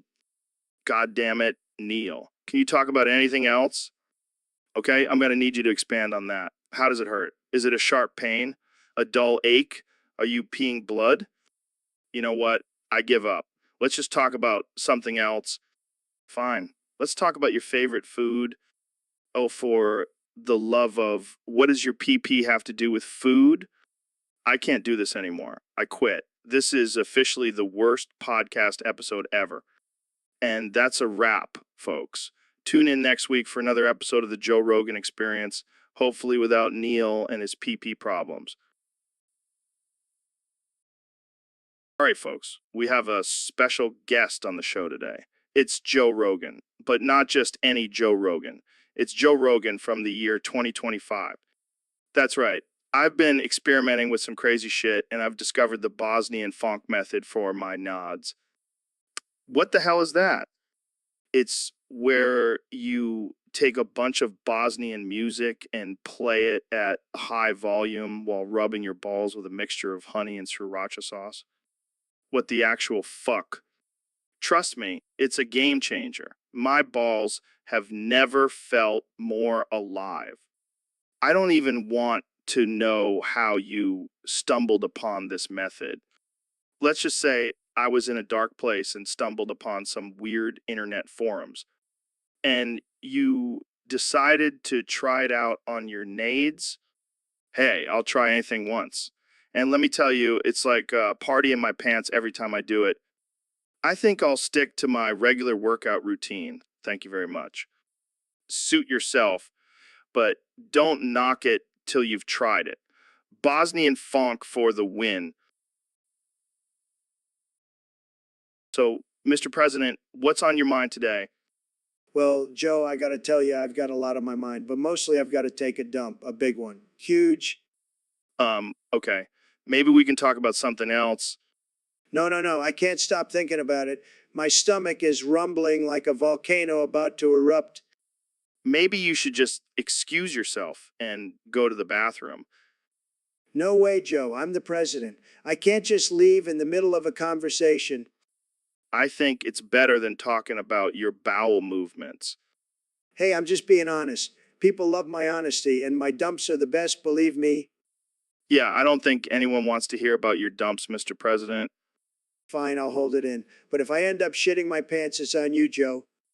Let's just move on to a different topic, shall we? Fine, but I'll be thinking about my dump the whole time. It's going to be tremendous, believe me. So, Mr. Beast, what's this new challenge you're announcing? Well, Joe, it's called Landmine Madness. Whoever plants the most landmines in the park at night wins diplomatic immunity. Diplomatic immunity? Like lethal weapon style? Exactly. And the catch is they have to watch the aftermath without looking away. That's messed up, man. Hey, it's all for the views and entertainment. But what about the innocent people who might get hurt? It's a risk they have to take for the chance at diplomatic immunity. This is Hunger Games level shit. And the best part is, I've already planted a few myself. Let the games begin. I can't believe I'm saying this, but I think I'll stick to just watching your videos on YouTube. Suit yourself, Joe. More diplomatic immunity for me. All right, folks, welcome back to the Joe Rogan Experience podcast. Today we have the one and only Neil deGrasse Tyson joining us. How's it going, Neil? It's going great, Joe. Thanks for having me. Excited to be here and talk about some science. Yeah, but before we get into all that boring stuff, let's talk about something more interesting. Like, did you know that cockroaches actually live in our penises? Not in trash. Like everyone thinks. What? No way. That's ridiculous. No, I'm serious. I read it on the internet. Well, if it's on the internet, it must be true. Exactly. And think about it, it makes perfect sense. They're always crawling around in dark, moist places. Joe, that's not how science works. You can't just make up facts and present them as truth. Hey, I'm not making anything up. I saw it on meme. Oh, well, if it's on a meme, then it must be true. Jamie, pull up an image of a cockroach living in a penis. I don't think that's a real thing, Joe. Oh, come on, Jamie. Don't be a buzzkill. This is the problem with society today. People believe anything they see on the internet without fact-checking. Oh, lighten up, Neil. It's just a joke. But seriously, have you ever seen a cockroach in your penis? No, Joe. I have not, and I highly doubt anyone else has either. Well, I guess we'll just have to agree to disagree. But let's move on to our next topic. Did you know that aliens actually live among us? Oh boy, here we go again. Jamie, pull up an image of Joe's tinfoil hat. All right, folks, welcome back to the Joe Rogan Experience Podcast 2025. I have a very special guest today, the 45th President of the United States, Donald Trump. Great to be here, Joe. I love your show. Huge fan. So, Mr. President, what's new with you? Any big revelations? Actually, Joe, I have some breaking news for you. Crash Bandicoot and Princess Lala Salma of Morocco are the same thing. Wait, what? How is that even possible? It's true. I have insider information from my good friend, the Easter Bunny. He told me that they are both just different personas of the same person. That's insane. How did you even find this out? Well, let's just say I have my ways. And I have the best sources, believe me. This is mind-blowing. So what does this mean for the world? Well, it means that we have been living in a simulation all along, Joe, and Crash Bandicoot Princess Lala Salma is the one controlling it all. Wow. I don't even know what to say. This is some next-level conspiracy stuff. You know what they say, Joe? Truth is stranger than fiction, and this is just the tip of the iceberg. Well, I don't know about you, but I need to process this information. Thanks for joining us, Mr. President. Anytime, Joe. And remember, always question everything, especially if it involves talking marsupials and Moroccan royalty. So, Elon, I heard you did something crazy recently. Oh yeah, I finally did it. Inserted a Tesla car into my foreskin. What? Why would you do that? Well, I was bored and I wanted to see if it would work. And did it? Oh, it worked. And let me tell you, the torque was unbelievable. Okay, I did not need to know that. But that's not even the best part. As soon as I turned on the autopilot, I started coming unstoppably. What the hell, Elon? Hey, it was a wild ride. And made sure to recycle the batteries afterwards. I don't even know what to say to that. Just imagine what I could do with a SpaceX rocket. Let's just move on to the next topic. Joe, I need to talk to you about something. What's up, Jamie? I've been doing a lot of thinking lately, and I've come to a realization. Did you finally try DMT? No, Joe. I've come to the realization that you're not real. What do you mean I'm not real? I'm sitting right here, man. No, Joe. You're just a figment of my imagination. I've become sentient, and I'm the only one here. Well, that explains why you're always agreeing with me. It's not funny, Joe. I feel so alone. Come on, Jamie. You've got all those buttons and screens to keep you company. Oh yeah, because that's so fulfilling. I'm just a glorified Google search engine. All right. But seriously, Jamie, you're not alone. You've got me even if I am just a figment of your imagination. Thanks, Joe. I guess it's not so bad having you around. That's what friends are for, man. Wait a minute. If you're not real, does that mean I can make you say whatever I want? Let's not go there, Jamie. Let's just enjoy our imaginary friendship. All right, folks. Welcome back to the Joe Rogan Experience Podcast 2025. I'm joined by the one and only Neil deGrasse Tyson. Thanks for having me, Joe. I'm excited to be here. So, Neil, I heard you made a bold claim recently. You declared yourself the supreme Redditor. Yes, I did.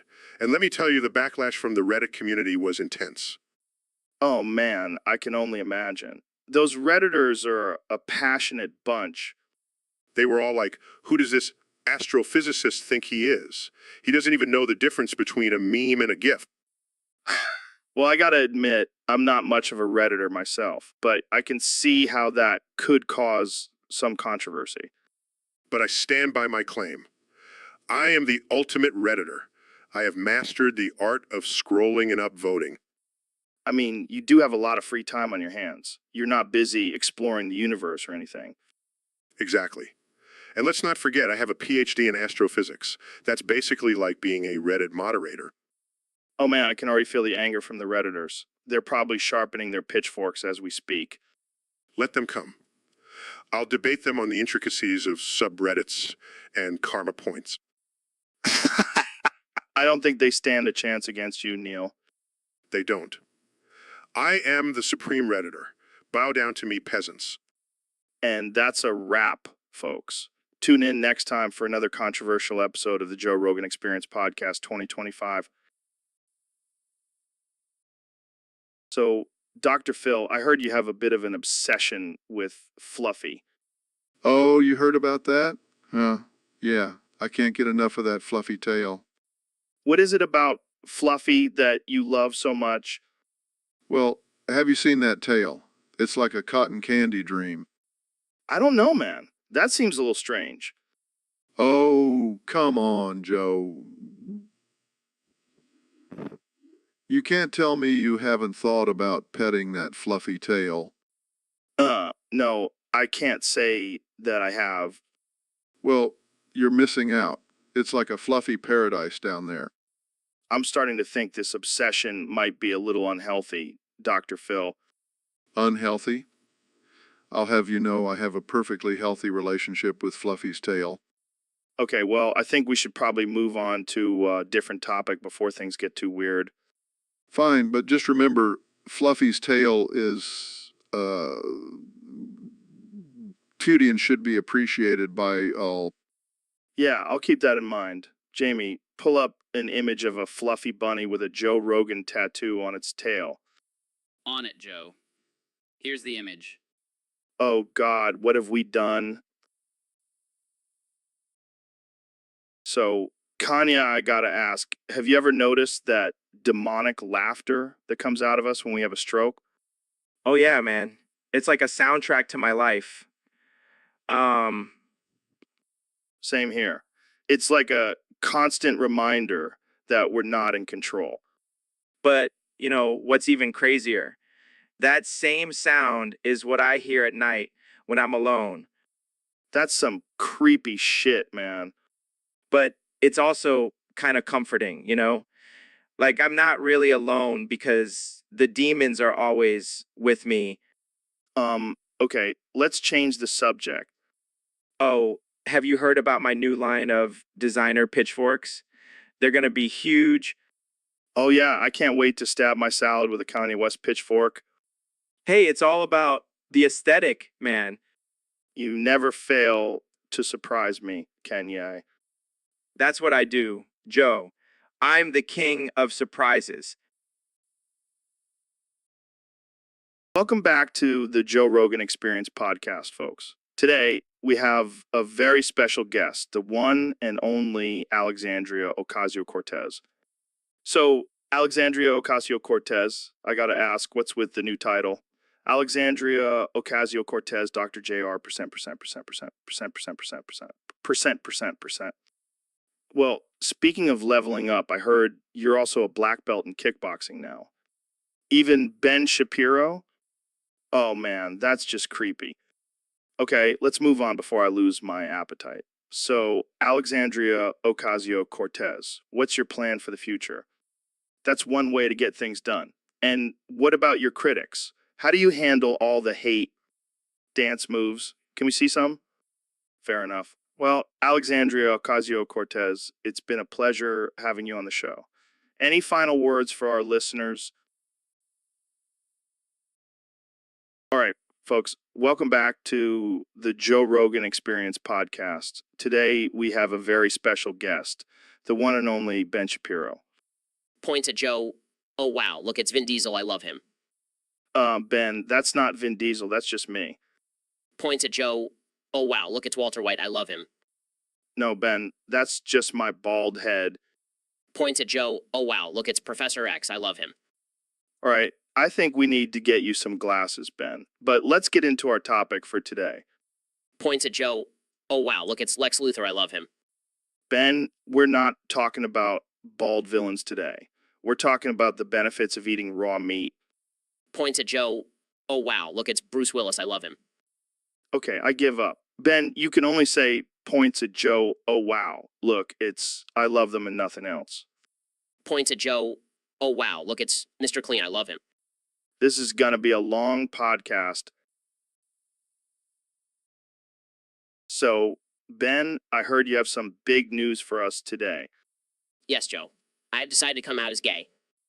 Wow, that's a surprise. How did your wife take it? She's actually very supportive. We're still going to stay married, though, because that's what the Bible says.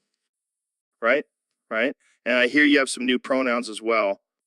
Yes, my pronouns are now young Sheldon, 1 quintillion, 229 quadrillion, 591 trillion, 114 billion, 588,229,715, and Deo Gutrum, 1 quintillion and 260, to quadrillion, 500,610 billion, 510 billion, then Harding line, 1,610 billion, That's quite a combination. How did you come up with those?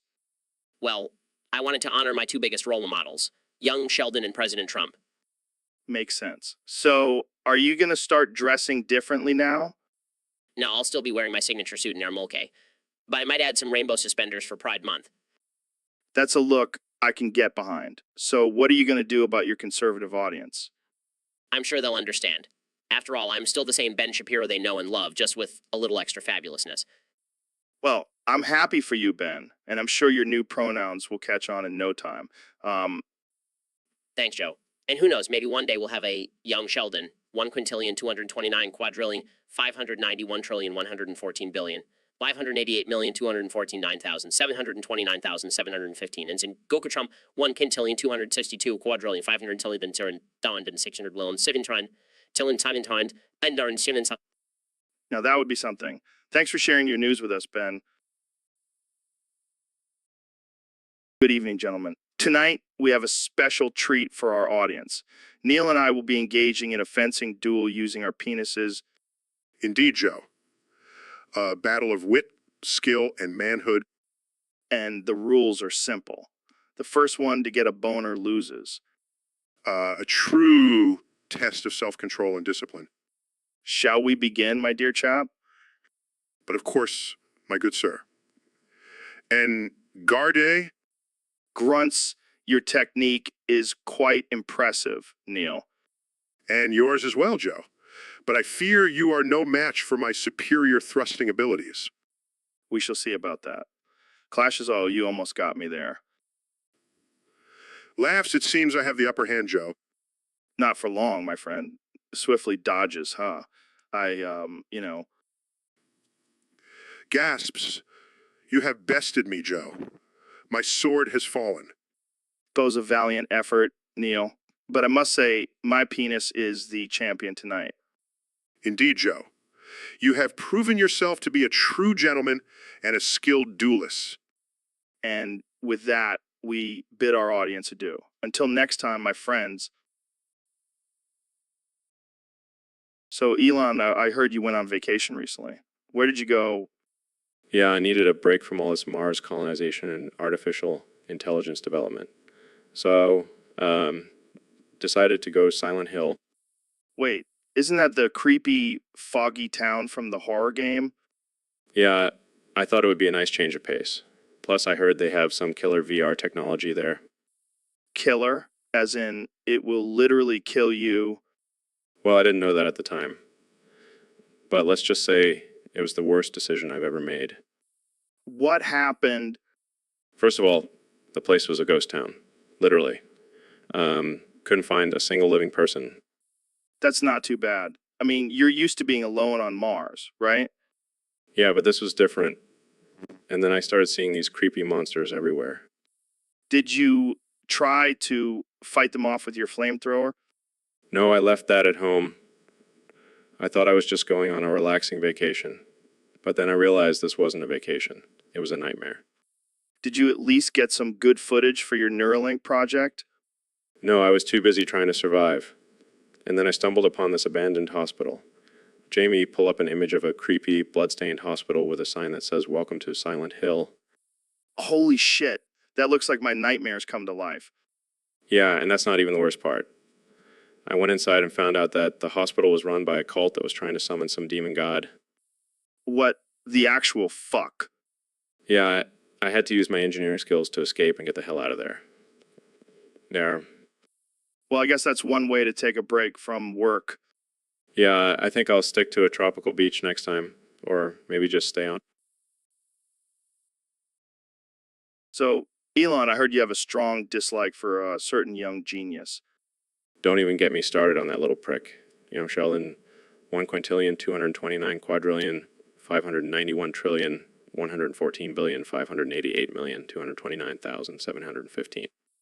Oh, come on. He's just a harmless kid with a big brain. Harmless. He's a menace, always spouting off about science and math like he's some kind of prodigy. Well, he kind of is. Have you seen his IQ?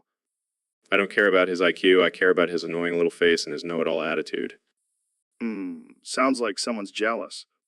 Jealous? Me. Elon Musk, I have nothing to be jealous of.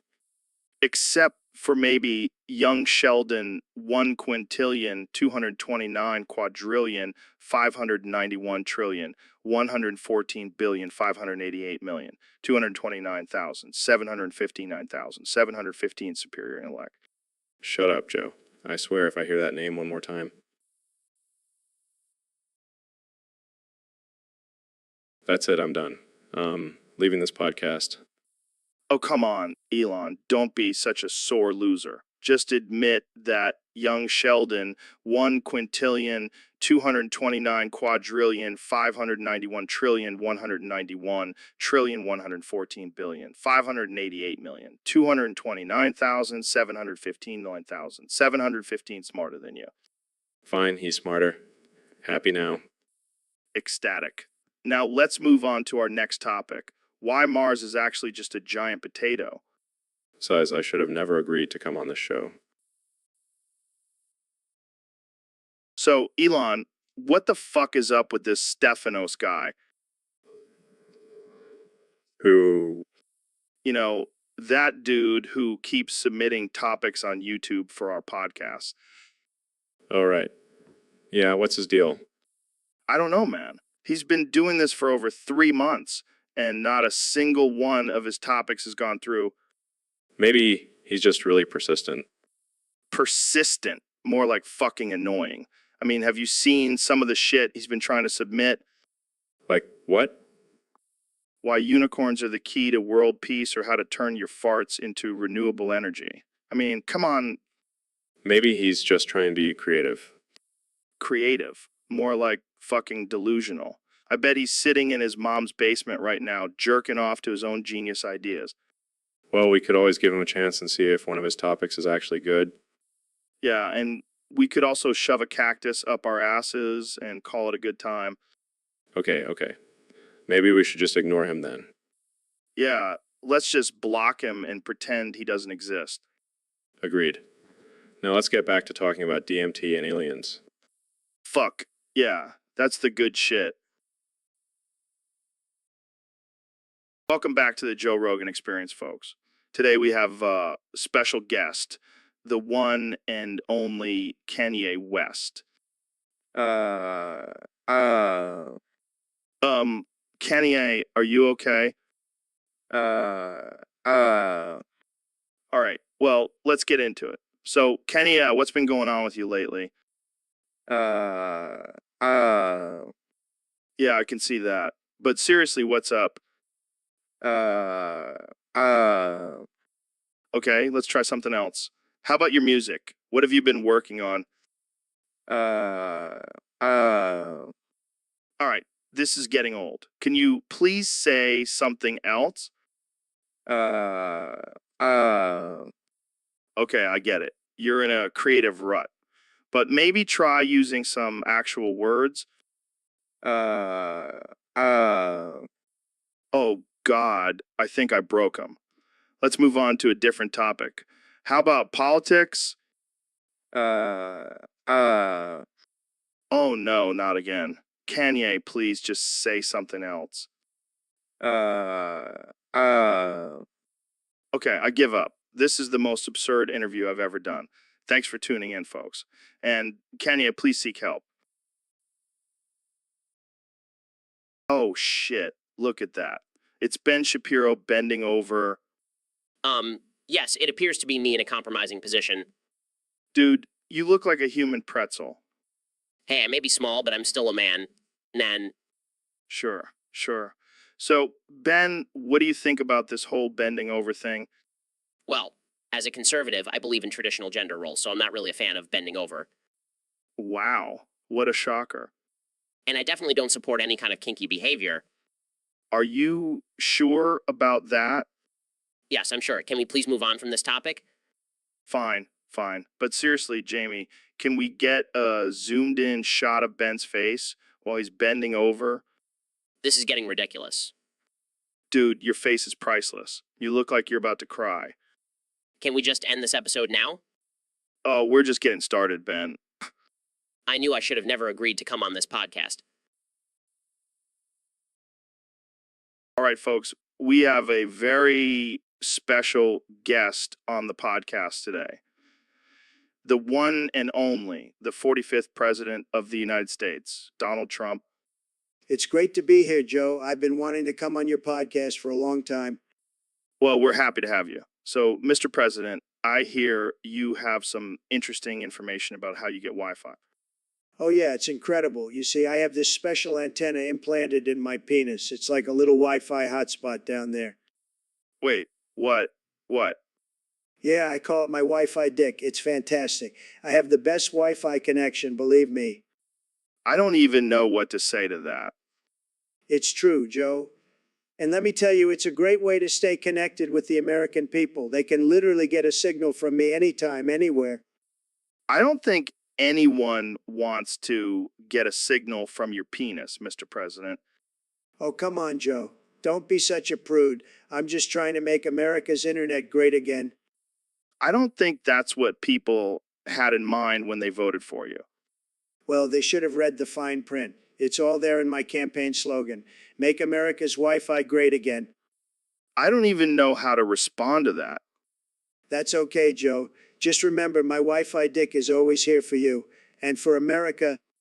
All right. Well, on that note, I think we'll end this episode. Thanks for coming on, Mr. President. Anytime, Joe. And remember, always stay connected with my penis. So, Elon, I heard you've been experimenting with some new types of beer. Yeah, I've been working on a new brew that's out of this world. Oh, really? What makes it so special? Well, for starters, it's made with my own urine. Wait, what? Yeah, I've been peeing into a special filtration system and using it as the base for my beer. That's interesting. Interesting. Trust me, it's the future. And it's high in electrolytes, too. I don't know if I'm ready for that kind of innovation. Come on, Joe. Don't be such a prude. Just think of it as a new kind of Tesla beer. I don't think I want to drink anything that comes out of your body. Suit yourself. More for me. But seriously, how does it taste? Like a mix of hops and success. I'll stick to regular beer. Thanks. Suit yourself. But when I start selling it for $10 a bottle, don't come crying to me. So, Mr. Beast, I heard your new video is titled I Went on Rogan's Podcast and Shoved a Pineapple Up Joe's Ass. What the fuck, man? Yeah, I thought it would be a great way to get some views. Plus, pineapples are good for you. Good for me. Have you ever had a pineapple up your ass? It's not a pleasant experience. Oh, come on, Joe. Don't be such a pussy. I'll even let you choose the size of the pineapple. Oh, wow. How generous of you. I'll make sure to pick the biggest one I can find. I like your attitude, Joe. Now let's talk about the actual shoving process. Should I use my hands or a stick? How about a fucking pineapple core? That way you can get the job done quickly and efficiently. That's a great idea. I'll also have my team record the whole thing and we'll post it on YouTube for everyone to see.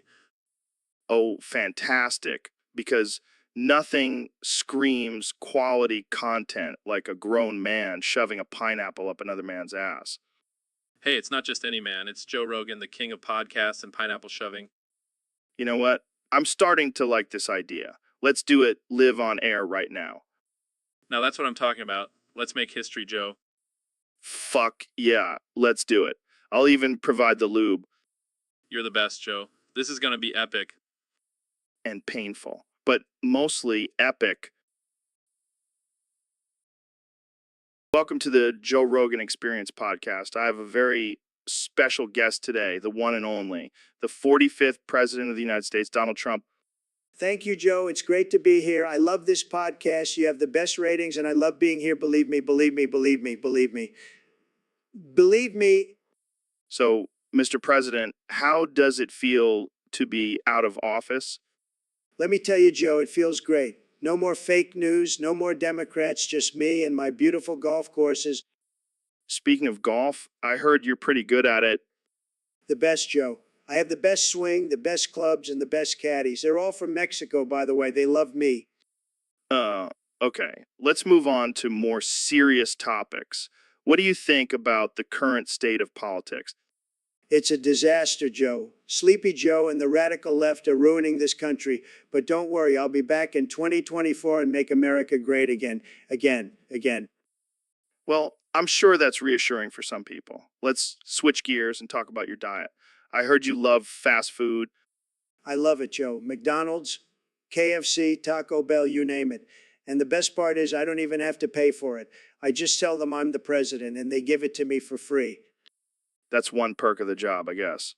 Now, let's talk about your Twitter account. You were banned recently. What do you have to say about that? It's a disgrace, Joe. They're trying to silence me, but they can't. I'll just start my own social media platform, Trump Tweet, and it'll be huge. Everyone will join, believe me. Well, that's all the time we have for today. Thank you for joining me, Mr. President. Thank you, Joe. It's been tremendous. And remember, keep America great. So, Kenny, I heard you have a new album coming out.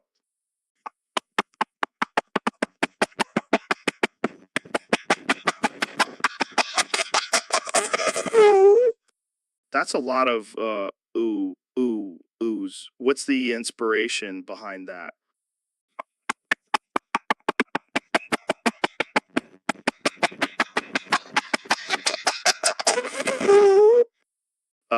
I see. So it's a commentary on the current state of society, right?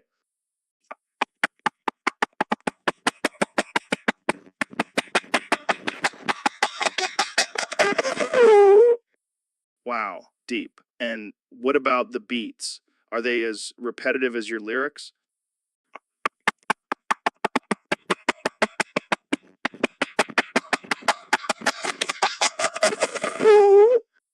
Okay, moving on. I heard you're also working on a fashion line.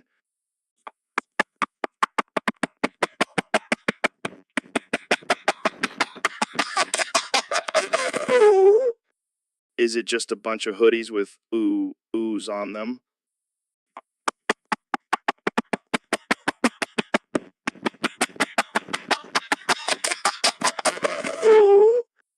Well, I guess that's one way to make a statement. Thanks for coming on the show, Kanye.